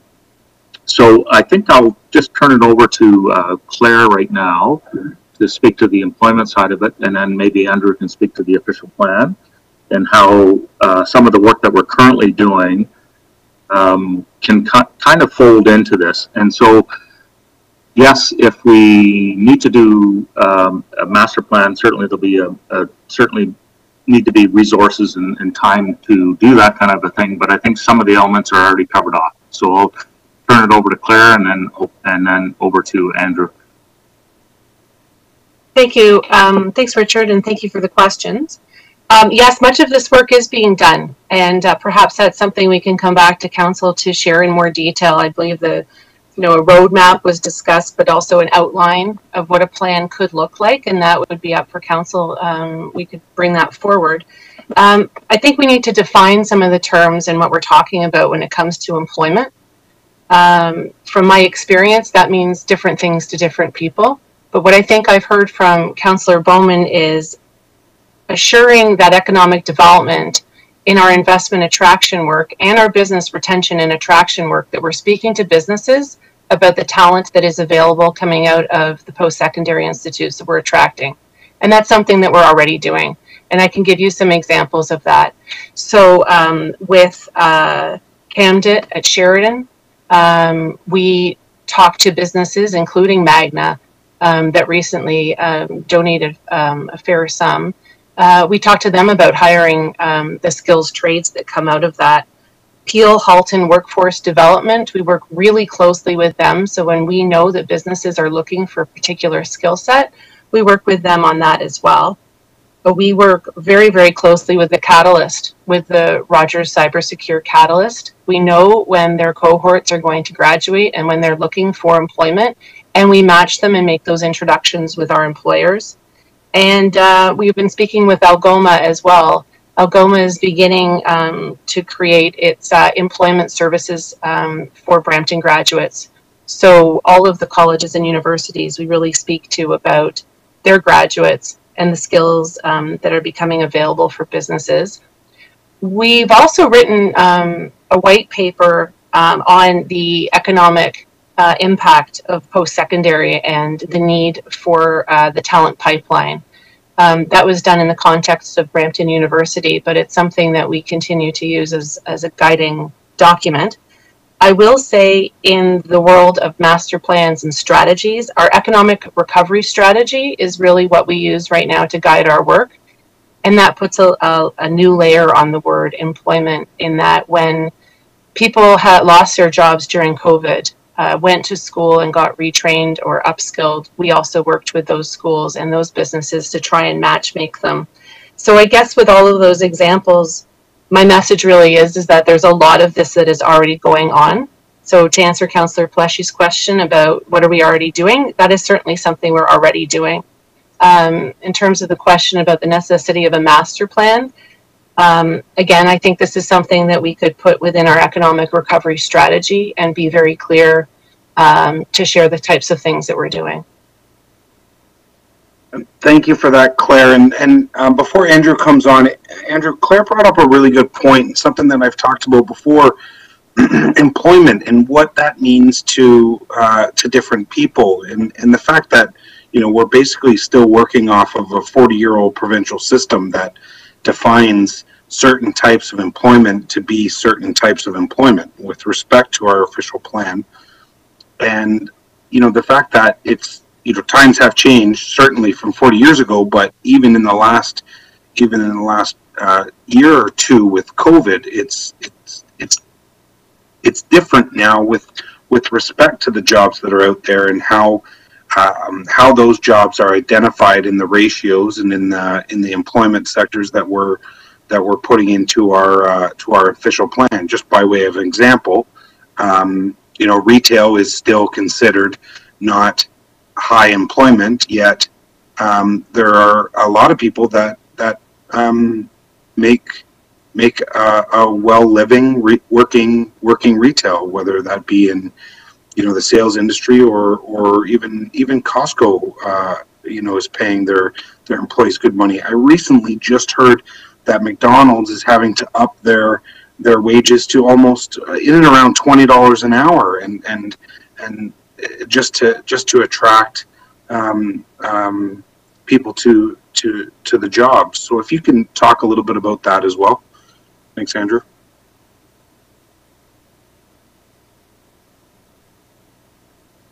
Excellent. Thank you, and through the chair, I'm going to build upon some of the comments that Claire has offered, and it's Andrew McNeil, manager of Official Plan and Growth Management, speaking, and to also build upon the comments from Councillor Peleshy. What we are trying to do with Brampton Plan, the city's new official plan, is really knit a lot of these ideas together and set the framework for a great, complete, vibrant community. And at the center of all of this is education, and I'll explain a couple of concepts in relation to this. What we're trying to do is build a complete community that provides the opportunity so our young don't have to leave Brampton and go and pursue post-secondary education in other communities. We want to keep them in Brampton. So I understand the comments from Councillor Bowman and the motion that he's put forward. And we're certainly working closely with Claire and her team to ensure that the framework that will be created through the official plan will set the stage for not only thriving economic businesses, but also to allow educational institutions to be located in the appropriate places, obviously directing them along transit lines and nodes and corridors, because it's not just about providing educational opportunities. We want to make sure that the folks that pursue post-secondary education in Brampton, they'll stay after they're done their schooling, and that they can find appropriate jobs. And this is directly to Councillor Bowman's motion, so that we can work with educational institutions and make sure that the curriculum can feed well-trained employees into those industries.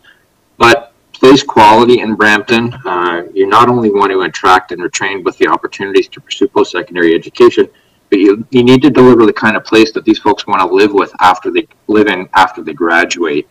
And if you look at the trends right around the world, recent graduates are choosing to locate in cities before they actually have a job. So place quality, the type of city that we're trying to deliver with Brampton Plan, is directly related to this whole discussion and how we feed employment appropriately through all of our work.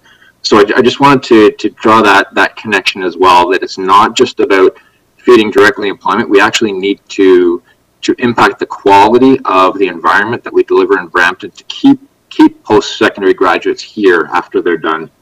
But getting back to the direct motion, we're working closely with Claire and the employment papers. We actually have an employment strategy discussion paper coming to Planning Committee next week that touches on the key industries, et cetera, in Brampton that we need to be really fostering through our work with Brampton Plan. So it's a connected system that we're all working closely on.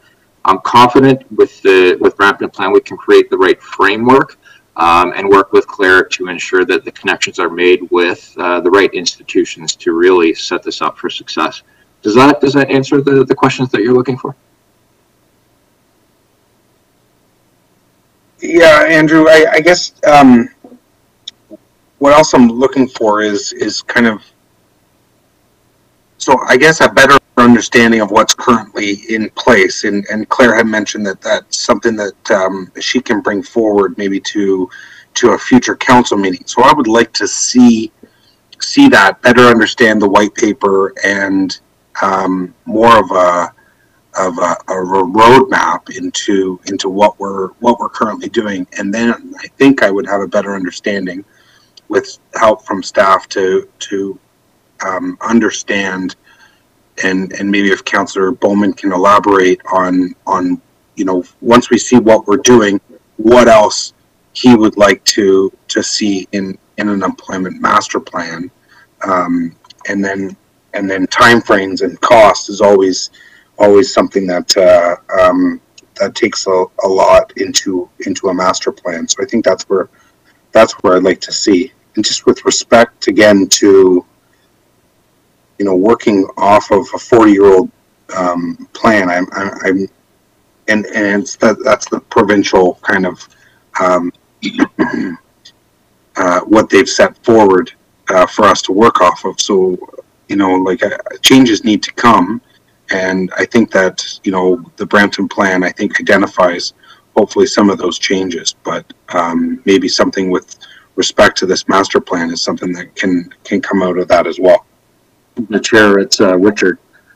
So that's a great comment, Councillor, and we'd be happy to put together, the scope of what that work would look like in knitting together all the elements that are going on, because there's some great work going on now with Brampton in terms of, as Andrew indicated and as Claire has indicated, that's already underway.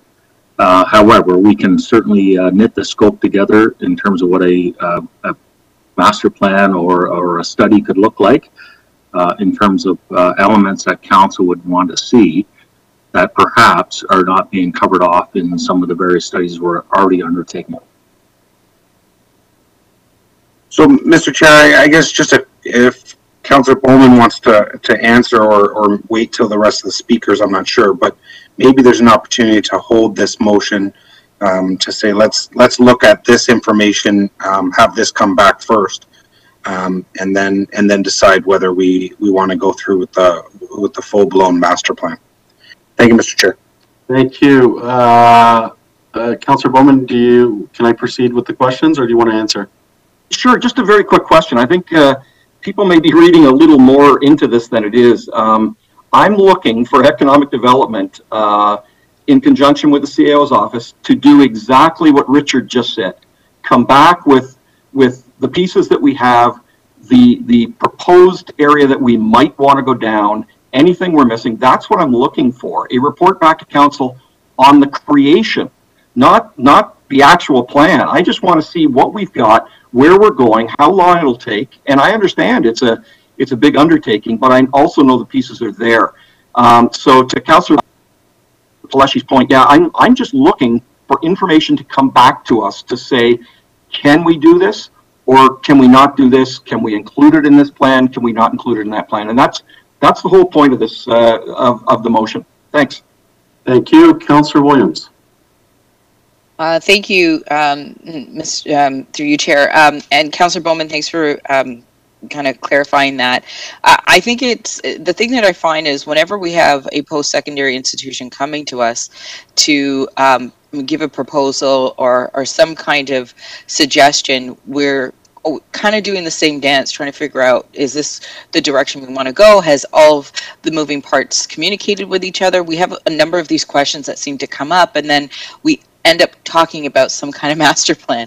So I really think in order for us to get on the same page around what the community wants to see for post-secondary and how do we plan for that, I think some kind of overview, bird's eye view, strategy, master plan, whatever you want to call it, I think it is actually going to be very beneficial to us. Just as long as whatever we are doing right now doesn't impact the proposals that have come forward already. I think that's important to acknowledge. You know, we have the medical school. If anything, how can this strategy benefit and move this medical school along? Or, you know what I mean? Some of the other proposals that we've had come forward. How is this going to benefit us? And I also hope, you know, we've had even a number of requests for financial support. So what are we looking at for a budget to help bolster these schools and set them firmly in Brampton? What is our budget allocation for that? So I think any kind of master plan is really going to be helpful to answer these questions, as long as it doesn't impact some of the proposals that have already come through. So I do support this, and maybe to ease our minds to the mover of the motion, if we were to have some written language in there saying that it won't impact medical school and other proposals coming that we've already engaged in, maybe that might be helpful. But I leave that to you, to the mover of the motion, to decide if you're welcome to that type of amendment to the wording. But outside of that, I support it. Thank you. Thank you, Mayor Brown. Thank you, Councillor Medeiros. A few things here. I wanted to bring together a few of the comments that have been made. So I think there's concerns about the cost of a master study, and so to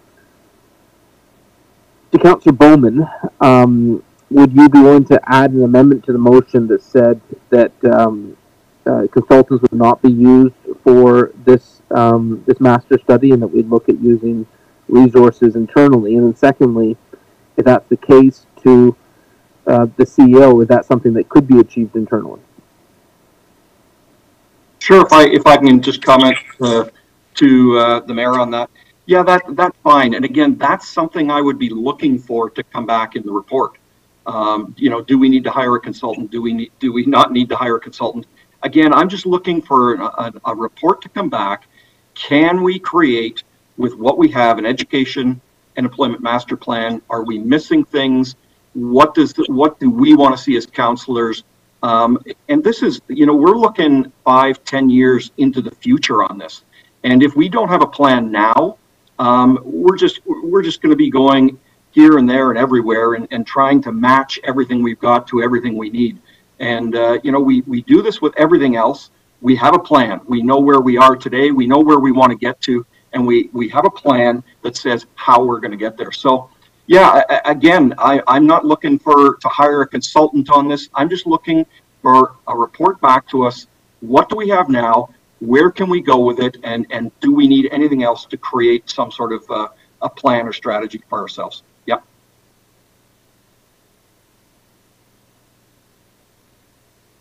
Okay, Mayor Brown, are you done? To our CEO, if this was to be done on top of the official plan, the Brampton plan, is this something that would be done internally, or would consultants have to be used? Well, thank you, Mayor, for the question through the chair. Our sense is that we certainly can report back on what work is being done currently in terms of what some staff have already had an opportunity to speak to. We haven't heard from Blaine in my office with respect to the existing and ongoing work and dialogue with our post-secondary partners, so we can bring that back as well. To answer your question, I think ultimately we are at the will of council. If you want to direct that, I anticipate it would require external support, or certainly additional resourcing and support. And I would add, I don't believe we can actually do this without the consultation with our post-secondary partners, and they are the educational experts. There are pathways to achieve, which I believe council may be looking to achieve here in more than one way. It may not have to be through an official master plan process, especially because the official plan is currently underway and ongoing. But I think those elements we can bring back in a report for your information and consideration. And so, to Councillor Bowman, would you be okay with this being something as part of the Brampton plan, or is it something you want to be segregated from that? No, through you, Mr. Chair, if we can bring it back as part of any other plan, I just want to see something. I want to see something in writing, because there's a lot of things, if we don't put it in writing, we don't seem to follow it. So I'd like to see this, whether it's part of our total plan, but I'd like to see a plan on how we're going to get there and how we're going to achieve what we want to achieve in the city in terms of employment, in terms of economic benefit, and in terms of education. So if Councillor Bowman views it as friendly, then the fifth line to the clerk would be that this is being done without the use of additional consultants.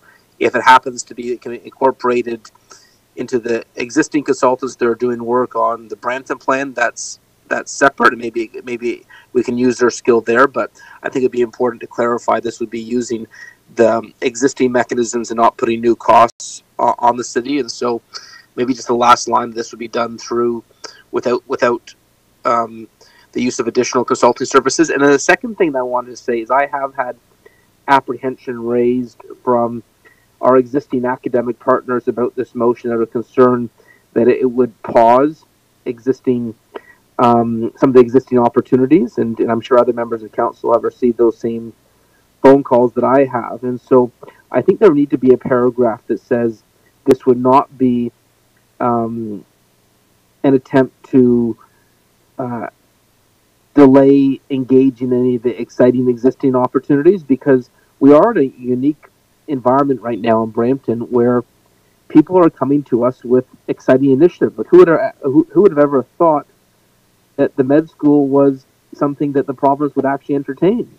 I was at a launch last week with Asthma from Algoma, where they're launching their aviation program that's going to turn into a master's program in aviation. We're going to have 200 pilots in our downtown, and with Guelph Humber, wanting to bring students into downtown. I can't believe the plethora of exciting opportunities that are coming at our doorstep when it comes to opportunities for young people in Brampton. And so I think we need to have some language that would allay the fears of the educational institutions who have expressed concern about this, to say this would not, this in no way limits the city's partnership or support for these opportunities that have come before us. Oh, fine with the amendment. And so I'm looking over to the clerk for some language that can be used to incorporate that.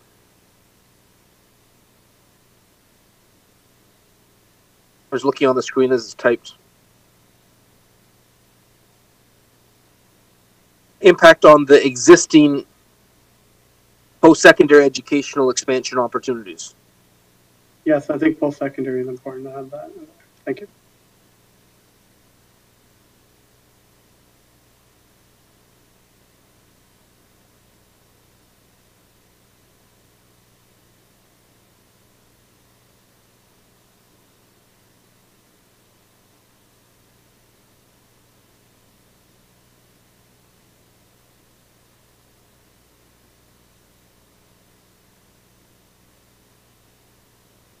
And I'm just looking here at the language. So I know without the use of additional consulting services, maybe put in brackets that it could be, we have the consultants for the Brampton plan. And so since they're already engaged at the city, I wouldn't want to limit the opportunity to use them. So like I maybe just add in as a friendly that you know, that it can certainly be done as part of the official Brampton Plan consulting process.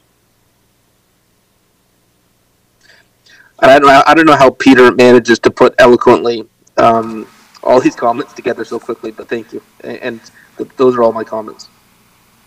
Okay, thank you, Councillor Say. I see you're on the board, but I'll go to Councillor Santos, she hasn't spoke yet. Go ahead, Councillor Santos. I'm off, actually. I'm taking myself off. Okay, Councillor Santos, please. Okay, thank you, through you, Mr. Chair. And so this motion is now turning into something that I originally, that's different than what I originally thought. So just for clarification, Councillor Bowman, you're asking for a report back to council on whether or not the creation of an education and employment master plan is necessary for Brampton, given that some of this work has already been done through the official plan. Is that my kind of understanding of where this is going now? Through the chair, you know, I sometimes I just shake my head. You know, I asked simply, I just want to know from staff, what are we doing? How are we working together to ensure that all the educational institutions we're dealing with now and everything we're putting in place, how are we sure that we're going to be providing jobs for them, economic development in terms of growth, new businesses that we're trying to attract? That's all I asked for. I just want to know from economic development and from the CAO's office, do we have all the things in motion right now, and could we have a plan put together? I'm not asking for a plan. I'm not asking for consultants to get involved. I'm just asking, do we have everything in place right now that we can create a plan from, and what is it that we do have in place? That's all I'm looking for. Okay, and I hope that answers your question. Sorry. Yeah, it does, and I sense your frustration. I'm trying to get clarification because that wasn't my original reading of the motion. I thought that you were requesting staff to create a plan, a master plan, an education master plan, an employment plan. So I'm just seeking clarification and asking questions about it. It's kind of, I think we are trying to protect a lot of the work that has already been done at the city, and certainly my understanding from staff, just in this discussion, staff are already working on this as it is. So I just, like, again, I share the same concerns as my colleagues about making sure we don't delay a lot of the work and decisions we've already made. There has been a lot of work, for example, done with the Brampton University files. Some of this stuff has already been compiled in the green papers and the white paper, and some of the work that Claire has done. So if all this, you know, I guess then the report back is essentially, you know, what is being done in the official plan process. And again, like when I attended that workshop on the official plan, the Brampton plan that staff presented, I do recall them and a few slides and me actually asking questions about where post-secondary education lies within the official plan. So like if these amendments are made and we are now clear that this is not to launch an actual master plan now, but just for you to get clarification on what's currently being done, then I'm okay with that. Thanks for answering my question. Okay, thank you. At the indulgence of members of the committee, as everyone has spoken, I just see Councillor Peleshi's on the board. I would like to move that the chair be heard, as I haven't had a chance to speak. I'll assume that someone moved it. Thank you very much. You're going to speak after me, Mr. Chair? Actually, I was going to, as I haven't spoken yet. Okay, go ahead, Councillor Peleshi then. Thank you, Mr. Chair. So, not to make it a little bit more difficult, but I am going to make it a little bit more difficult. Councillor Bowman, I never thought that your intention was to, let's say, upset the apple cart in terms of what's currently happening here at the city. But by way of this motion and what you just said, that's not clear in your motion. You and I both know how much effort, time, and money it takes to be put into a master plan. And that's what you're asking for. it's clearly to me that you're asking for the creation of a master plan. And I think that's when I had to ask staff to find out what actual work was currently being done. And that's basically what you had just said now. That's what you're requesting, for staff to come back and let's look at all the work that they have currently done. Now, I don't think I'm going to support this motion. I don't think I'm going to, certainly not going to support the amendment, because the amendment talks about it being now included into Brampton's official plan. Brampton's official plan is coming to us like next week. This is not something that we can do on the fly when it comes to stuff like this. Brampton's official plan has been in the works. Staff have been working so hard at this for so long, and it's coming before us very soon. We need to get it done. And so having it tied to the official plan is not something that I can support either. I think when it comes down to it, Councillor Bowman, I think is what you had just said. You're requesting that staff bring forward all the work that we have currently done so that you can actually see it on paper. And then if we need to refine it then, at that time, we should maybe be thinking about a future master plan but until then, I think you're right. We need to see what's currently, what currently staff have been working on, like Claire had said, and like Richard had said, and like Andrew had said. So I'm not going to support this motion. I think it should be deleted, Councillor Bowman. I think that what you had just said is exactly what the motion should say. And it shouldn't have reference to any kind of master plan yet, because that's not what we're talking about. We're talking about all the information, all the work that they have currently done. Let's get that pen to paper. Let's bring it before council. Let's have a look at that, and then let's make any changes or adjustments that we all see fit. Thank you, Mr. Chair. Okay, thank you. Now I will move that the chair be heard, as I see no other questions, and I will tell you. Don't move, Mr. Chair. Thank you. It does test one's patience when you want to intervene, but you can't. So thank you very much. I'm going to go about this a different way, because I was happy to second the motion by Councillor Bowman, and I think I will start off with questions to see what we get back. So I'll go to Claire on the first question. So Claire, if I was speaking to a university that wants to introduce agronomics in the city of Brampton, what would your recommendation be? I'm sorry, what was the sector you were talking about? So agronomics, the university is interested in coming to Brampton, set up shop, and they want to focus on agronomics, or which would be agriculture, the economics of agriculture. Does that meet any criteria, or does that align with any strategy we're doing at the city of Brampton? In terms of criteria, it would, and also a process, if I can put it that way. We would speak to the school that was intending to do that to ask for their market research, and we would help them with their market research and introduce them to people within the community that they should speak to. So in your mind, when you're reviewing or when you're providing economic opinion on any university that wants to come to Brampton, you look at a set of criteria and you look at it through a lens of economic development. That's right. Yes, market opportunity. Okay. Now, when a university is coming to Brampton, and what I hear Councillor Bowman saying, so we have many institutions who are coming to Brampton, but yet I can't say for one that there's a council agreed set of principles or criteria. We talk about different industries that we want to project, which is cybersecurity, that's our priority, health sciences, etc.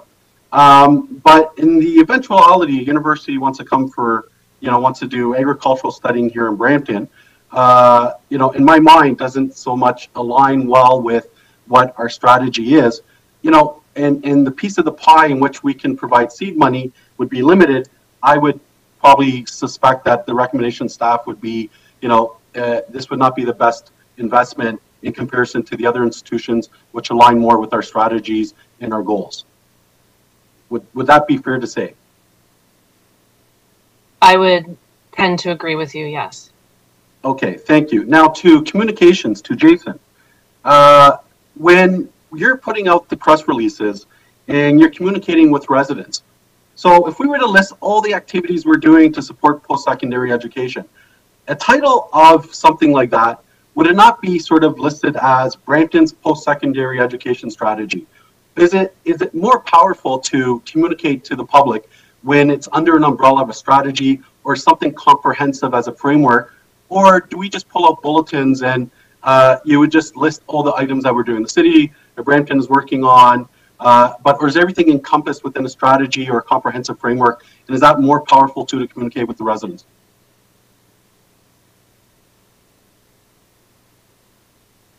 Thanks, Councillor. It's Jason through the chair. I would.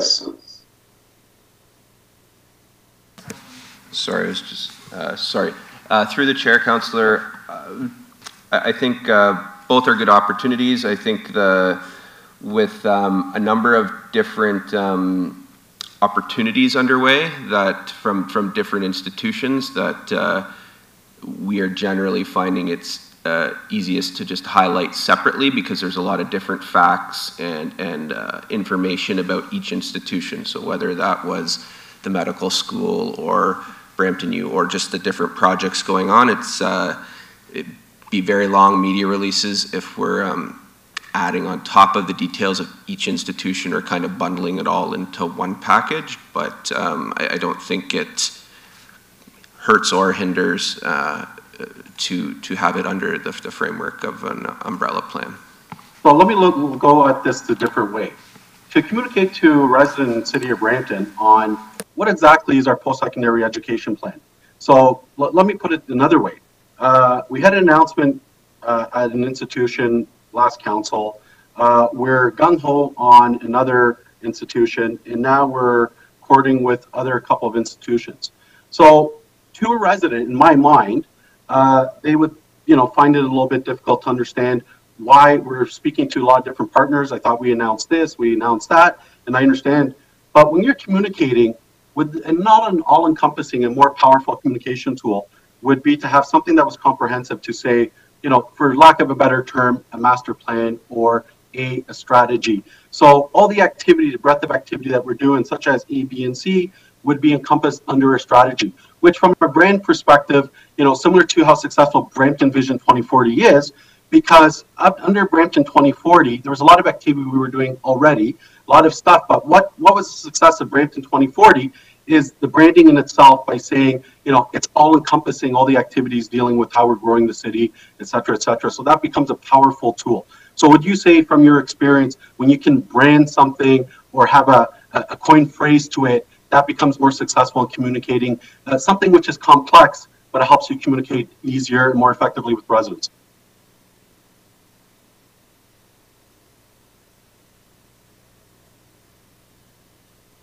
Hello? Sorry, Councillor, was question on there? Yeah, sorry. Was it to you in terms of effectiveness communicating with residents? Yes, I think certainly we can, whether we use a master plan or a strategy, I think also mindful how we framed it to date has been around probably, I would say the team has probably been a little reticent to, and to some of the comments about wouldn't it be problematic to have a master plan or a strategy, but I do think that not post-secondary education not fully being in the city's, certainly in the city's interest with respect to economic development and such, but ownership over post-secondary, I think. Yeah, Jason, my intention is not to put you on the spot. My apologies, but it intentionally is about the effectiveness of communication. When you're communicating a strategy, just because there's so much breadth of activity, when you have an all-encompassing, in my mind, and you being communications specialist, the ability not only for us to internally understand what we're saying, is also for us to really let residents understand what we're doing. And that's part of the issue and part of the rationale in my mind why Councillor Bowman brought this forward and why I seconded. My last question, I'll go to Blaine. Blaine, if you can explain what are the set of principles and tools or principles and criteria that this council has requested to, when you're speaking with universities, what are your guiding principles, or what is the criteria in which you're using when you're talking to the institutions? Is it basically we want to put bums in seats downtown Brampton, or is there something more thoughtful, such as, there's going to be impact of economic development, or do we care about the programming of the institution? So if a university came and they said they want to do agriculture in the city of Brampton, as long as they bring their campus downtown Brampton, we wouldn't care, which I'm not suggesting it is. But when you're speaking with these institutions and you're elaborating the strategy, is there something that council approved which is all encompassing and knits everything together? That was an incredibly good question, sir. So basically, what I can, from the discussion we've had today, what I can suggest is, I think the way what we're looking for is more framed around a strategy. So I believe what you're asking for is, please provide me with your project charter. What are your goals? What are your objectives? What are you trying to accomplish? So then when it's presented, you can look at it and say, we agree with this part. We'd like you to amend and change this piece. So that's my take, sir, at this point. So, but I can tell you what my principles are when I'm working with, let's say, Ryerson University or the University of Guelph-Humber. What I'm working in consultation with our colleagues from economic development and across the corporation is, how in the world do we create opportunities for students, for our residents? How do we create opportunities for business in downtown Brampton? How do we expand overall the financial impact? An example I would give you is when we're talking about an educational master plan. The best thing we could find when we're dealing with the Brampton School of Medicine was a economic impact assessment done from the Northern School of Medicine, which showed a financial impact of about $90 million per year, with just under 100 physicians attending that institution each and every calendar year. But what we're paying for, what you're paying for, sir, is with the planning grant through Ryerson, is for them to produce that economic impact as part of their planning process. So if I'm correct, sir, what members of council are looking for is a document that shows, what have we done to date, what do we plan on doing in the future, where are we at right now, and what is our overarching plan. The three things that I usually follow: what is our plan? Is it a reasonable plan? And are we following the plan? And I'm hoping I got that correct, sir, but I think what you're looking for is, please tell us what your plan is and are you following it? Yeah, if I could give you a prize, I would, Blaine, so well done. Essentially, I think what we're all talking about is we recognize that there's a lot of good conversations, a lot of institutions, but there are guiding principles. And all I think Councillor Bowman has asked, and why I seconded it, is to recognize there's a lot of activity. But for us, internally to understand, we're dancing with a lot of people, but why are we dancing with these people? We want to have that in that document. Second, we want to be able to communicate easier, not only internally, but also externally. It's kind of difficult for us to keep, speaking to different people why we're talking with different institutions. So if we have a guiding strategy or master plan, whatever you want to call it, which says, well, as part of our strategy, how are we leveraging, this university who wants to come to Brampton? Well, they meet our needs of a healthy community. So they're bringing a medical school. Not only that, is they're providing 50,000 jobs, and that meets our employment.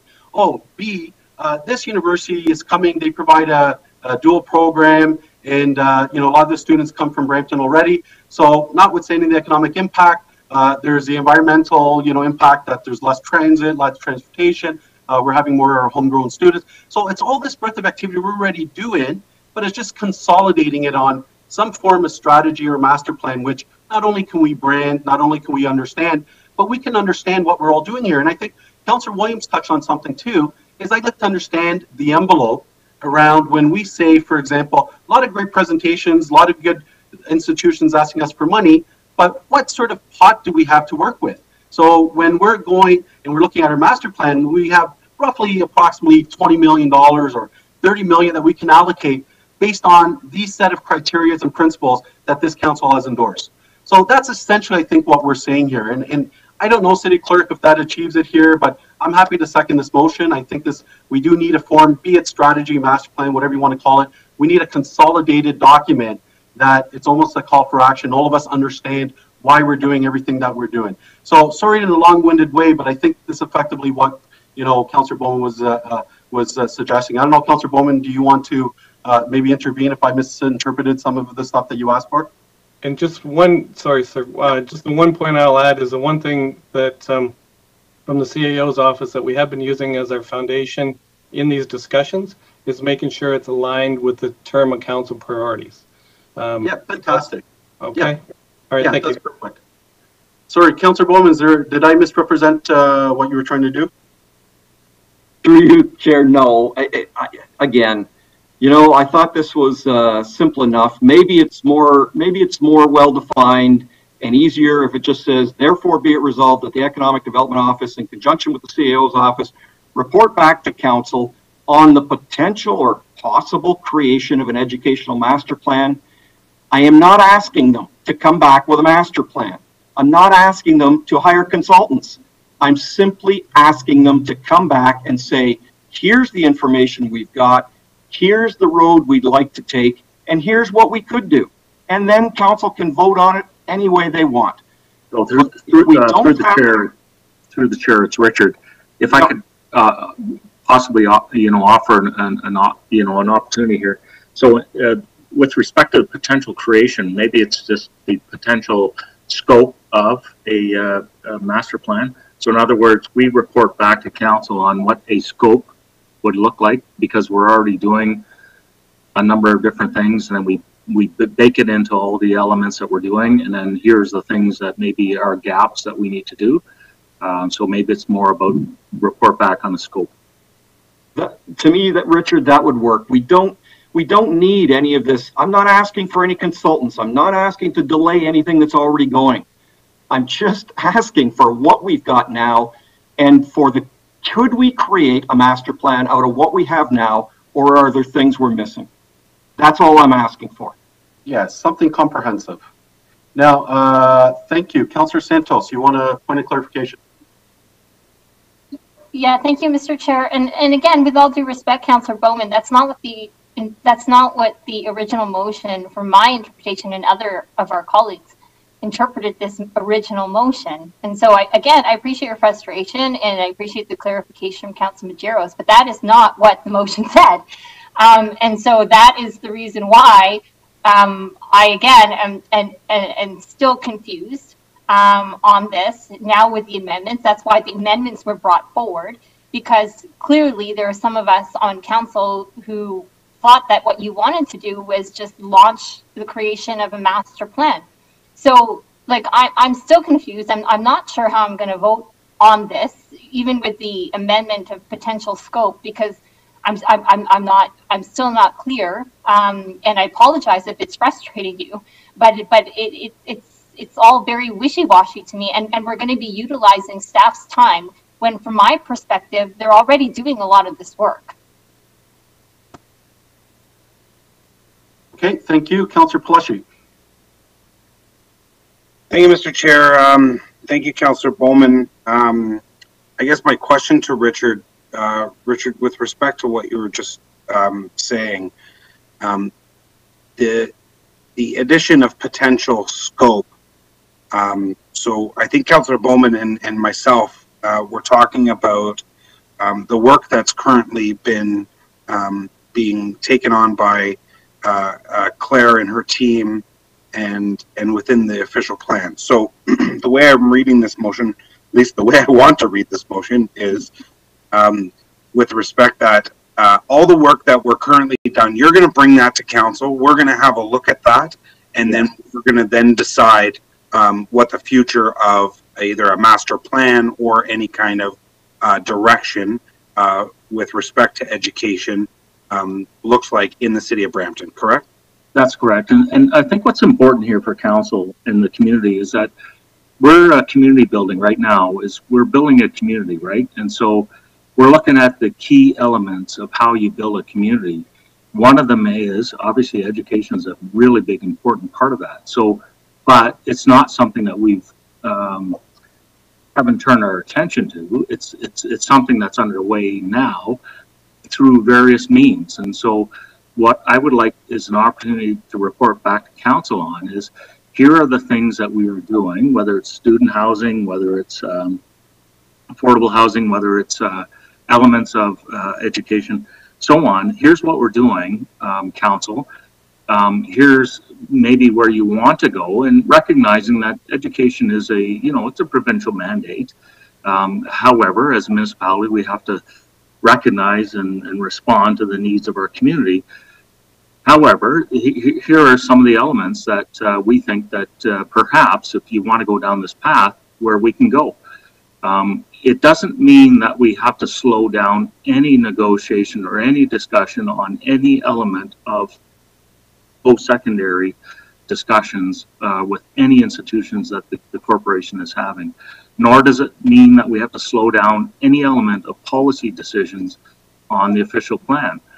It simply means that if we're missing something that council wants us to address, then we'll report back. We'll say, here's what we're doing, and you can tell us, and we'll follow your wisdom in terms of what needs to be done. Thank you, Richard. And then finally, with the last portion, the addition, the amendment, I guess that's a discussion that we can have at that time. So I don't believe that the amendment needs to be added. Plus, I do not want any additional work to be put on to Brampton's plan to delay that process as well. So would it be safe to say, Richard, that you would rather see that amendment come back once this additional information comes to council? Yeah, through the chair, absolutely. Councillor Pelleshi, absolutely. Yeah. We do not want in any way to, quite frankly, and I don't know if folks are following the numbers to date in terms of planning applications and permits and all those kind of good things, but there is a lot of investment happening in Brampton. Our, construction to date dollar figures are well above where they were last year compared to even the year before. Our permits are way up. Our planning applications are way up. And so that's an indication that there's a lot of investment. And what we don't want to do in terms of policy development is slow down any of the activity that's going on. And that's my recommendation, is not to slow anything down.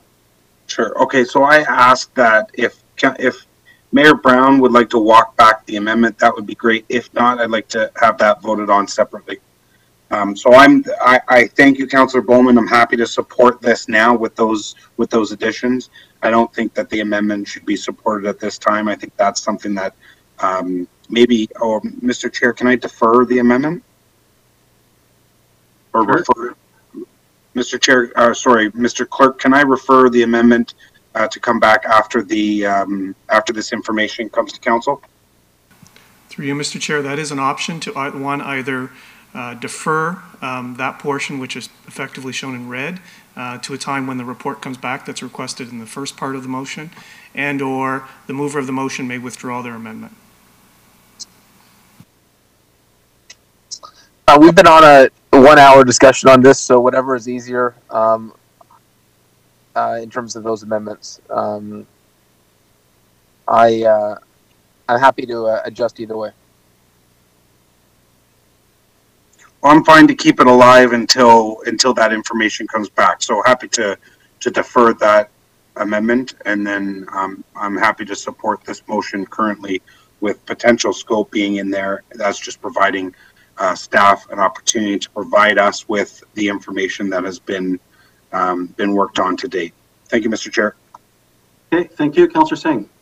Yeah, there's two amendments, right? So, and without causing delay, I don't think we need to defer that part. So we can, but I understand the rationale for deferring the first part. So at least let's pass the second part without causing delay. I think that's important for our partners to see.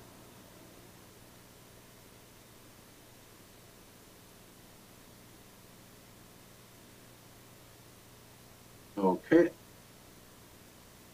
that okay? And did the clerk understand? So you're asking to separate without causing delay, but defer the other part because it was two amendments that the mayor brought forward. Mr. Chair, since it was my deferral, I really only wanted to defer the official plan portion. So I'm fine with that. Yeah, I thought so. Okay, thank you. Okay, great. Now, Councillor Bowman, do you just want a regular vote, or are you asking for a recorded vote? Recorded vote, please. Okay, City Clerk, over to you. Through you, Mr. Chair, recorded vote has been requested on the motion. And just for clarity, Mr. Chair, are we voting on both the Councillor Bowman motion as amended and the Councillor Pelleshi deferral? Is that correct at the same time? Yeah, I'm fine with that if that's okay with City Clerk. Technically, we can do that. Yeah. Yes. A recorded vote's been requested. All in favor of the motions as shown on the screen, please indicate. Councillor Dillon.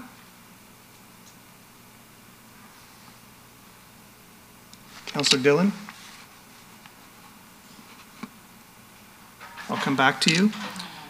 Councillor Singh? Yes. That's a yes. Councillor Fortini appears still to be absent. Councillor Williams? Yes.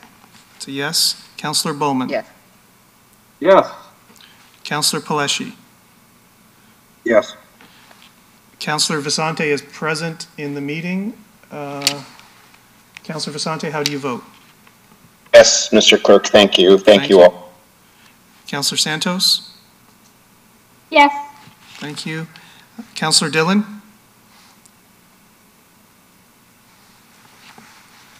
Oh, Mr. Chair, Mr. Clerk's in the chat. Oh, there is. Sorry, I wasn't able to unmute. Yes. That's a yes. Thank you. Mayor Brown?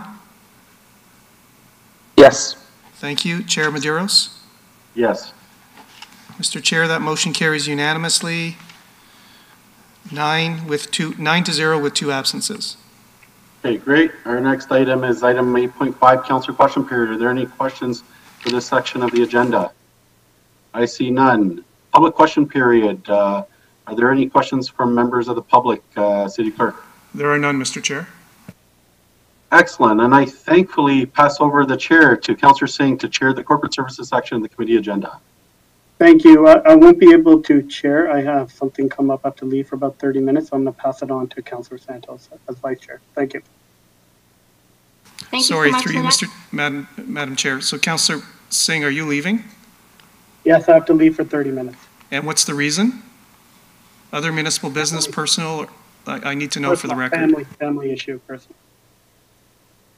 Personal? Okay, thank you.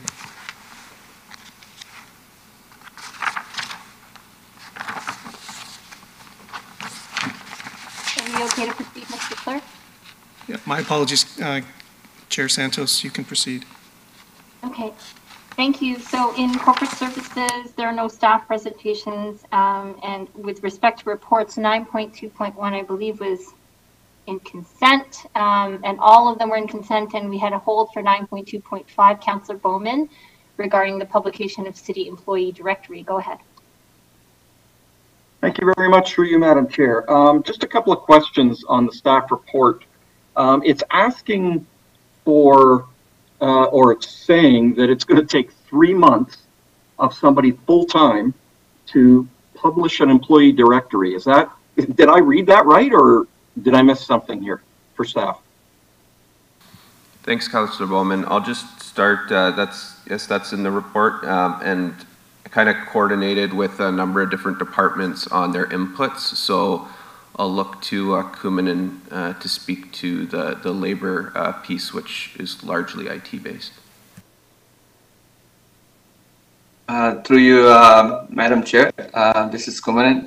Yes, that is correct. So the IT portion will take up to 3 months. What, excuse me, I just don't understand, Kumanen. What is it that's going to take 3 months to get an employee directory online? Do we not already have the employee directory? There are some software development that configurations that we need to do, Councillor Bowman. I'm going to have to get you a little bit more details. I do not have them at this point. While we speak, I'm just going to see if I can get a little more details. Well, it's okay if I can just refer this to council then, and you can give me the details at council. It just seems like a very, very long time just to get an employee directory online for three months of a full-time employee. So if I can just refer this to council.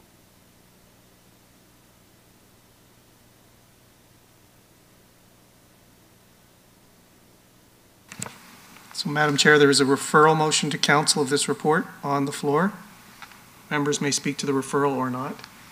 Okay, thank you. Any members have any comments regarding the referral? I see none. There's a referral. Anyone opposed to the referral? That motion carries.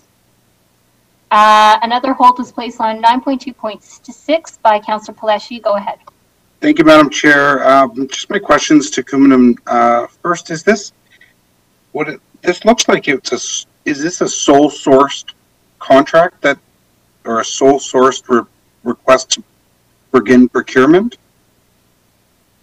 Through Madam Chair, Councillor Palashi, yeah, so this is basically limited tendering. The city has engaged in business with this company, IBI, back in 2007. Since then, their engagement has grown in size. So we, especially with COVID, our needs and the usage of this platform has been grown multiply. So yeah, so we are requesting limited tendering to go with this vendor. Is there nobody else that can do the same job? There are, Councillor Palashi, but the challenge is they've been integrated within the city since 2007, which means it's deep rooted into many infrastructure, especially with COVID, like with the COVID situation, using multiple dashboards. So replacing a vendor like this takes time, especially, I mean, it comes at a cost, right? Like obviously their change management and other like procurement delays and such like that. But when something is working, I mean, this solution has been working for us so far. So there is no, and we do want to provide some stability. So that there's no appetite to change at this point. So I think I really need a better understanding of what those types of decisions even look like. We changed our planning software at a cost of, I've heard it was near $3 million when it was started off as $1 million tender. So do we at like staff, does somebody just decide that they don't want to work with that company anymore before they change it, or how does that process go? Because I really need to understand this. And how do we allow a company to get so deep rooted that we're now stuck with them and we can't go out to the market? Councillor Palashi, I wouldn't say we are stuck with them. We do have options, but considering that our usage with this company has increased, especially during last year, that it is not the appropriate time to change something like this, a platform like this.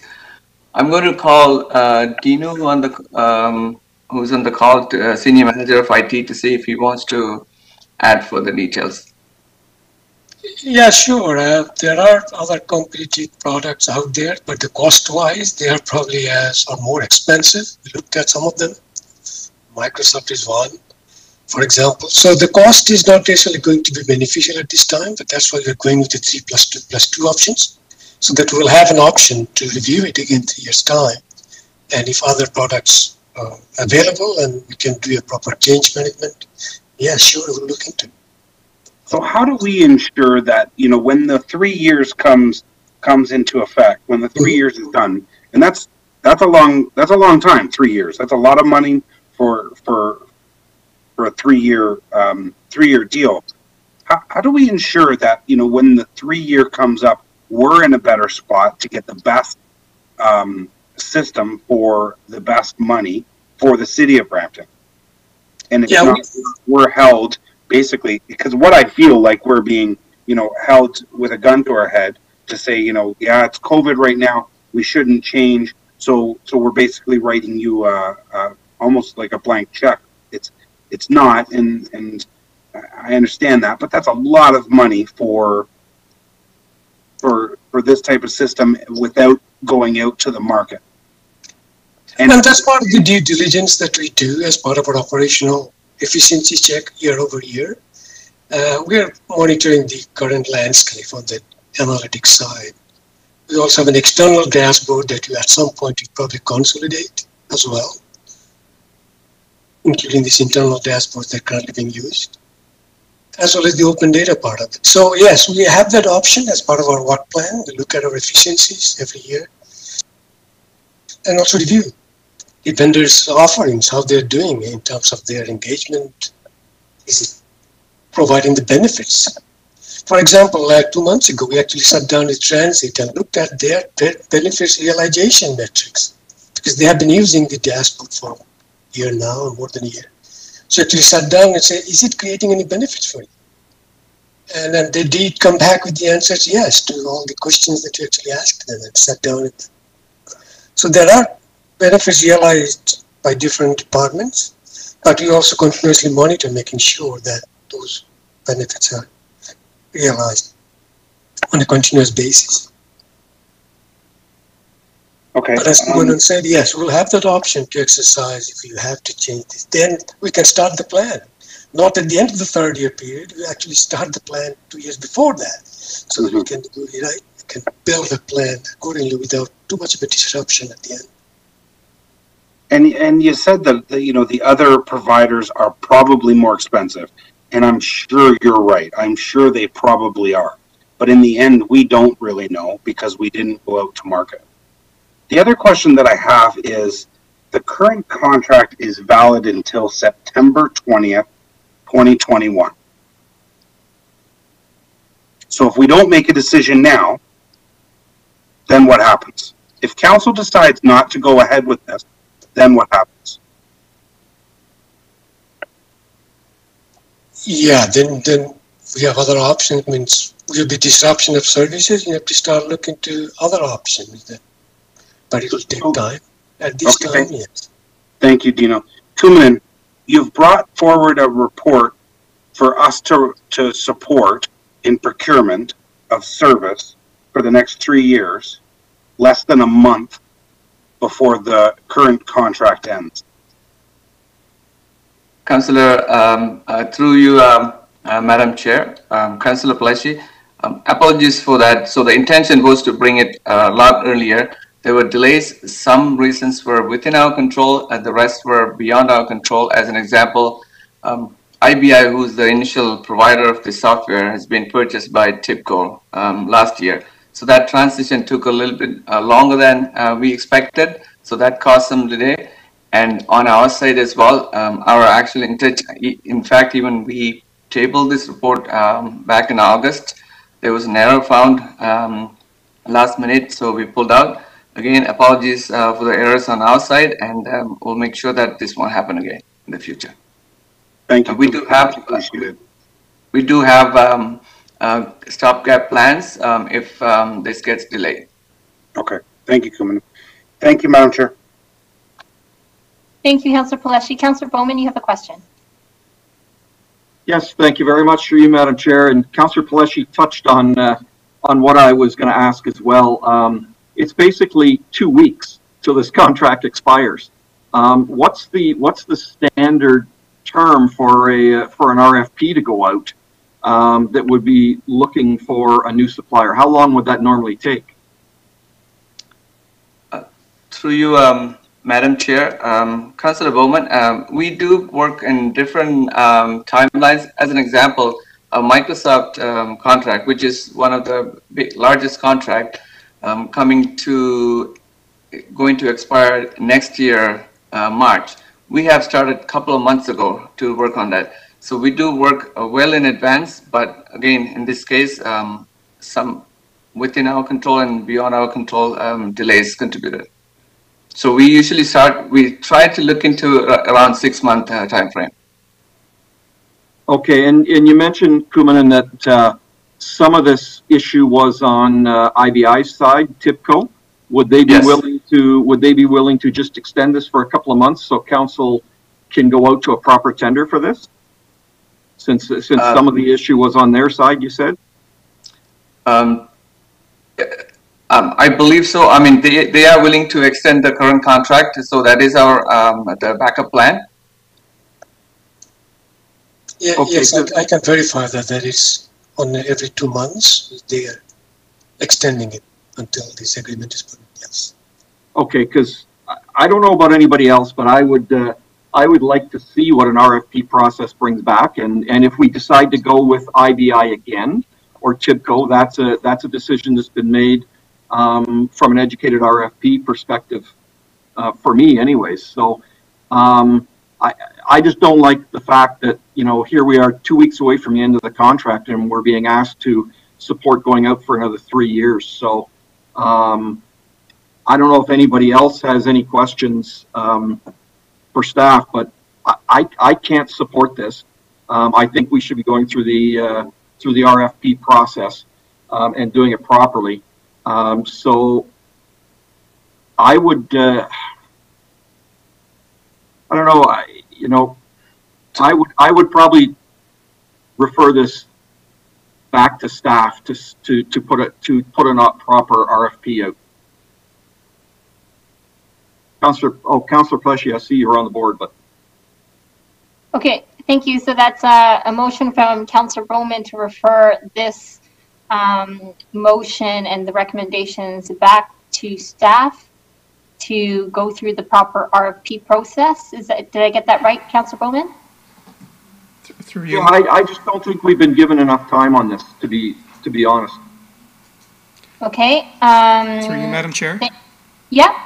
So there may be two options. The staff recommendation is to begin procurement, and recommendation 3 specifically is to begin negotiations for a direct engagement.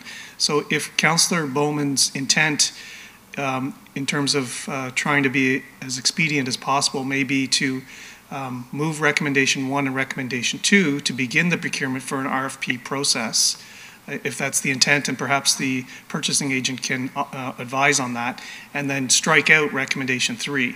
Otherwise, the other option is refer it back to staff for a report back, which may delay the time that this comes back for a council decision to move forward. That makes perfect sense, Peter. Thank you. Okay, great. Thank you, Peter. And maybe a comment from staff in terms of the implications of what Councillor Bowman is bringing forward. To you, Madam Chair. I'm sorry I didn't get that question. What are the implications of putting this through an RFP process versus beginning the procurement now? All right, thank you. So, like I said, and Dino mentioned, so we do review the situation, whether what makes sense for the city infrastructure, whether we need to go to RFP or continue with the current vendor, especially the strategic vendors or strategic solutions that I consider, where there is multi-tenants, multiple years, the relationship is established and deep-rooted into city. However, and especially when the business requirements are met or exceeded, we do tend to continue, so there's minimal disruptions and then to gain efficiency. But if the council's request is to go to RFP, and we will definitely take that direction, but my preference is not, because at this point, because it's easier, it's more efficient and then cost effective to continue with this vendor. Okay, thank you. Councillor Bowman, clarification, go ahead. Yes, through you, Madam Chair. Just on the motion number 2, that the purchasing agent be authorized to begin procurement for TIBCO IBI. Does that mean that that's the only person we're going to be getting RFPs from, or is that a proprietary name, or is there a name for this software that should be entered instead of TIBCO IBI? Through you, Madam Chair. Councillor Bowman, yes, that is correct. That is the company, and they are the only provider of that software platform. Okay, I thought when Councillor Pleshy was asking, you said there are multiple suppliers of this platform, but they're more expensive. What I meant was sorry, go ahead, Dino. No, I'm saying multiple solutions of the same problem, but not necessarily the same vendor solution by multiple sourcing agents. Okay, so we should be changing that to begin procurements for the solution for Brampton Transit Enhancements Bylaw Services instead of listing TIBCO IBI, because that would mean that's the only company we would reach out to. That's the only company solution that you're currently using. Yes. And then if you choose to go with other vendor, the solution will look completely different. Okay, thank you. Okay, thank you. Just a final round. Are members of staff clear on the change in the motion here from Councillor Bowman? Yes, Madam Chair. Okay, thank you. We have a motion on the floor brought forward by Councillor Bowman. Anyone opposed? That motion is carried. Next, I believe, is 9.2.7, and I don't remember if that was held. 2021 National Day for Truth and Reconciliation, federal public holiday. Was that held, Mr. Clerk? Through you, Madam Chair, it was not. It was not added to the consent motion because it related to the discussion item 9.3.4 from the Mayor and Councillor Vicente regarding National Orange Shirt Day. Okay, thank you. So now I believe we are on, so we don't have to deal with this right now, do we, Mr. Clerk? Sorry, Madam Chair. Yes, it is the next item up for business. Okay, I apologize. Okay, this is the next item of the agenda. Do any members have any questions or comments regarding 9.2.7, National Day for Truth and Reconciliation, federal public holiday? Councillor Santos, sorry. Yeah. I think I moved this motion with Councillor Vicente, who I suspect is no longer on the call. Councillor Vicente might still be here. He joined just earlier. I am here, thank you. Okay, well, then I'll let Councillor Vicente speak to it. Okay, Councillor Vicente, go ahead. Thank you, Madam Chair. Thank you, Mayor, members of council. This is a motion that was brought forward from AMO, and it was a recommendation that municipalities across the province find ways to mark the National Day for Truth and Reconciliation, which this year for the first time is a federal holiday. It is not yet decided whether or not it'll be a holiday here in the province of Ontario.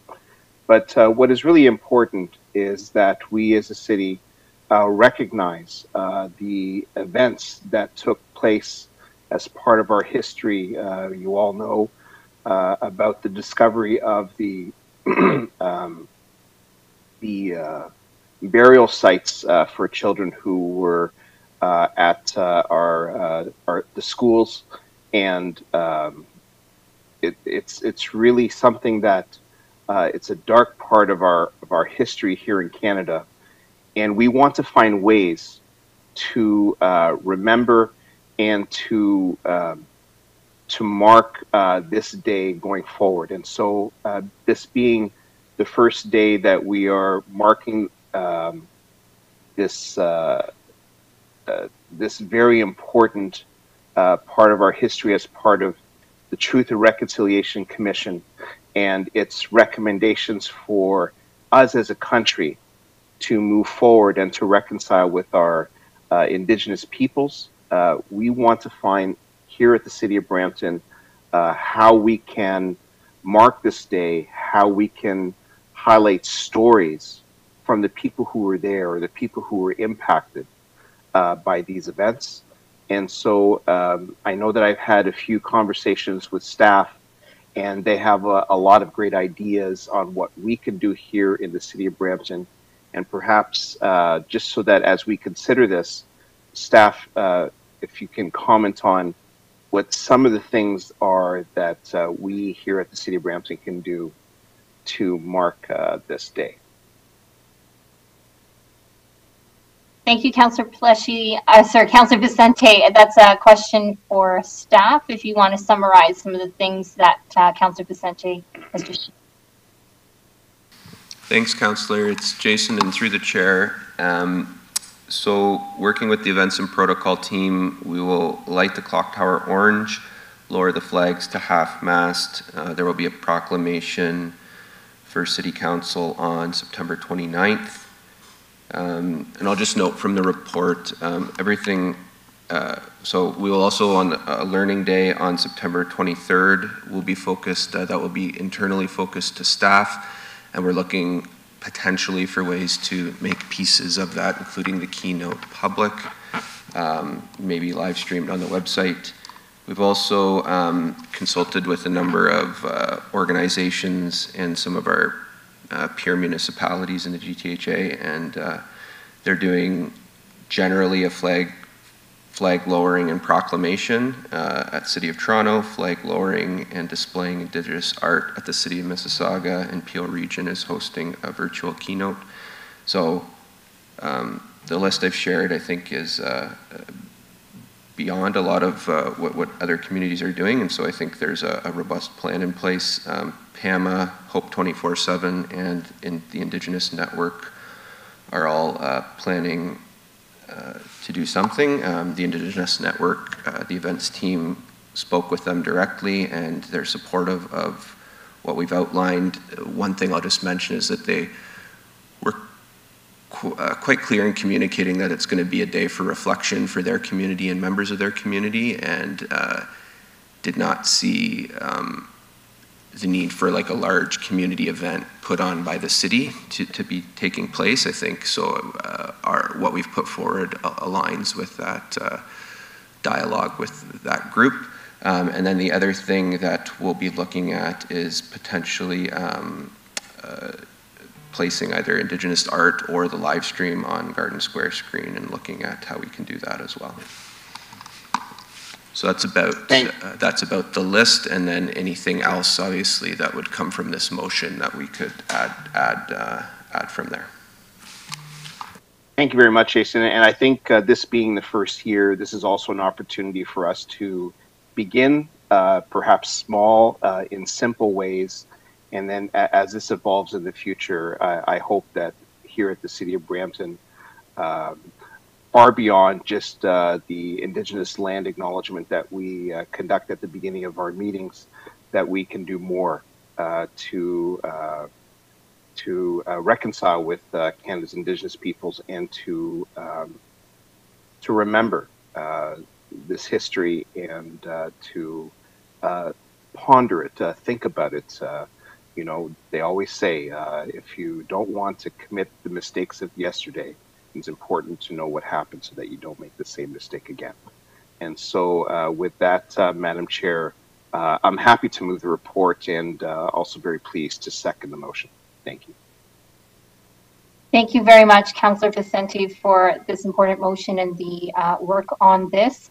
I have a motion to receive the report and the recommendations in the report, as well as the motion moved by. Yep. Sorry, Mayor Brown wishes to speak. Oh, I apologize. Sorry, Mayor Brown, go ahead. Okay, thank you, Councillor Santos. Just to understand, so the federal government has made it a statutory holiday. Would that be a holiday for our employees in Brampton? Have we spoken to our labor organizations on their expectations for this? Thanks, Mayor Brown. I think I'll look to, we've worked on that HR element of the report with Steph Ortiz in HR, so maybe she can comment on the holiday piece of the day. Yeah, thank you, Jason, through the chair.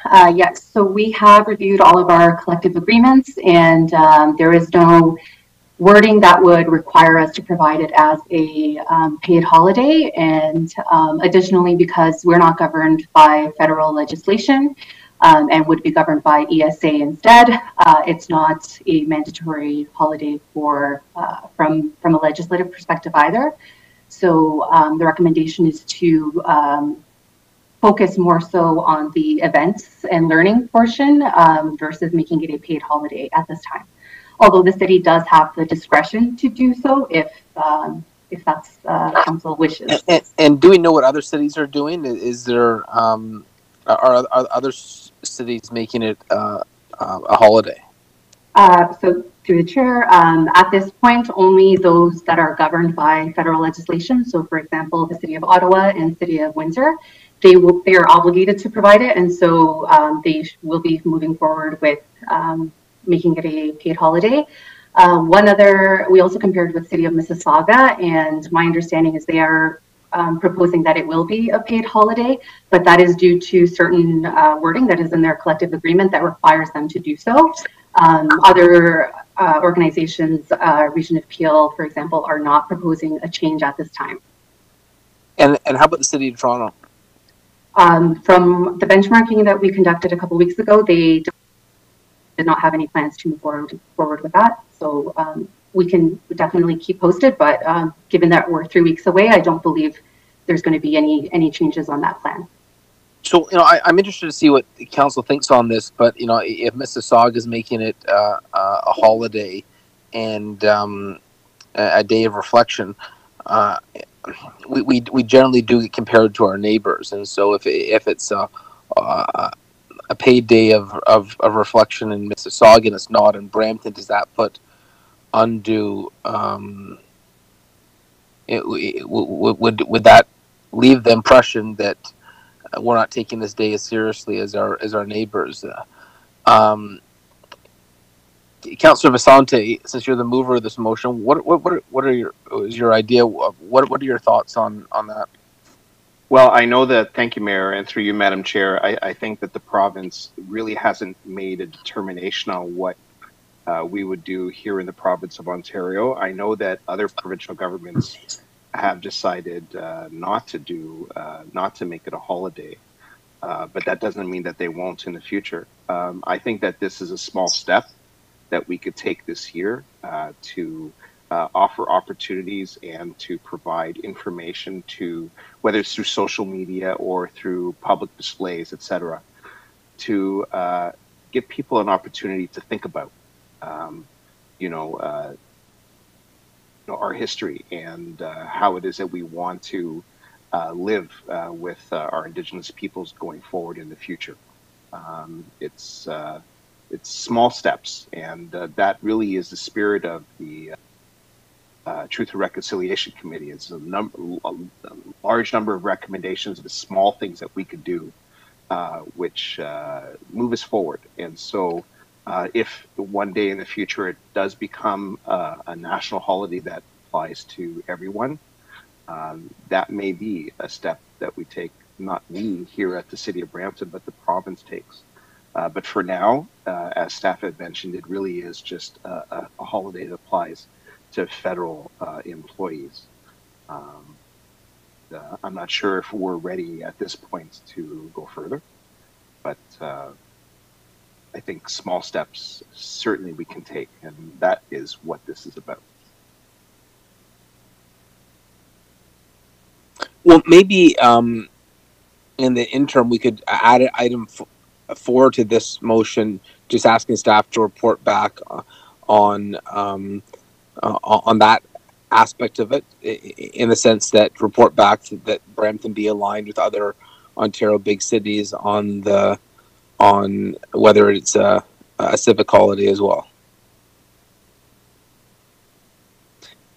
Because if we know Mississauga is declaring it a holiday, but Toronto hasn't made a determination, maybe we need a little bit more time to see what is going to be the path forward for other big cities, and having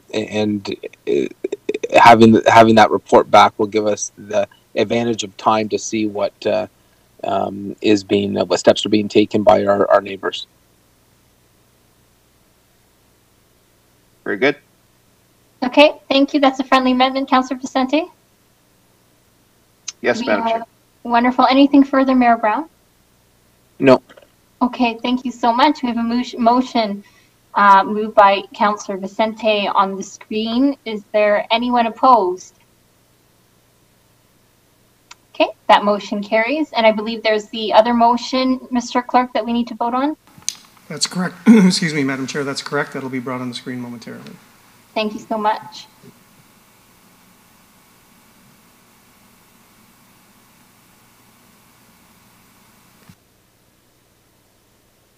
Oh, is that the same motion? There we are. Perfect. Motion moved by Mayor Brown, seconded by Councillor Vicente. Anyone opposed to this motion? That motion carries. Thank you very much. The next item on the agenda, I believe, Mr. Clerk, is 9.3.1.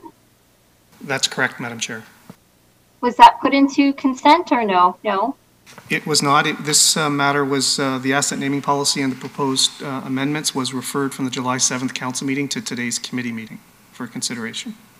Okay, thank you. Do any members of council have any questions, or committee have any questions related to 9.3.1, asset naming policy and the recommendations. I see no questions. It looks like we have to pass these recommendations, Mr. Clerk, is that correct? Through you, Madam Chair, yes. Recommendations 1 and 2 were in the original report in July and were referred to this committee meeting. So if there are no questions and committee wishes to proceed with the amendments to the asset naming policy, it can proceed at this time. This does not preclude further amendments down the road. Okay, great, thank you. I have a motion moved by Councillor Vicente regarding the asset naming policy and the standard operating procedures related to it. Anyone opposed? That motion carries. Thank you very much. The next item is 9.3.2, a discussion item at the request of Councillor Medeiros regarding an accommodation strategy. Councillor Medeiros, you have the floor. Thank you, and I guess to appropriate staff, I do know it's been a long day, and yes and no is fine. I wanted to just ensure that we are, because I know other municipalities already implemented an accommodation strategy with the fact that they're not coming back at full capacity. So looking at things such as hoteling and so on, reducing our work weeks when people come in. I don't know if there's an appropriate staff person. I think that would be through Public Works. Would that be, or is that corporate?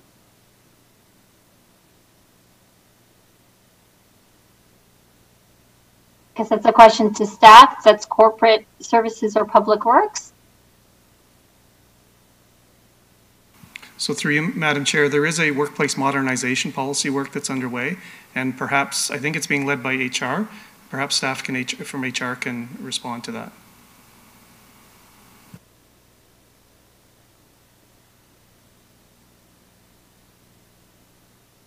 Councillor Medeiros, did you want to repeat the question just in case?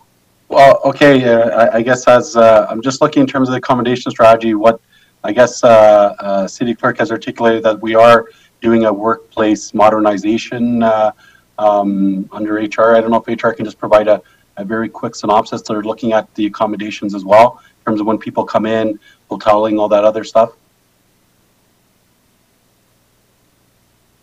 Someone from HR there? Hi, it's Commissioner Davidson. I was going to ask Omer if he's on the line to actually address that. That's one of his projects. I don't believe it's under HR at this point of time. Okay, thank you, Commissioner. Is Omer on the line to provide a response if possible? I thought he was, but I'm sorry. It looks like he's not. Okay, that's fine. If staff can report back, next committee is fine. If they can report back that we're doing something, looking at that, and whatever coin phrase it is, that's fine. Thank you, City Clerk. Thank you. Okay, so staff requested to report back on what is being done on the accommodation strategy. Is that a proper motion, Mr. Clerk? Do we need a vote on that? Yes, Madam Chair. It is a proper motion and to be subject to a vote. Moved by Councillor Medeiros. Anyone opposed? No one opposed. That motion carries. Thank you. 9.3.3, Councillor Dillon regarding update on a fair deal for Brampton auto insurance reduction campaign and next steps. Councillor Dillon, you have the floor. Thank you so much. And just very quickly, if Jason is on the line, just give us a quick update as to how many, what the numbers are for the petition and what the next steps are. There's been a number of constituents across the city who've contacted me, asking me what's going on, what we're doing. So just for the information for council, if Jason could give us a quick update.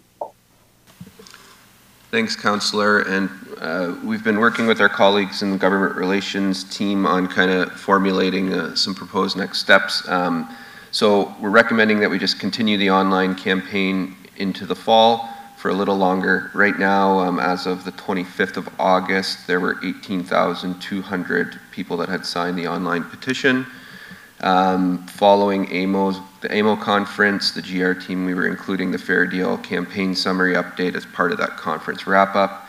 And then I'd also flag that currently Bill 42 is being reviewed by the Ontario Standing Committee on Finance and Economic Affairs, and there's no identified timeline for when the committee will announce recommendations or the outcome of the recommendations. And so we would, and just for awareness, so Bill 42 is similar to the ask of the petition. It's about ending postal code discrimination, and so I think there's a good point, and maybe it's before it passes or afterwards when we can submit that to the province, and I'd be open to any, Blaine and I would be open to any feedback on doing that either now or once the bill has proceeded through committee, and any preference for when that gets brought to the province as a council-led campaign. I don't have a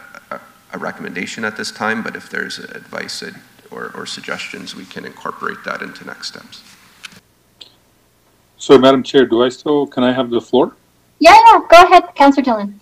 Thank you. And so I just, we've had it for a few months now. We're pushing 20,000. And so, Jason had mentioned that it's in, I think it's at a certain reading or committee. So what did you say, Jason? Where is it at right now? Sorry, if you can just quickly let us know. Don't know the exact reading, Councillor, through the chair. It's, but it's being reviewed by the Standing Committee on Finance and Economic Affairs. So then I can get a more particular place in the in the process. And so after the committee, what's the next step? Do you know?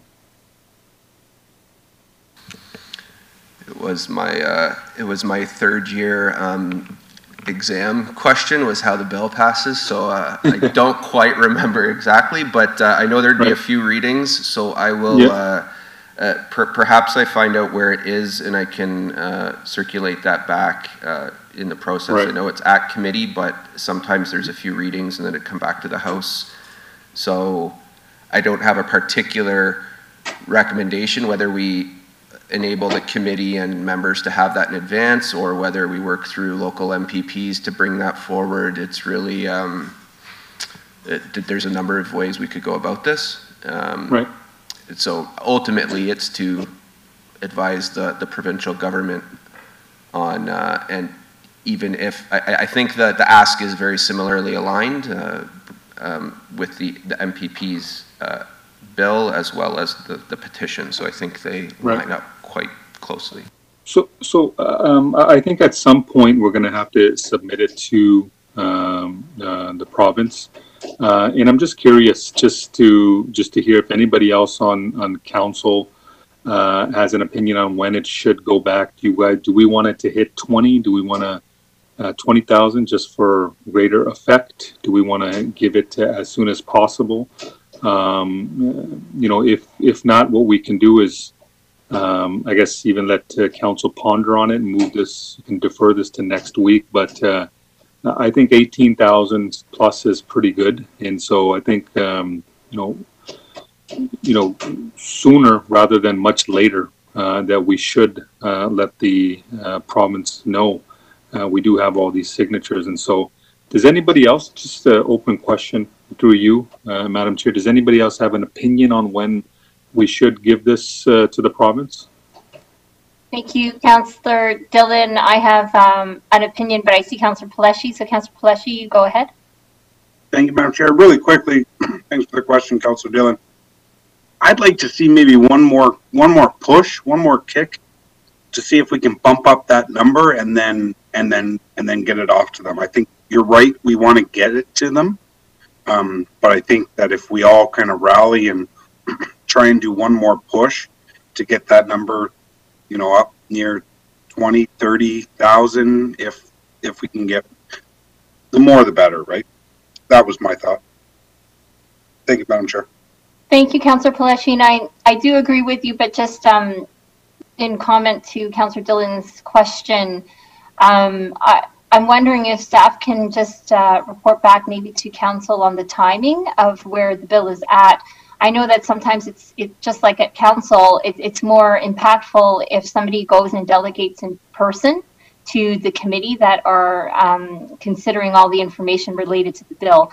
So I suggest if we can to staff, if we could find out what that timing is at the province, and find out if there is opportunity for us to submit a delegation, and as part of that delegation, and bring forward that stack of petitions related to this issue.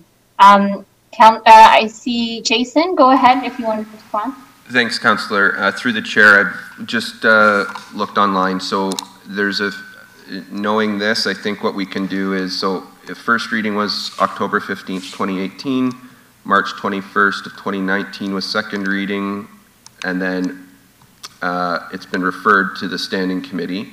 So I would suggest, I mean, a little bit at the whim of the government when the matter makes its way onto a committee agenda, but it would be a good opportunity for a delegation when it would be on the agenda for committee to have a delegation from the city and present the petition potentially at that time, as then it would be part of the minutes and part of all the future debate and discussion in the legislature. But I don't have a timeline for that, so we can keep an eye on it with the GR team and provide an update, perhaps when we're updated, or alternately we submit it whenever council wishes to direct that be done. As I mean, we're kind of basing it on the province's timeline, and I don't know when they would select that item.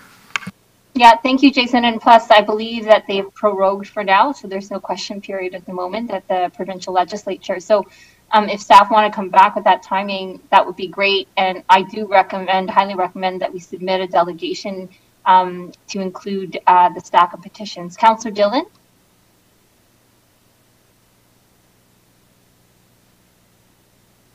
Thank you. If it's possible to have a council member delegate, I'd love to be the representative.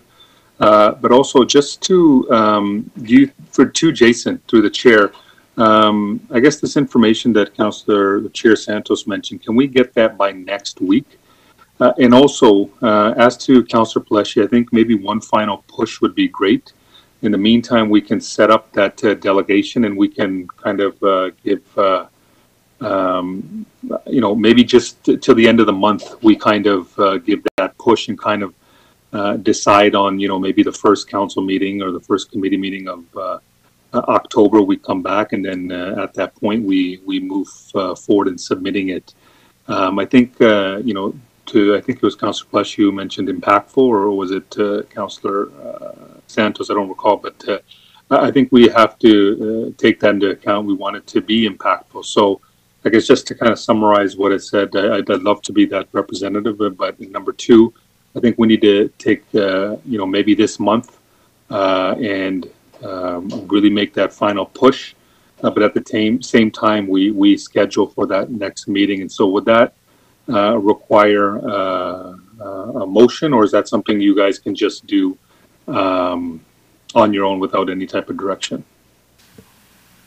Thanks, Councillor. Through the chair, I think we can take that as direction on this, on the campaign as next step. So we'll do for the next month an additional push seeking to get around 20,000 or more respondents, and then we'll keep council abreast of the timing of the committee. Or next, you mentioned following what Councillor Santos said, but what next steps? So push over the next month and then take it to the province, or we can, I mean, the other thing we can do is connect with the local MPP and see if they're going to be reintroducing the bill, and then align with some of the readings and the committee meetings that would take place, and working with the MPP's office would be another option. Yeah, so you think maybe in like a couple of weeks' time, I guess you can come back and let us know what the discussions with the MPP is and all the other information is. You think that's enough time for you? Do you need a week or 2 weeks, or? Yeah, I think maybe if we give it I can give an update on a weekly just on the numbers, and then I think in 3 weeks, if the numbers haven't moved a lot, then we might want to wait a bit longer. I guess I'm hearing there's an interest in kind of getting the volume a bit higher. Yeah, and so just finally, I guess, if we can reach a nice round number of 20, if we can get it to 25 or whatever it may be, but, just a kind of a suggestion to the councillors, let's all get that to 20. If you can share it on social media, etc. I know the city will, Jason, through you and your communications team on the city's, on social media, but as another councillor mentioned, having a nice round number might be more impactful, where we can submit to the committee. But appreciate the update today, Jason. Thank you. Thanks, Councillor. Thank you so much, Councillor Dillon. And I would add that I think it's great that you volunteered to delegate to committee if there's an opportunity to do so. And in my experience at Queen's Park, certainly the more councillors who attend, the delegation to delegate, the more impactful it is. So if there are folks who are interested in delegating to the committee, to please also express your interest. Thank you, and direction has been given to staff. Thank you very much. Yep, Councillor Palashi. Thank you, Madam Chair. I think just on that last comment, I think we have a protocol for any types of delegations. I think you have to follow whatever the protocol states.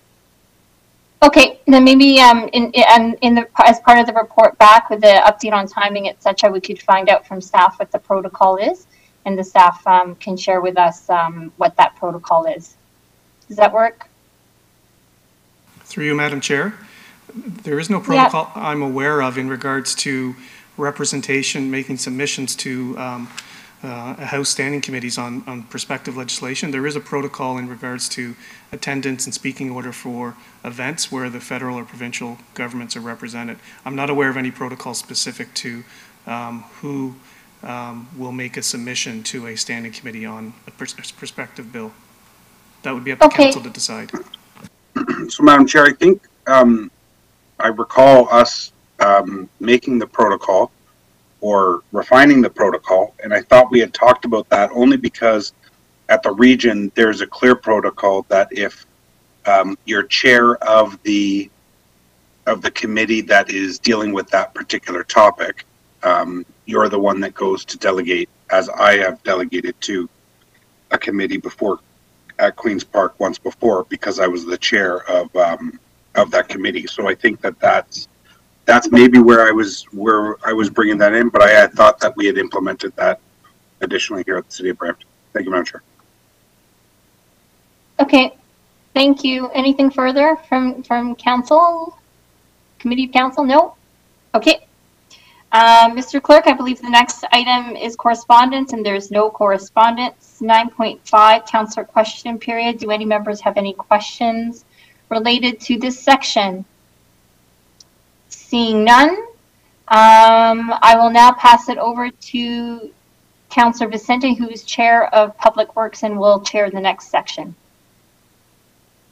Thank you, Councillor Santos. Members, our next item, I believe, is item 10.2.2, which was held by Councillor Palashi. This is a staff report regarding Fire Station 201 and a budget amendment. So, Councillor Palashi, the floor is yours. Thank you, Mr. Chair. I'll try and be as brief as possible, given that this has been a long day. So some of the costs that have been identified, I wanted some more understanding. One particular, the cost identified through design refinement. Can I get a better understanding on what kind of refinement that was and why wasn't it taken into account at the beginning of the work?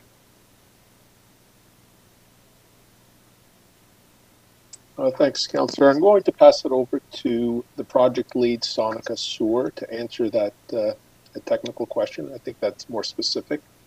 Sonica should be on the line. Sure. Thank you, David.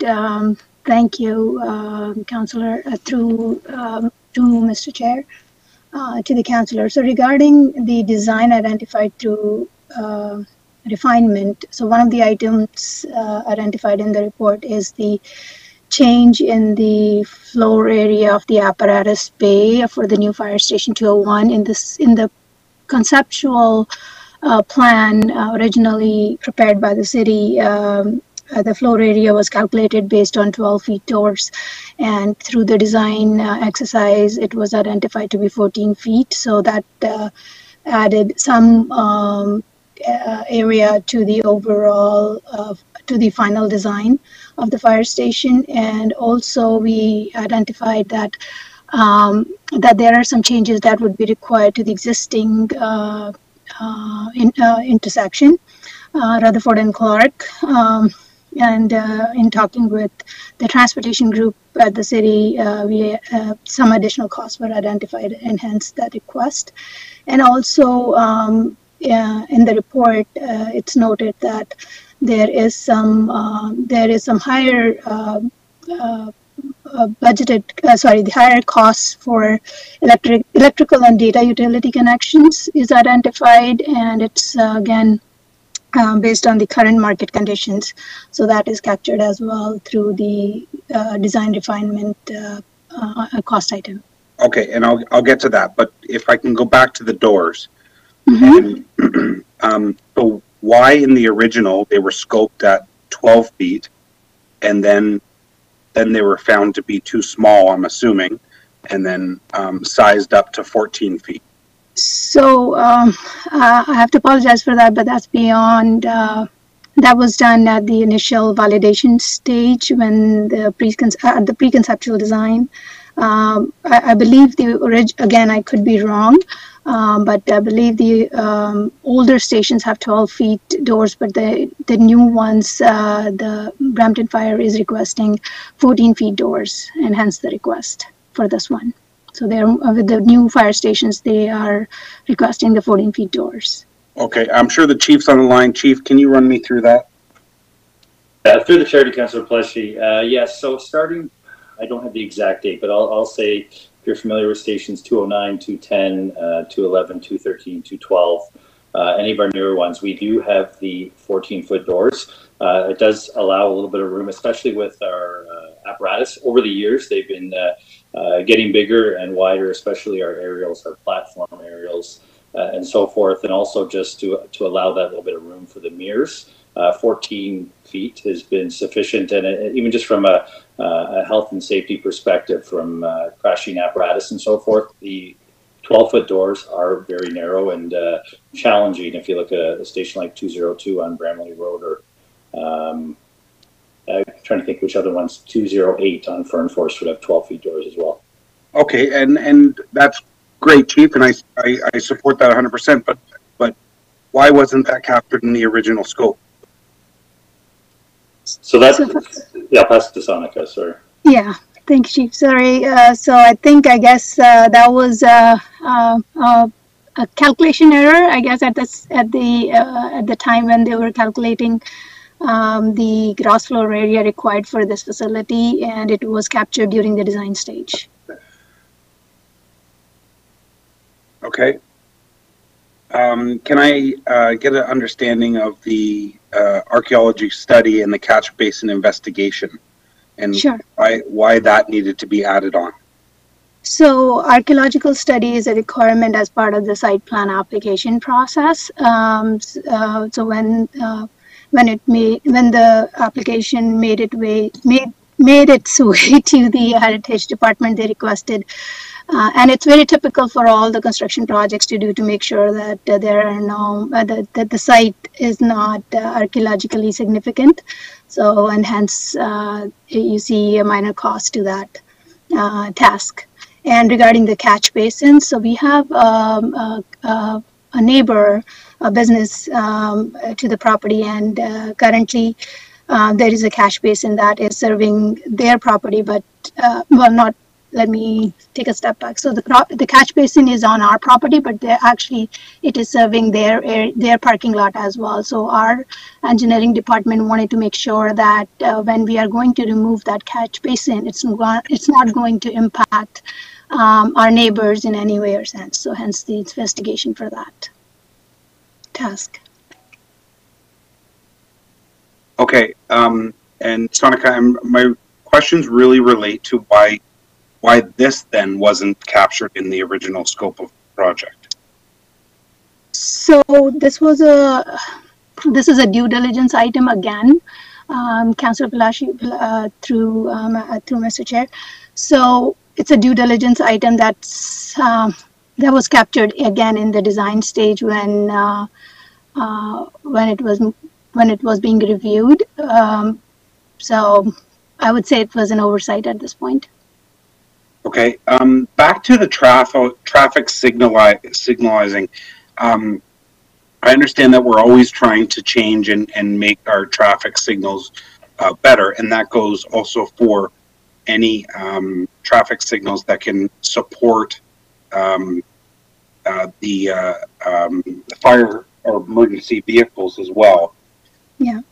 Why would this fall under this project and not just the overall scope of the city of Brampton trying to make our traffic signalization better? Yeah. Thank you for that question, Councillor, through Mr. Chair. So the new facility is actually at a T currently between Rutherford and Clark, and we are proposing a drive-in to the back of the property as part of the new design. So that, sorry? I don't know who was speaking. Yeah, so that would actually need change to the signaling of the existing intersection. And also, yes, you're correct that some of this signaling cost is captured by the project too, because there would be some preemption signaling required to let the fire vehicles in and out of the fire station. Okay. And who is the client when it says client requests that concrete driveways are provided along the travel path of the fire trucks to avoid premature failure of asphalt? That would be Brampton Fire. Okay. Do we typically refer to ourselves as a client? I guess this project is sponsored by Brampton Fire, so that's why they are our clients. Okay, I guess I'll throw that question maybe back to David or maybe even the commissioner. Sure. Through the when chair. When I see something like that, it makes me feel like we're not all together in this. Where I don't look at Brampton Fire being a client. I look at Brampton Fire being us, along with every other department. Sure, and I agree with that sentiment. I think that's what has been typically used, and we're open for a change in terminology. But in terms of BDC providing services to departments and divisions, it becomes a provider and client relationship to some extent. But by all means, if there's a willingness to change that term in a more formal way, we're open for that. Okay. And I guess, David, what I guess my last question, or actually before we go into that, the entire project, are we demolishing the building and building new? Or is it expansions? Why the need for an ARC study? Can I take that question? Annika, please. Yeah, thank you. Through Mr. Chair, Councillor. So the request for archaeological study, I guess, is a typical request for all. So sorry, to step back. We are not demolishing a new building. It's a new site. So it's a greenfield. And the request for the archaeological study, as I understand from our heritage department, is that it is the site itself is close to an archaeological site that has already been identified. So that's, and hence the request for this site, just for the investigation, just to make sure that there are no remains when we start digging for foundation. Okay, I see. That answers that question, yeah. I see the different address now. I guess my last comment is with respect to market conditions. We're 2 months in a row now where the price of materials have been coming down, and I understand that I see this dates back to I think July and then into August when the report was written. I wonder if we went back out to say, you know, what are some of these costs that are going to be determined by the market today? I wonder if those change. So we have 2 months in a row that a lot of, and we're hearing this in the stock markets and stuff, that a lot of the prices for construction have started to come down, which is good. So I guess where is our insurance that they're not, the contractor isn't going to pocket kind of some of the overages if markets have eased off a little bit? Through the chair, so I think that's the volatility of the moment. The material costs have started to come down, but the pressures on labor, the competition capacity of these vendors, there's still a lot of heat in the market. So the material costs may be coming down, but that doesn't necessarily mean there's a major release of pressure when it comes to the market conditions. And we've been getting the feedback across multiple projects, and the volatility is there, that responses from architects, from vendors, from the quantity surveyors, is that even they're having a hard time pinpointing where that's going to be. So where we've seen similar situations where we've gone out to tender and results have come back higher than what we had budgeted. In those cases, we're addressing it based on the response of the market. And in this case, we're getting response back now from the consultant, and we want to be prepared, or at least budget accordingly. That's not to say that we can predict what the results will be, but at this time we're trying to take our best guess based on the estimates that were received from the consultant at a Class B level estimate, and preparing ourselves to a certain extent, as opposed to going directly to the market and not really preparing council for what could arise. Thank you. Thank you, David, for that.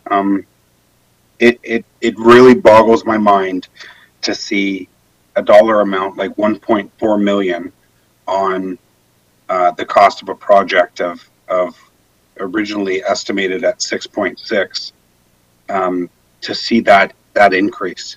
I don't know why, if that's what the market is saying, with the increase in the conditions. And I've heard the whole labor issue, and I know that there's an issue out there, but with the cost of the commodities coming down, maybe we should be saying, well, you know, let's not build anything right now. And I know that's not what a lot of people want to hear, because this fire station was probably needed 10 years ago, or Chief Boys will probably confirm that it was probably needed 20 years ago. But when we're looking at something like this, like that is a lot of money, and maybe we need to start playing the waiting game to say, well, we're not looking at building anything right now because of the volatility in the market.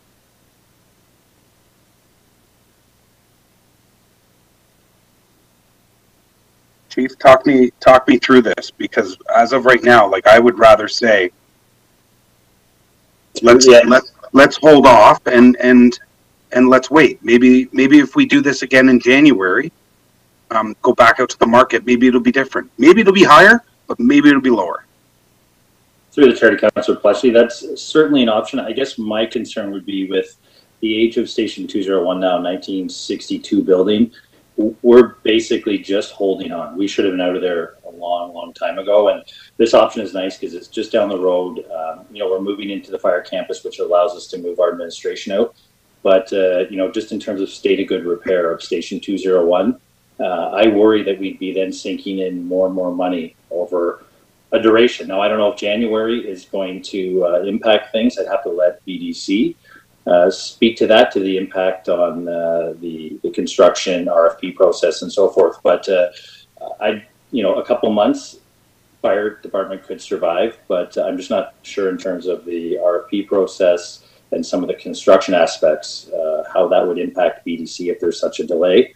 But I'd be very concerned if we were to delay the fire station longer than that, just given the state of good repair in Station 201. It's, again, I think 1962, I believe that building was built and not purpose-built, and we've been just keeping it together, just to knowing that we have another building coming. So maybe I'll ask David if he could, Tony, if he could comment on what the delay would do to the RFP.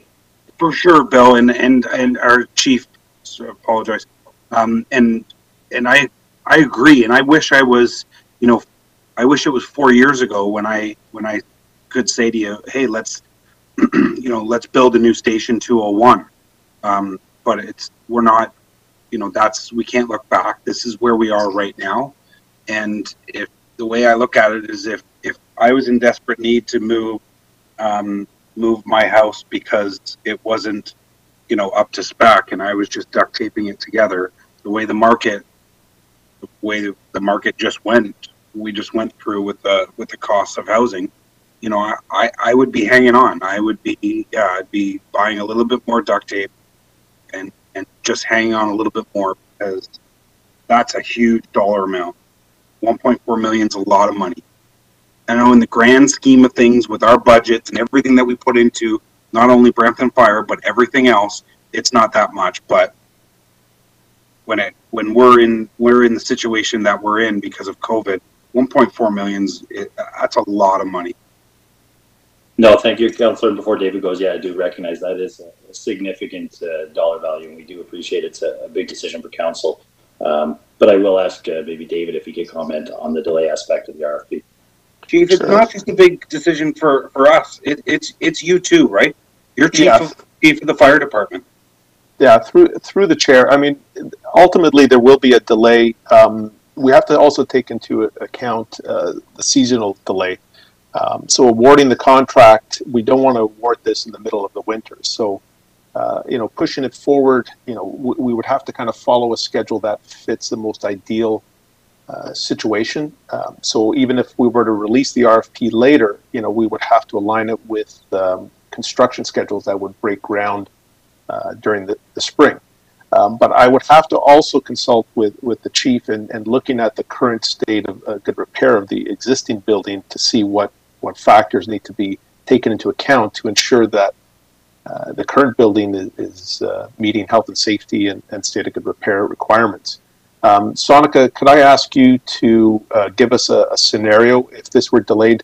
But according to Councillor Peleshi's recommendation to hold off, could I ask what timeline are we looking at? If there was a deferral, what would we be looking at? So, sure, David, thank you, and through Mr. Chair to the councillor.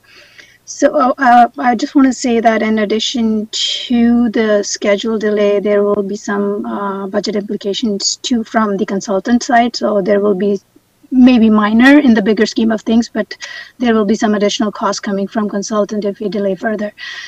So in terms of the RFP, we already have the pre-qualified general contractors for Fire Station 201, and the tendering process would take anywhere from 4 to 8 weeks to get the PO issued. So if we wait till January, let's say we issue the tender in January, then by the time PO will be issued will be end of February, early March.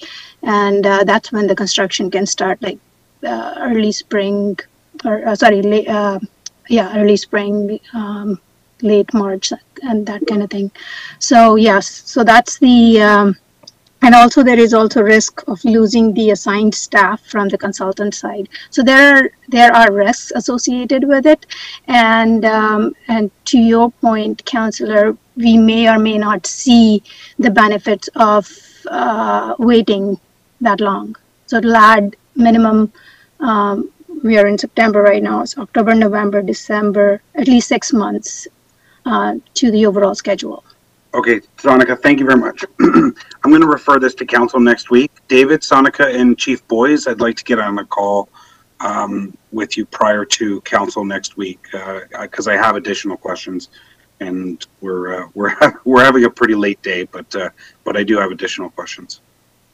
Thank you very much, Councillor Pleshi. So thank you, Mr. Chair. Thank you. So we're referring this next council meeting Anyone opposed? And so that carries. So members, our next item is item 10.2.4, a staff report regarding the request to begin procurement to provide fire life safety inspection, certification, and demand maintenance to various City of Brampton facilities for a 3-year period. I believe this was held by Councillor Bowman. Councillor Bowman. Thank you very much through you, Mr. Chair. I did get some of the answers I needed from Nasir earlier. Essentially, I just wondered what was the extent of this contract, and the way I understand it, Nasir, if you're on there, or maybe Jason, this is essentially like a mechanical electrical contract. Is that correct?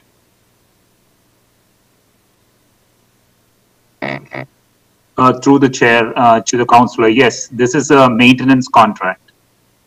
Yeah, and it's all to do with mechanical, water pipes, electrical, alarms, locks, things like that? No, this is specifically to do with the fire life safety equipment and fire protection system equipment that are installed within the buildings. Okay, and so it's specialized. Yeah, so that would be your water lines, your alarms. Exactly, your sprinkler systems, yeah. Okay. Now, you sent me a whole bunch of fire code standards that this has to abide by. Can I ask, is the fire chief involved in the selection? Because this is a pretty important aspect of fire safety in all our facilities, and I don't think there's anybody better qualified to know what's going on than the chief. Is he involved in this RFP selection at all? Normally, when the buildings are designed, right? So all these fire systems are going through a design actually, but I'm not sure during the RFPs they are involved. Okay, so the chief's not involved at all? Yeah, I think there is a gentleman called Scott Glow who's involved from the fire team. Through Councillor Bowman, Scott Glue looks after apparatus and maintenance, including our facilities, and he could be involved, but if necessary, we do have fire prevention staff that we could make available if needed. Okay, no, Chief, that's exactly what I wanted to hear, that somebody from fire was involved in this, because it's pretty important stuff, and you know, I know we talk about mechanical, electrical, but I mean, this is life-saving apparatus for our and that's your guys' specialty. So I just wanted to make sure somebody was involved, and if Scott's there, I'm fine with that. So happy to move it. Thanks. Thank you. Thank you, Councillor Bowman. So this is moved by Councillor Bowman to begin procurement. Any opposed? I'm on to speak. Councillor Pleshy, I'm very sorry. I didn't see you there. Go ahead. No problem. Thank you, Mr. Chair. Chief, if you're still on, Chief, when I owned a building out in Georgetown, and I used to hire a former firefighter that did all my inspections of the sprinkler systems and the fire alarms and my fire extinguishers. Is this something that's similar? Through the chair to Councillor Pleshy. So typically, yes, there's companies out there that, and they have different certifications, and I just don't recall them off the top of my head, related to inspecting sprinkler systems and so forth, that would go out to different buildings and do that and work with the electrical components of the sprinkler system or an alarm system, just depending on the size of the building. But there are other components, like you mentioned, exit lighting, fire extinguishers, and so forth. So there are a number of different service providers out there, some big and some small. Is this an opportunity, Chief, that we could maybe look at it and maybe with the right schooling and the right fire life, either prevention officers or firefighters, maybe we could send them off to get certified and take this in-house in the future? Through the chair, that's something we could look into. That's not typical in the fire services. Typically, our fire prevention officers are out, inspecting buildings and issuing orders, but they're not actually doing the repairs and the replacement, more the identification of issues and challenges and the documentation and pushing them forward if needed. orders to court if required and so forth. So they typically have the knowledge and abilities to identify the problems, but not maybe some of the very technical expertise to correct the problems, if that makes sense. Chief, yeah, but this doesn't say that it's for corrections. It's for inspections and certification. I also believe, through the chair to Councilor Pleshy, I also believe there's some demand maintenance there too, off the top of my head, but maybe Ruben could comment on that. Yeah, because demand maintenance tells me that the minor things that they can do, but if it's something big, then they would outsource it. I would assume, but if Ruben can speak to that. So the councillor, I think it's done, both preventive maintenance and demand maintenance is done by the same contractors. But okay, but is that in the same procurement, or is that added cost? No, I think it consists of labor, materials, and equipment that is necessary for preventive and demand maintenance. Okay. Okay, so maybe something in the future we could look at is an inspection and certification, taking that out and then hiring just the maintenance in the future. But I kind of leave that up to you. Anything that I think something like this we could do in-house, I think it would be cheaper in the end for us. But those are my comments. Thank you, Mr. Chair. Was there an amendment there, Councillor, or no? No. Okay, thank you. So we have moved by Councillor Bowman to receive the report and move the recommendations. Any opposed?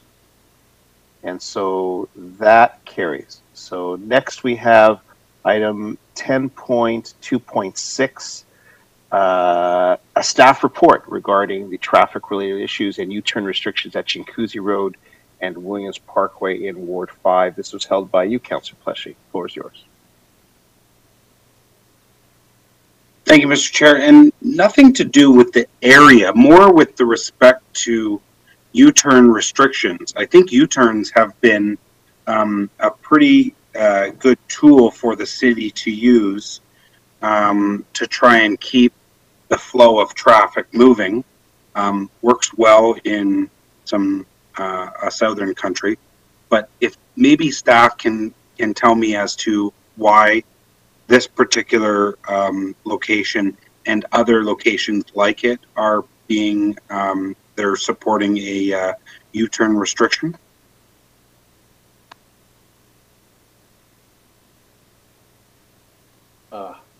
It's Mike Parks. Can you hear me, Councillor Paleshi? Yes, Mike, go ahead. Thank you. Through the chair, Councillor Paleshi.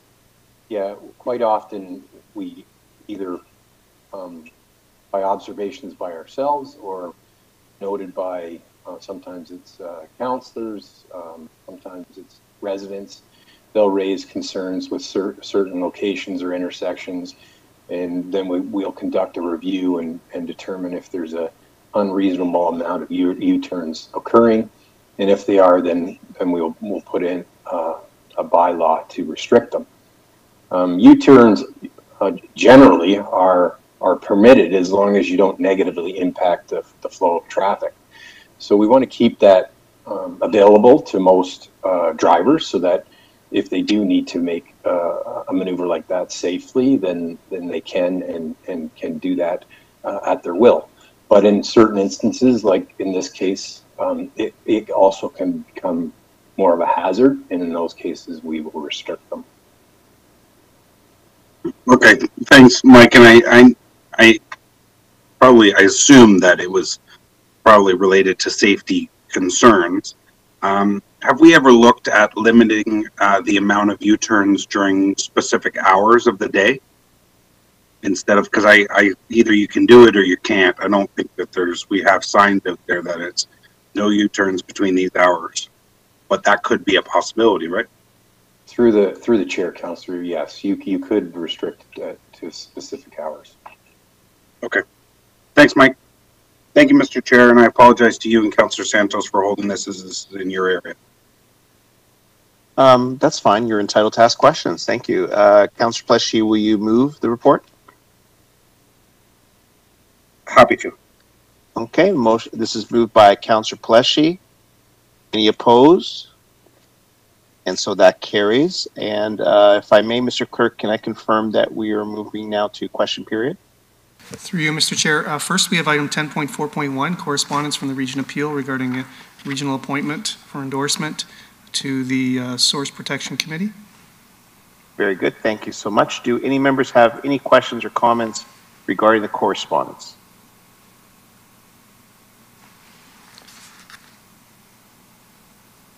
I don't see anyone. So, Mr. Clerk, do we need to make an appointment here, or? Yes, through you, Mr. Chair. So the request from the region to the area municipalities was for endorsement of the nomination of the Director of Water and Wastewater from the Region Appeal to serve as the Region Appeal representative on this Interagency Conservation Authority Committee. Okay. Perhaps what we'll do then, since no one is putting their hand up here, we'll defer this to council. If that's the will of committee, unless a member wishes to move this endorsement. Seeing none, so we'll defer this item to council meeting. I'm happy to move it. Okay, so moved by Councillor Pleshy. Any other questions? Seeing none, and so that carries. None opposed, I mean, that carries. Thank you. We have councillor question period. Any members have questions with regards to items on today's works agenda? Seeing none, and we have public question period. Mr. Clerk, do we have any questions from members of the public with regards to today's public works agenda? There are no questions, Mr. Chair.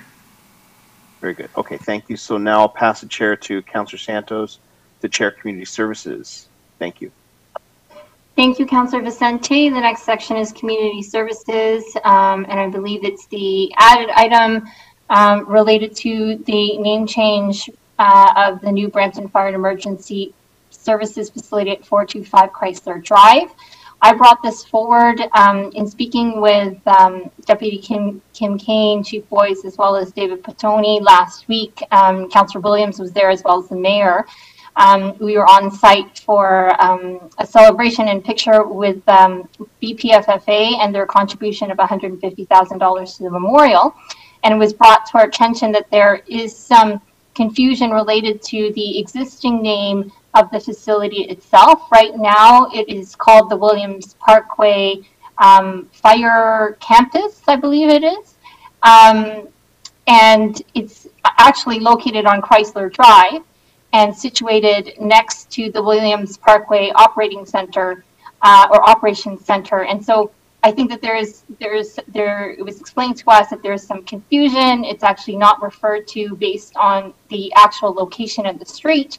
And so there was a suggestion, if possible, to change the facility asset name to officially Brampton Fire and Emergency Services Headquarters and Training Center, which would seem a bit more appropriate in terms of what it actually is. And I'm not sure if staff wanted to comment any further on this particular motion. Through the chair to Councillor Santos, no additional comments. I think it's captured fittingly in the wording here, and it would be appreciated. I know our staff will take pride in this new headquarters and training center, and we're very much looking forward to it opening up in the coming year. Thank you. Thank you, Chief. Councillor Paleshi, you had a question. Thank you, Madam Chair. So I'll use this opportunity to talk about the new headquarters, as it was a number of years of councillors that always talked about creating this headquarters and never actually doing it. It was me, through the nudging of a former councillor, Elaine Moore, and former councillor, Grant Gibson, that asked me to do it, and because I wanted to do it. I was chair of fire services at the time, I believe, when I moved this motion to finally get a new headquarters. With that intent, there were discussions at that time that we were going to look at naming this facility something. We were going to look at past chiefs. We were going to look at anything that we could do that really represented the great work that Brampton Fire and long history of Brampton Fire has had in this city.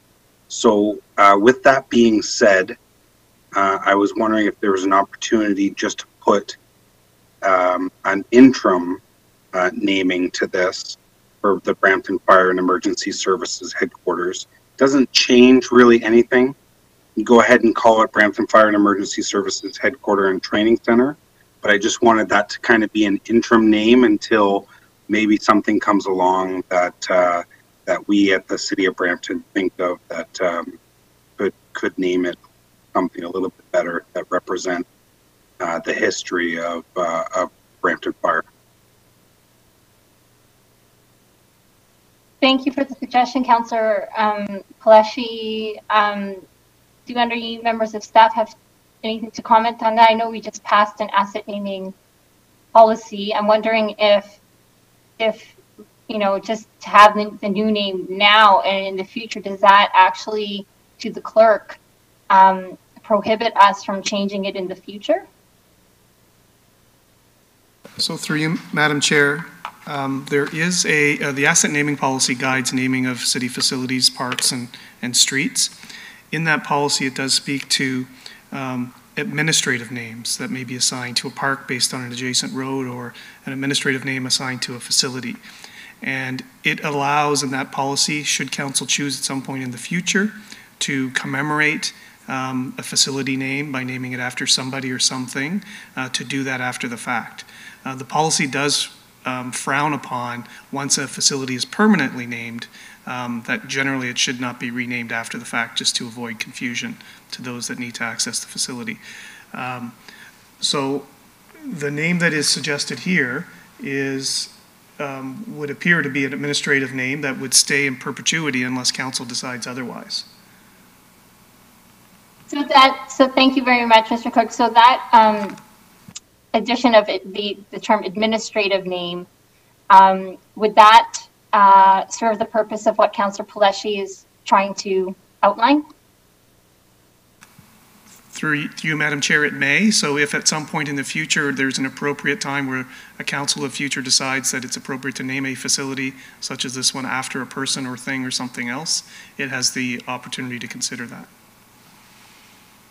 Okay, thank you very much. Councillor Paleshi, does that help in terms of your suggestion? I think so. The only question I would have, Madam Chair, through you to the clerk is, once this is moved through council next week, if this council, say in January, wanted to name it something different, would it be a 2/3 reopening? Through you, Madam Chair, I would say it probably isn't, because the way the asset naming policy is worded right now, it says if something is named administratively, it would not preclude council from naming it commemoratively after something in the future, if that's where council wishes to go. If council wanted to change the administrative name to shift some of the names, then that could possibly be a reconsideration. But if council wanted to use the facility to commemorate something, a person, a thing, an event, to name the facility, that would be something council could consider without a reconsideration. Okay, I'm good with that. Thank you. Thank you, Madam Chair. Thank you very much. I have a motion moved by Councillor Paleshi. Anyone opposed? Okay, that motion carries. Under Community Services, I believe that was the only item to discuss other than Councillor question period. Do any members have any questions related to this section? Seeing none, next section is 11.6 public question period. Mr. Clerk, do we have any questions from members of the public? There are none in this section, Madam Chair. Thank you very much. I'll now pass it over to Councillor Bowman for Legislative Services. And while that passover is happening, through you, Mr. Chair, Chair Bowman, my apologies, there was an added item added at the beginning of the meeting from Councillor Dillon, and it was identified as 10.3.3 under Public Works, and my apologies to Chair Vicente on that. It was in regards to renaming a portion of a street after Masjid Drive, and so we should go back to that item. Now, whether Councillor Vicente wishes to chair that portion or perhaps Councillor Bowman can chair this portion as we're almost wrapping up the meeting, but we haven't dealt with that item yet. Sure, happy to let Councillor Vicente finish that up. I was going to say the same to you, Chair, but that's fine. So, members of the committee, we have item 10.3.3, discussion item at the request of Regional Councillor Dillon with respect to a proposed street renaming for a portion of Salawin Road to Masjid Drive. Councillor Dillon, are you there? Thank you, Chair Vicente. So I emailed the motion out to council yesterday. We've had discussions with the local community, with the local mosque, Councillor Singh, the mayor, and myself as well. And you know, I think I think everybody's aware of the Muslim population in Brampton itself. They've contributed so much. We've all been to the various mosques around the city, and I'm sure everybody's been to the Great Lakes Mosque. And so actually it's more of I guess a geographical thing, where in some areas they call it mosque, in some areas they call it a masjid. And so the Jamaat Ul Ansar at Great Lakes Drive and at Salewin is actually referred to as the masjid. And as I'm sure that many of the councillors here can attest, the you know, the committee members there are really active in a lot of the in the community and social and cultural issues. And you know, a couple of years back when we for the Sikh community, we had changed a stretch of the road which had no addresses on it to Guru Nanak Street after the Guru Nanak temple there as well, in for the 550th birth anniversary of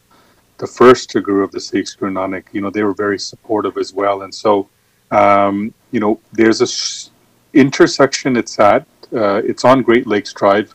Technically, it intersects with Salewin Drive, and it's about an 80 to 100 meter stretch of Salewin Road that goes to the intersection of Loons Call and Smoothwater Street. And so there's two, and so the request is that that short little stretch there be changed to Masjid Drive. And there's two houses there, number 28 and 31, that you know, would potentially be affected, but we've had conversations with them. You know, so I've had conversations with them. The committee has conversations with them as well. They're very excited at the potential of this. And so again, it's if you come to Ward 9 and 10, this area in particular is like a little mini UN, and there's so many different communities there, and the places of worship become community centers for the community. And so they have a school there.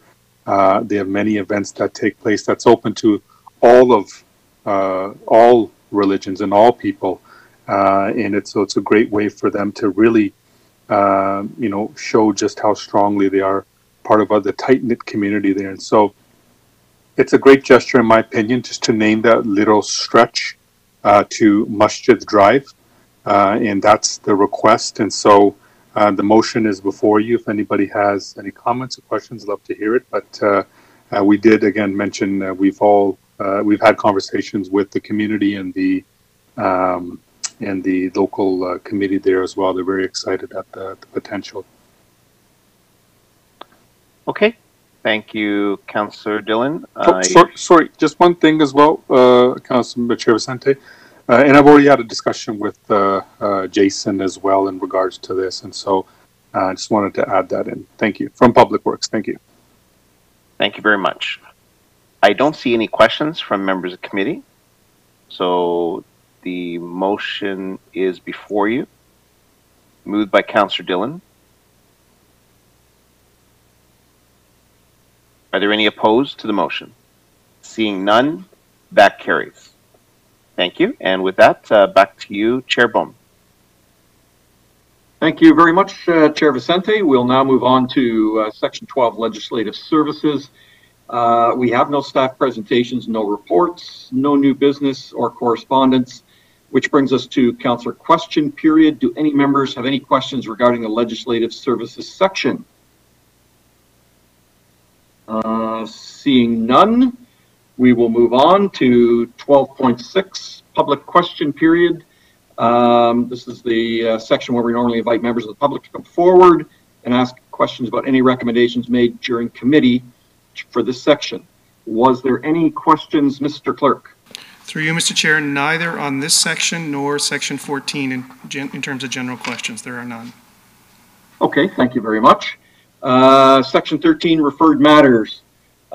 This list is published quarterly on a meeting agenda, and a copy is linked with each agenda to include a current listing of matters referred to city staff for further review and or report back to committee. Do any members have any questions or comments regarding the referred matters list? Seeing none, we will move on to our next item.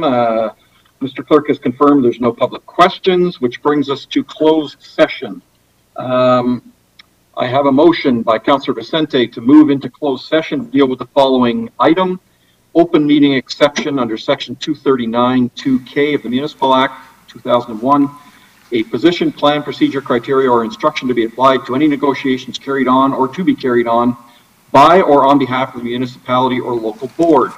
Is there anyone opposed to this motion? Otherwise, your vote will count in the affirmative. Mr. Chair? Yes, sir. Just in the interest of time, and it's up to committee. If committee wishes to go into closed session, that's their right to do so.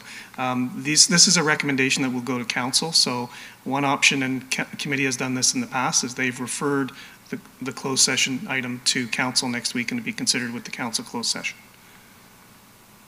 Is there anyone who would like to refer this to council? I'll move it, Councillor Singh. Councillor Singh has moved referral to council meeting next week. Any opposed? Oh, sorry, Councillor Pleshy, that was from earlier.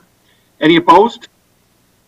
That moves. So we will not be going into closed session. So there will be nothing to report out. Is that correct, Mr. Clerk? That is correct. Okay, so we move on to 16, adjournment. Our last item of business is adjournment. Committee is next scheduled to meet Wednesday, September 22nd, 2021 at 9:30 a.m. I have a motion moved by Councillor Paleshi to adjourn today's meeting. Any opposed? Seeing none, we are adjourned. Please stay safe, stay healthy, get your vaccination shot, practice physical distancing, and continue to wear a mask where required. Have a good night, everybody. Thank you, Mr. Chair, members of committee. This meeting is now adjourned. We're just going to wait for the live stream to end momentarily.